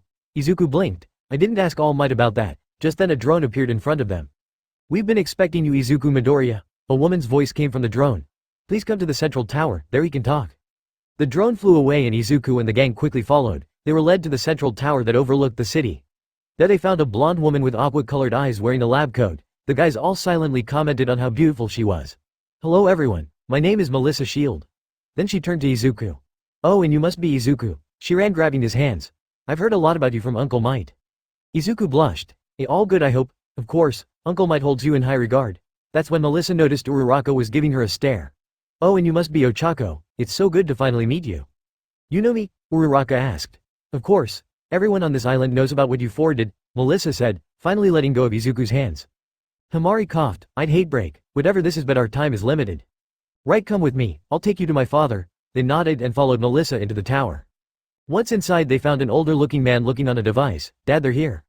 Looking up, the old man's eyes went wide. So this is Saiyan All Might was talking about. You look human to me. The man was just as tall as Izuku. Dr. David Shield, I presume? Izuku asked. That's right, overseer of this here island, David nodded. So you're the one who created that bullet years ago, the one that almost killed Deku? Uraraka said, standing beside Izuku. Oh, that wasn't me, said David. Everyone raised an eyebrow to that. That would be me. I was the one who created the bullet, Melissa said, raising her hand. Izuku and Uraraka turned to her. It was you? Melissa nodded. Why yeah, sorry. That bullet hurt like hell. I almost died because of you, Izuku said, staring her down. I'm sorry, at the time I was acting on orders from Nezu. I didn't know what it was going to be used for. When I found out what happened I felt bad. I never meant for something I created to almost kill you, honest, Melissa said. Deku. Izuku turned to Uraraka, who shook her head. Right, I'm sorry. It's fine, just forget about it. Right now I would like to focus on protecting my family. Can you do that? Izuku asked as his anger subsided. Without hesitation Melissa nodded. Yes, I can. This place has the best defenses in the world, not to mention the shield is made of a special metal that depresses kinetic energy. That means nothing can get past it. As an added bonus, the rooms where they will be staying in will be outlined with this metal as well. I promise you nothing will happen to your family while they're here. Izuku could see the determination in Melissa's eyes. Izuku smiled. Good, then I'll trust you. After a while Izuku's mother, Eri, and Uraraka's parents were taken to this special room. It didn't look all that different from a normal room. After saying goodbye they headed back up to Melissa's lab. There was something she wanted to discuss. Once there she turned to Izuku, Uraraka, Bakugo, and Hamari. Uncle Might said you need a weapon to help you take out an enemy. Someone who is just as strong as you are, she said, pointing at Izuku. Yeah, do you have anything? Izuku asked, hoping that she had something. There are the restraints I created. Hold on. Melissa went to a shelf and got a small circular device. This little thing creates a chain out of photons. The stronger you fight against it, the stronger the chain becomes. Who wants to test it? Before Izuku could volunteer, Hamari stepped up. I'll do it, Melissa nodded. So what do I have to do? Just stand there and try to break free. Melissa smiled as she threw the device at her feet. Once it hit the ground, a chain made of light wrapped around Hamari. Alright, go for it. Hamari smiled. Wait, maybe we should do this outside. Izuku tried to warn Melissa, but it was too late. A strong gust of wind was felt, sending Melissa towards the wall. Lucky for her, Bakugo managed to catch her before she hit it. Everyone watched as Hamari's green aura began to flare out. Izuku and Uraraka stood unaffected from the wind pressure. Hamari gritted her teeth and she flexed, trying to break free. Damn it, this stupid thing won't break. The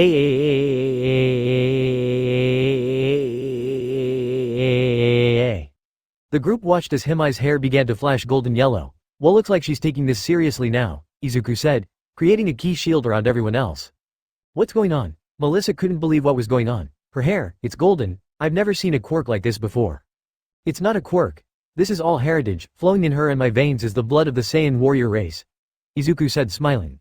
By the looks of things, it seems she's gotten stronger since the last time we meet. You bet she did, Bakugo said, proud of his girlfriend. However, try as she might, she couldn't break out of the light chains. Damn it, every time I put more power it just tightens up, Hamari said, struggling with the light chain. Alright, whatever, I give up, let me go. Melissa powered down the device. Don't feel so bad, no one has ever gotten out of that chain. What happened, Hamari? I thought you were stronger than that, Izuku said, laughing at Hamari. Hamari's eyes twitched. I'm just not feeling well, that's all. Why don't you give it a try, Izuku? Nah, I'm good. Besides, we should really think about how we are going to defeat Mira, Izuku said, turning his back on her. Without saying a word, Hamari swiped the device from Melissa's hand and threw the disc at Izuku's feet, activating it. Really, Hamari, Izuku said, turning to her. Come on, the sooner you get out the sooner we can think of a plan, Hamari said, throwing the remote at Melissa. Uraraka put a hand on Izuku's shoulder. Well, you're in the trap anyway, might as well break out. Izuku sighed, fine, I think Super Saiyan 3 should be enough. Hamari, make sure no one gets hurt please. Hamari created a key barrier of her own around everyone, go for it Izuku. Closing his eyes Izuku focused, and with a sudden burst of power he transformed into a Super Saiyan 3. Melissa's eyes went wide, with his hair change. That is a Super Saiyan 3. That device is something else. It took Izuku fighting Vent to push him to form. However, I think you might want to redesign it, Uraraka said smiling. Wait, why? Melissa asked. That's when she heard the snapping of chains. The light chains fell to the floor and disappear. That's impossible. No one should be able to break out of those chains. Yeah. Honestly, this was too easy. I still had one more transformation to use in case I couldn't break free with Super Saiyan 3 inches, Izuku said, rubbing the back of his head. Sorry about the chains. It's fine. Well, I guess we can't use that. If this guy is just as strong as you are, then we are going to need something else, Melissa said, thinking about what she could do. What about the bullet? Bakugo suggested. I'm pretty sure I won't work on Deku now, but can't you modify it and make it stronger? If I increase the caliber of the bullet and add a ballistic tip. But I don't even know if it will work on you or the enemy, Melissa said, looking over the old blueprints. It can't hurt to try. How soon can you develop the bullet? Said Izuku. I'd say about in a few hours, however I'll only be able to make one bullet of this caliber. Which means you'll only get one shot at this. Which is good since I can fire it from a railgun that's on top of this tower. Melissa turned to the group. Bakugo smiled, knowing Deku, he'll probably destroy this enemy before you finish the bullet. That's the plan, Bakugo, but you never know. Suddenly Deku and the group felt a shiver go down their spine. Who's that? This energy doesn't belong to Mira. Whoever that is, they're strong, no doubt about it, Hamari said, looking towards the direction of the key source. It looks like they are near the school. Izuku, Ochako, go. We got things covered here. Don't worry about your parents, we got them covered no matter what. Hamari turned to them. They nodded. Good, we are off then. Come on Ochako, let's go, Izuku said, holding out his hand. Uraraka grabbed his hand. Let's go, good luck, said Bakugo. They nodded and with a asterisk whip they were gone. Uo All Might, Kranoa and Zeno Izuku stood in front of the gates. All Might's eyes widened as he saw who it was floating in the air just in front of him. There's no way. Izuku killed you years ago, he said as the figure touched the ground. Where is he? Where is Izuku Midoriya? The figure yelled at the group. I'm right here. What business do you have with me? Zeno Izuku said, stepping up to him. You are not him, out of my way. The person tried to walk past Zeno Izuku but was stopped when he put up his arm. I guarantee you, I am him. At least another version of him, and judging by your aura Toa must have brought you back from the dead, Zeno Izuku said, turning to the mystery person. I said move. The mystery person swung his arm and hit Zeno Izuku across the face, causing him to fly towards a wall. Izuku! Kranoa yelled. That's when the mystery person approached her. Who are you? In all the other Izuku's pasts, this is the first time I'm seeing you. Who I am is not important. What's important is you telling me where Izuku Midoriya is. The mystery person grabbed Kranoa by the shirt and lifted her up. Put her down. The mystery person turned to find Zeno Izuku lifting a piece of rubble off of him. Damn, he's strong. I actually felt that hit. You may not be the real Izuku, but you have his face, and the only thing I want right now is to see him in anguish. This girl must be important to you. I wonder what face you'll make when I kill her. Zeno Izuku watched as the mystery person created an orange keyblade. Just as he was about to thrust the blade into her chest, a asterisk whip sound was heard. Suddenly the mystery person was kicked in the face by two different pairs of feet, pushing him back and away from Kranoa. You know I don't really like her, but I'd appreciate it if you wouldn't kill her. There stood Izuku and Uraraka. Took you long enough, Kranoa said, dusting herself off. Izuku scoffed. A thank you would be nice. Anyway, who's this guy? That's when Izuku saw who it was he began to have flashbacks. And no, it can't be. He took a step back. Deku? What's wrong? Uraraka asked with concern. It's him. He's back. That key. I'll never forget it. Uraraka had never seen his face filled with so much despair. That's when Izuku noticed the orange keyblade. No. How are you back? The mystery person smiled. Hello, brother, it's been a while, hasn't it? How's your gut? E23 stood facing down Izuku once again. Izuku swallowed a lung in his throat. He's the villain I fought against when I died. Uraraka's eyes went wide. In hell a few moments ago, after his defeat at Izuku's hands so many years ago, E23 was sent to hell for his punishment. There he endured a hellish life. He tried multiple times to escape, but every time King Yema stopped him. However, today was different. E23 was meditating when Toa appeared before him. Hello Pest, I have an offer for you. E23 looked up to find Toa. Not interested, leave whoever you are. I'm not in a good mood today, E23 said, going back to his meditation. Toa turned to leave. That's too bad, maybe the other guy would want first crack at Izuku Midoriya. E23 snapped his eyes open. What did you say? Toa smiled and turned. I was looking for someone who wants to fight Izuku Midoriya, but if you aren't interested I can just go find the other guy. Now E23 was intrigued. Can you really do it? Can you help me fight him again? I can, and not only that. I can give you the power you need to defeat him. Show, what do you say? Do you accept? Toa pulled out a red crystal. Take this crystal if you accept. E23 got up. I accept without question, and this time I'll kill him for good. He grabbed Crystal. Once he did, a red glow began to cover his body. In a blinding flash, he disappeared. One down. One to go. Toa smiled as she walked deeper into hell and came upon an iron door. Waving her hand, she created a hole in the door and walked in. There she found someone bound by the limbs. How would you like another chance to gain power? She asked, holding another crystal. His glowing red eyes pierced the darkness. With Izuku. Why would they bring you back? Izuku yelled. His emotions began to boil. E23 shrugged. No idea, but none of that matters now. What is that I get another chance to kill you? This time your little suicide attack won't work.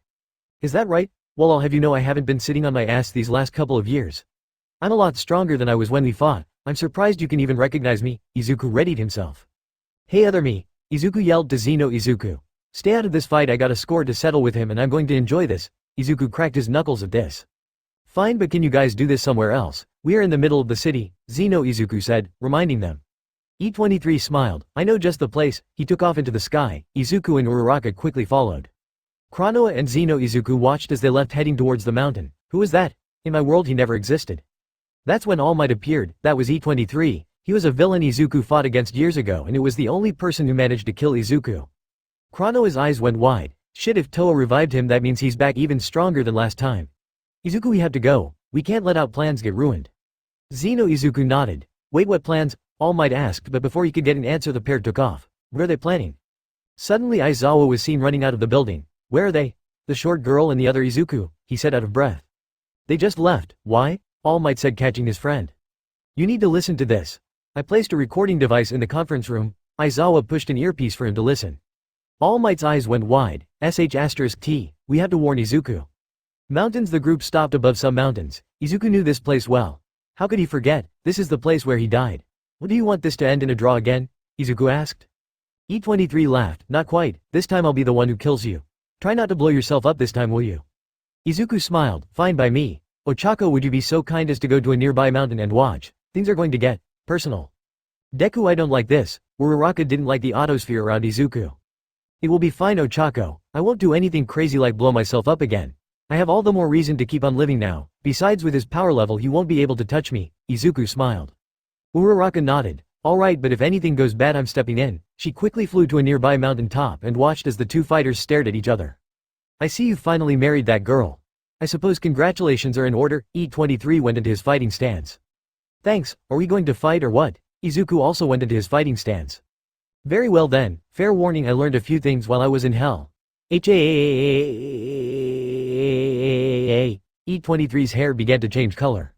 Straight to orange, huh? Fine, I'll do the same, huh? Lightning crackled around Izuku, as his hair changed golden yellow. Izuku was the first one to charge forwards and E23 was not ready for this speed. What? Izuku managed to hit E23 so hard that it caused the nearby clouds to disperse.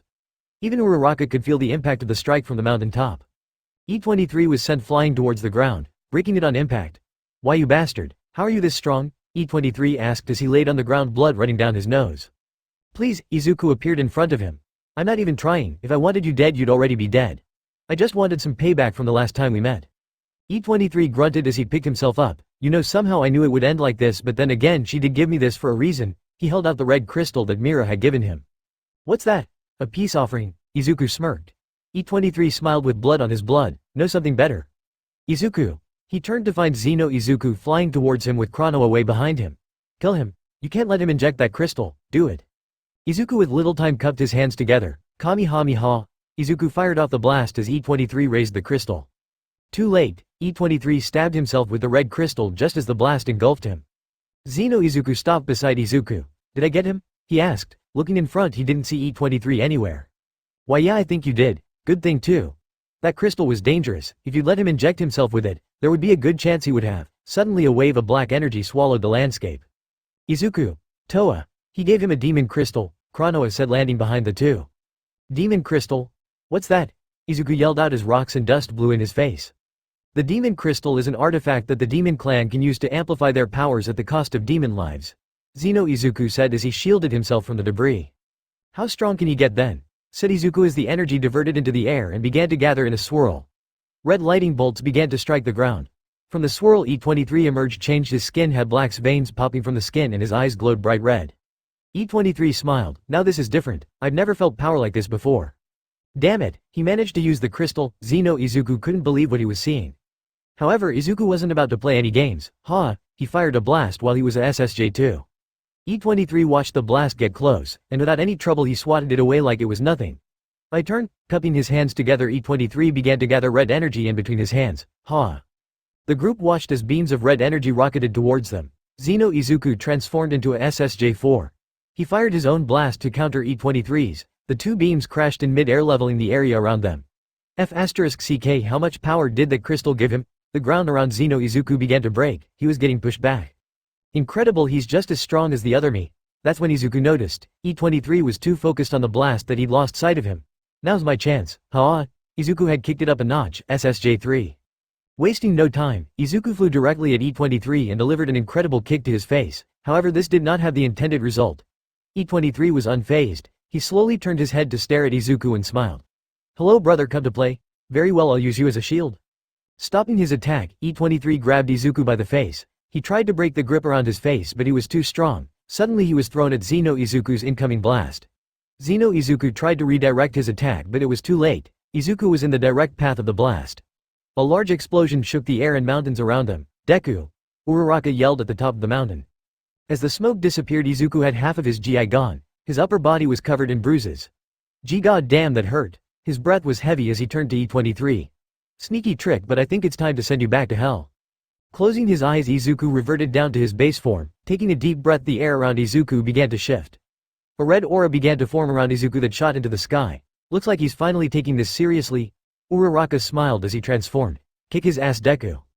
Oh, it seems you've really been working out. E23 smiled as his muscles began to twitch. Out stepped Izuku, his hair and eyes red in color. He said nothing but motioned for E23 to come at him. Rocking towards Izuku. E23 tried to punch him, but Izuku simply dodged out of the way.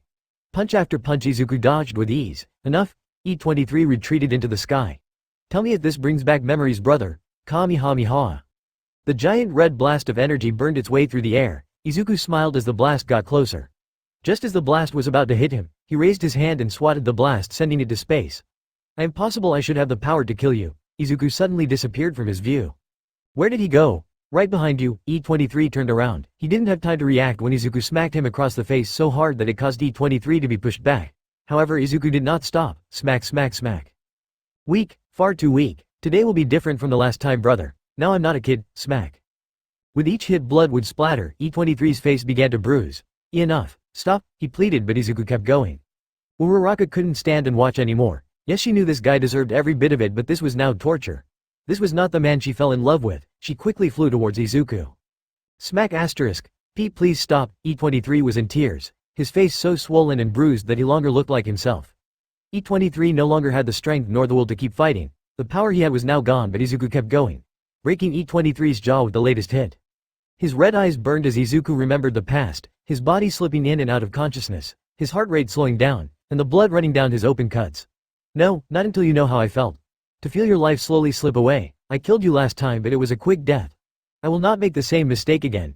Izuku raised his hand to slap but was stopped by Uraraka holding back his wrist. A shockwave was felt when Uraraka stopped his wrist. Deku. I think that's enough, she said, letting go of his wrist. Izuku snapped out of his rage. Ochako? Why? Why did you stop me? Look at him, this isn't you, Deku.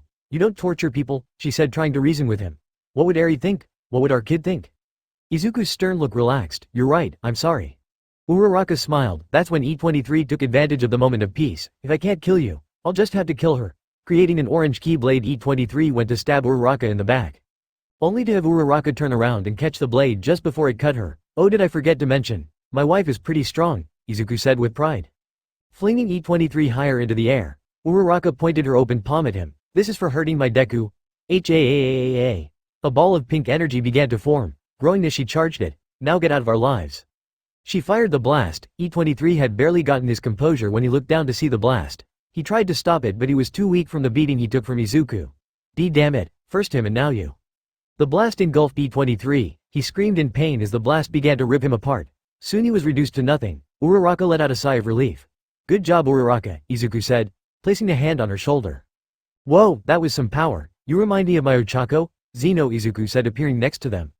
Then Chronoa appeared and she did not look happy. This isn't good. If one of your past enemies is back, then that means others can follow. Also you can't be taking damage like you just did. Sorry, it won't happen again, Izuku said, putting up his hands in surrender. Tell me, who else have you defeated? Kranoa asked. There's Shigaraki, but I don't even know if he's still alive or not. Then there's Muscular, he was strong but not a threat. Finally there was Vent. He has to be one of the strongest enemies I've faced, second only to Lord Beerus, Izuku explained. Wait, you fought Lord Beerus? Kranoa asked, intrigued. Yeah, I had to prove myself to him, so he fought. I got knocked out in a few hits, so it wasn't much of a fight, Izuku said, massaging his neck. Regardless, we must prepare for when Mira and Toa return. I fear he is gaining more power even as we speak, said Zeno Izuku. This time I won't stand around as just observe. Right, let's head back to Ua for now, there he can rest. They nodded and flew back to Ua. Little did they know far above them someone was watching them. So it seems you've grown. How I wish to fight you, but that time will come. For now my objective is her. Ochako Midoriya, extraction. The group landed at UA. Man, that was a good warm-up. When do I fight Mira? Izuku said, stretching his arms. Come on Deku, you should take it easy, Uraraka said, rolling her eyes. Me? What about you? You killed E23 in one hit? Yeah, he was injured but still, one hit. I couldn't be more proud of you, Izuku said, grabbing her hand. She smiled as they continued to walk. Just as they were going to walk into the building, All Might appeared blocking their way. All Might, what's going on? Izuku asked, puzzled as to why he wasn't letting them in. We had to discuss something, but first, now Aizawa. Jumping down from the roof of the building, Aizawa wrapped both Zeno Izuku and Kranoa in his capture weapon. What is the meaning of this? Kranoa asked, wrapped in the capture weapon. You tell us, we heard your little conversation in the conference room. Now tell us what you were planning to do with Izuku. All Might said, walk up to them. All Might, what's going on? Please explain, Uraraka said, to which All Might tossed her the recording device. Give that a listen. Uraraka looked at the device and began to play it. So are we really going to do this, Zeno Izuku? We have to. The history I saw can't be allowed to pass. This Izuku Midoriya can't be allowed to live. His power will surpass that of the gods and soon he will destroy this universe and then move on the others. It's our job is to make sure that never happens. This Izuku is the singularity, the beginning, the center, so there is a chance if he dies then the other worlds will be restored. When the time comes, can you kill him, Kranoa? If it means there is a chance to see my wife again, then I will, Zeno Izuku. Izuku and Uraraka's eyes went wide when they heard this. So, care to explain? Izuku said, turning to the pair. There's nothing to explain, Kranoa said, struggling against the capture weapon. You Izuku Midoriya are a danger to the multiverse and history itself that needs to be dealt with. I knew there was a reason why we didn't get along, Izuku said to Kranoa. Enough of this. Zeno Izuku transformed into a Super Saiyan 4, breaking free of the restraints with ease. This caused Izuku to put his guard and protect Uraraka. You haven't seen what we've seen. We were going to wait until after Mira was defeated, but I could kill you now and take him down myself. Izuku narrowed his eyes. Ochako, take All Might and Aizawa somewhere safe, this might take a while. Transforming into a Super Saiyan god, Izuku was ready for anything. Everyone there knew if these two fought then they would destroy Ua and the city around them. Izuku, that's enough, Kranoa said, stepping in between the two. We must deal with Mira first, he is the immediate threat. I've been thinking. Everyone turned to Izuku. Do I even need your help? You'll just get in my way, so do me a favor and leave. This made Zeno Izuku mad. Watch your mouth. We may be the same person, but I won't hesitate to kill you. Izuku narrowed his eyes. I'd like to see you try. Zeno Izuku charged in with his arm pulled back. Izuku reacted accordingly and rushed in. Meeting in the middle, their fists crashed, causing a shockwave. Oh, what's this? Were you holding back against E23? Izuku commented as the two pushed against each other. A true Saiyan doesn't let their opponent see their true power. Zeno Izuku smiled. Then the sound of his tail hitting Izuku across the face was heard. And a true Saiyan uses everything in their disposal to win. Izuku smiled as blood ran down his lip due to the smack. I couldn't agree more. He then delivered the hardest headbutt to Zeno Izuku. This caused him to take a few wobbly steps back. Finally regaining his balance, he turned to Izuku but felt something run down his nose. Wiping it clean, he noticed it was blood. I'm going to enjoy killing you. Before either fighter could do something, or rather someone fell from the sky at a high rate of speed, crashing right on top of Zeno Izuku. Not so fast. Fate has reserved that right for me, imposter. As the dust settled, Izuku's eyes widened. Zeno Izuku was in the crater motionless, but that voice, Izuku knew it well. Looks like you're back too, Vent. With one foot on top of the fallen Zeno Izuku, Vent turned to Izuku. It's been a while, Izuku Midoriya. Not long enough, said Izuku. So you want a piece of me too, huh? Fair warning, I've gotten a lot stronger since last time. Vent chuckled. Yes, but not yet. The woman said if in exchange for this power I need to bring her something. Oh yeah, and what's that something? Izuku asked. Vent pointed at Uraraka. Her, better yet, what's inside of her. Uraraka took a step back when Vent pointed at her. What? Like hell you'll take her, Izuku yelled out. Vent then disappeared from Izuku's view. So fast. This must be the power-up he got. Just as he turned his head, Izuku was taken to the ground by Vent with an arm lock. You've grown weak, Vent said, pushing on the lock causing Izuku to scream out in pain. I can't use my full power here, Ochako and the others would get hurt or worse, Izuku thought as he grunted in pain. Let him go. Uraraka rushed in trying to help Izuku, her pink aura flaring out. Spinning in mid-air she delivered a hard kick to Vent's head. However, it only managed to move his head an inch. I see. This power coming from within you is quite interesting. I see why they want it, no matter. Vent grabbed Uraraka by the neck. You're coming with me. From under him Izuku began to push himself up. Why you really think I'll let you take her? He tried to force himself up even with Vent twisting his arm back even further. You should have just stayed down. Suddenly a loud crack was heard. Vent let Izuku get up. As he did Izuku grabbed his right arm, it was dangling. He took a few steps before falling to his knees. F-seek, Vent had broken his arm. Deku, Uraraka yelled out. Vent smiled. After I deliver her, I'll be back and then we can finish this. If you think breaking my arm is enough to stop me, you are sorely mistaken, Izuku said standing up making a fist with his good arm. I know, with the power up I've received I still don't know if I can beat you. That was meant to slow you down. Attack me now and I'll snap her neck before you reach me. Suddenly a portal opened up behind Vent. We will settle the score once I complete my task. And with that Vent backed into the portal and disappeared. Damn it, Izuku yelled out in frustration. Hearing groaning he turned to find Kranoa helping Zeno Izuku up. Izuku wait, Kranoa tried to stop Izuku but she proved unless Izuku grabbed Zeno Izuku by the neck with his one good arm and squeezed. No, Izuku, stop. It's your fault Vent took her, squeezing harder, Zeno Izuku began to turn purple. Izuku stop. Kranoa yelled. Izuku's glare was filled with hate, anger, and sorrow. Give me a good reason to stop. You two wanted to kill me. I have no reason to listen to you. I said stop. Suddenly a yellow glow engulfed Kranoa. After a few seconds she walked out of the pillar of light change. She was now a lot taller, her hair grew to about lower back, her outfit changed into a yellow and white color, and a giant halo behind her that resembled a clock. Raising her hand at Izuku she trapped him in a yellow glow which caused him to stop moving. You won't be able to move until I say so, now drop him, she commanded. Izuku couldn't move. Seeing his chance Zeno Izuku broke free and fell to ground gasping for air. Damn I almost died. Izuku, are you alright? Kranoa said, rushing to Zeno Izuku's side. I'm fine but I thought you said you'd never use that power again, Zeno Izuku said, getting up to his feet. I know but I couldn't just let him kill you, she said smiling. Zeno Izuku smiled. Thank you for worrying about me. So can he get out? He said, turning to a frozen Izuku. Kranoa shook her head. No, he's trapped in time. There's no way he can get out. Good, we should leave him here. As sad as it may be Ochako is already dead, Zeno Izuku said turning away. This caused Izuku to go eyed wide. No, she's not dead yet, not while I'm still breathing. Just as they were about to leave a loud crack was heard. Turning around they saw a piece of the yellow glow had broken off. Impossible, Kranoa raised her hand focusing on the barrier. Kranoa what's going on? I thought you said he couldn't get out, Zeno Izuku yelled out in a panic. More cracks began to appear around the barrier. Shut up. Let me focus. Kranoa was struggling to hold the barrier. Damn it, it's no use I can't hold it. Ga hhhhhhh. Izuku exploded out of the yellow time barrier. Kranoa fell to the ground reverting back to her normal state. Shit he's going to kill us. I don't have the strength to fight back. Zeno Izuku knew this was the end. Izuku walked towards them with fire in his eyes. Wait, kill me. Just let her live, please, he said jumping in front of Kranoa. Don't do this, get out of the way, Kranoa pleaded with Zeno Izuku. However Izuku stopped in front of Zeno Izuku. Without warning Izuku kicked him across the face sending him flying to a tree breaking it on impact. Izuku, she cried out. But she didn't have time to dwell on him for long. Izuku was now standing in front of her. Where did they take her? Izuku's voice was cold. Kranoa felt his overwhelming pressure fall over her. She tried to get the words out but the atmosphere around him was suffocating her. Where did they take her? Answer me. His yell made her snap back to reality. The demon realm. He probably took her there.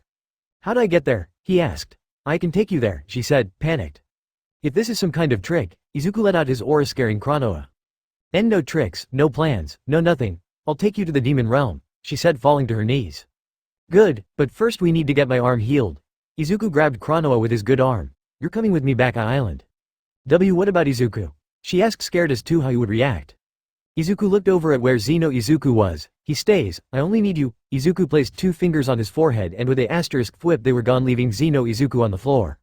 Island Bakugo and Hamari were in the lab with Melissa going over ways to upgrade Bakugo's costume. That's when Izuku teleported and scaring the 3. Jesus Izuku don't just appear out of. No. Where? Hamari looked at Izuku. His face was so filled with rage. Whoa Deku what happened to your arm? Bakugo said, looking at his dangling arm. Izuku remained silent as he threw Kranoa to the ground. There's no time to explain. Bring Eri here so she can fix my arm. He then pointed at Kranoa. Lock her up until I get back. Make sure she doesn't get out. If she tries to escape, kill her. Everyone in the room gasped. What? Come Deku, stop playing around, Bakugo said, putting a hand on his shoulder. Izuku turned to look at Bakugo. Did I stutter? His eyes said it all. He wasn't messing around, something happened. Izuku, what happened? Hamari asked, but Izuku never took his eyes off of Kranoa. Shortly after, Melissa walked into the room with Eri following behind here. Oh god, Dad, what happened? She asked, rushing to his side.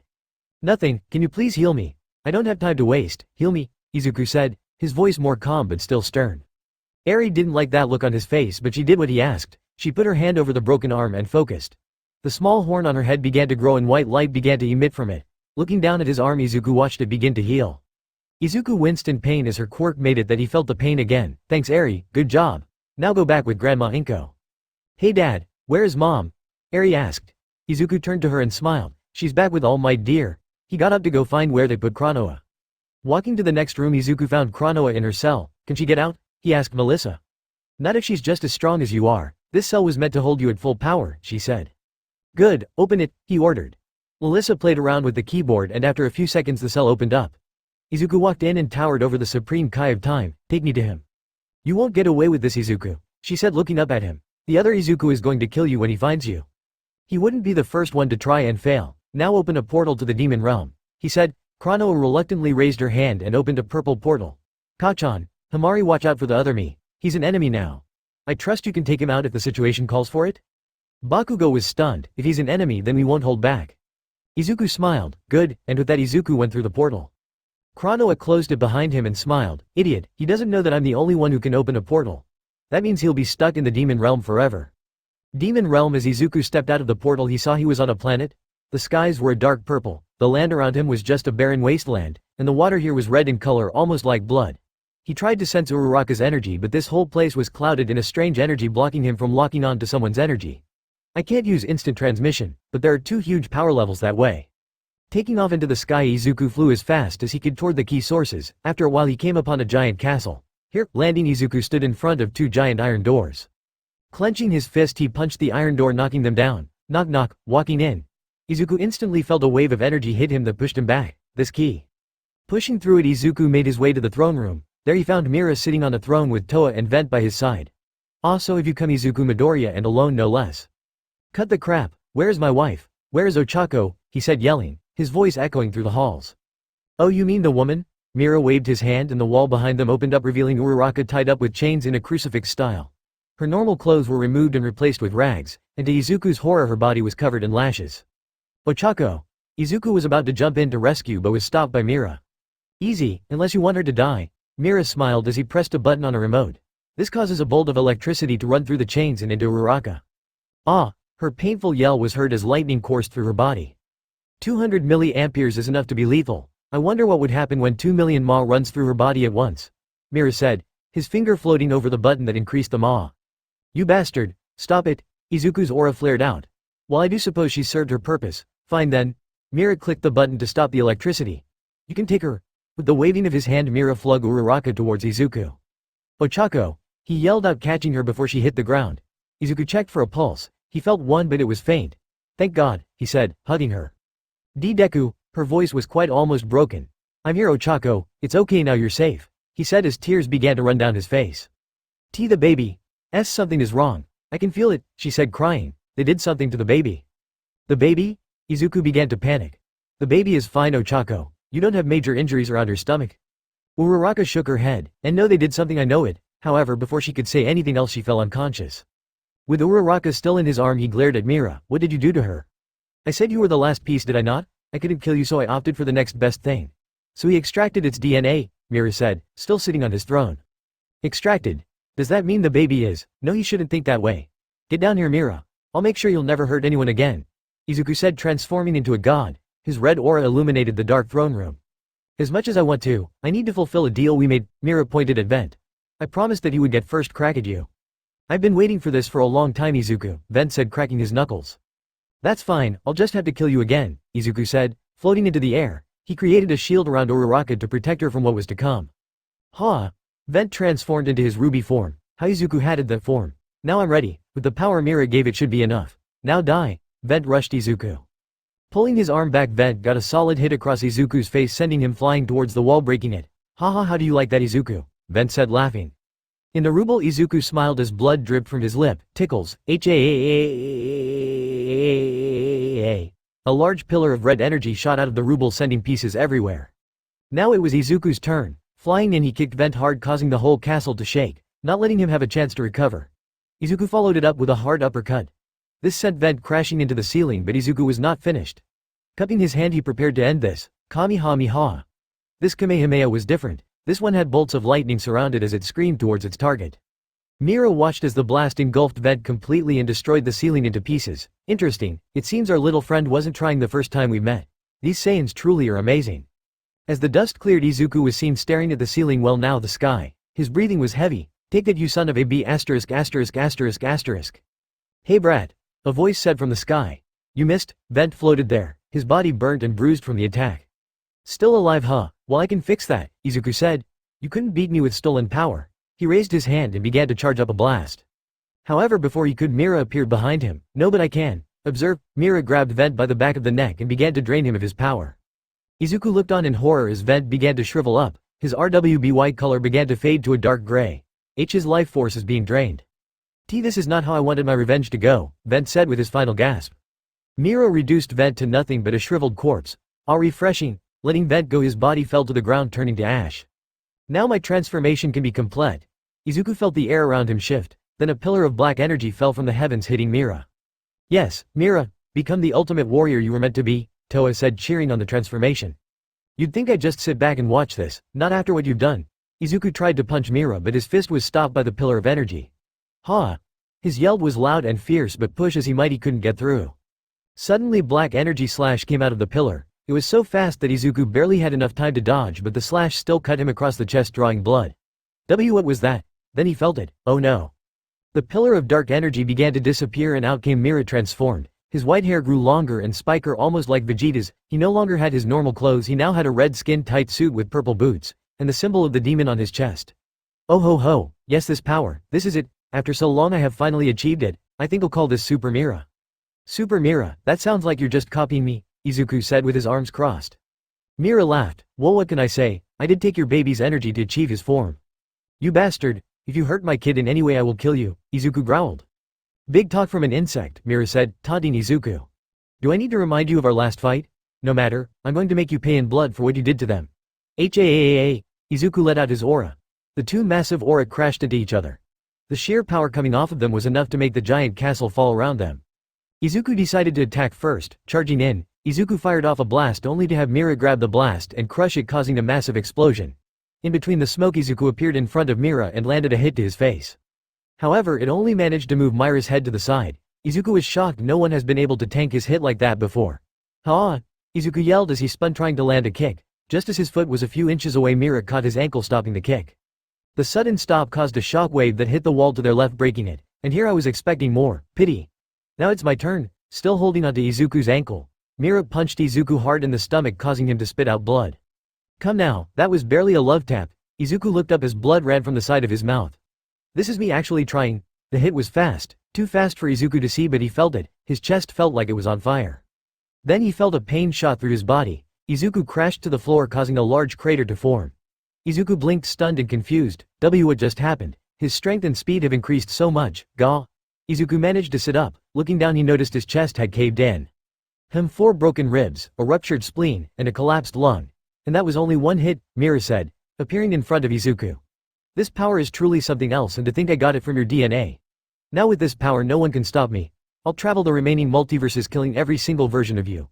Or maybe I'll take you along with me and make you watch. He smiled, enjoying messing with Izuku.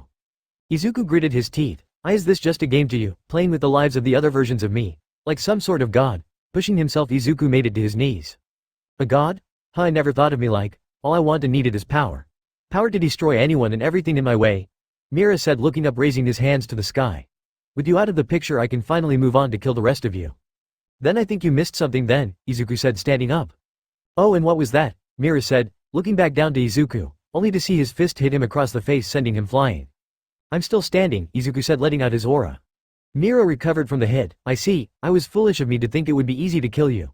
But you are only delaying the inevitable, he said, flying towards Izuku. However, this time Izuku had something up his sleeve, or rather up his hands. Pointing his hands towards Mira. Izuku channeled his god ki through them, making them glow yellowish in color. Letting his ki out, he covered Mira in a red glow, stopping him in his tracks. What is this? I can't move, Mira said, unable to move. You like it? I picked it up while training with Goku, Izuku said, smiling. While not used for attack, it does help me to do this. Izuku did a backflip, gaining distance, and raised his right hand, creating an energy sphere made of his god ki. He then charged Mira, hitting him with the blast at point-blank range. The explosion leveled the castle, leaving nothing but a pile of rubble. Uraraka, who was still safe in the barrier, groaned in pain. His breathing was heavy, his chest was still hurting, but Izuku stood firm as the dust settled. Looking in front of him, he noticed a shadow. Slowly the picture began to clear. Mira was standing. The skin-tight suit he was wearing was not ripped to shreds, exposing his chest, which had a massive injury. Now we are even, Izuku smiled as he saw blood drip down Mira's chest. Mira clenched his fists. Why you dare? I have ultimate power. Big words, but power is meaningless if you can't back it up. Come on, let's do this. At the end of this battle, one shall stand, one shall fall, Izuku said, ready to face Mira.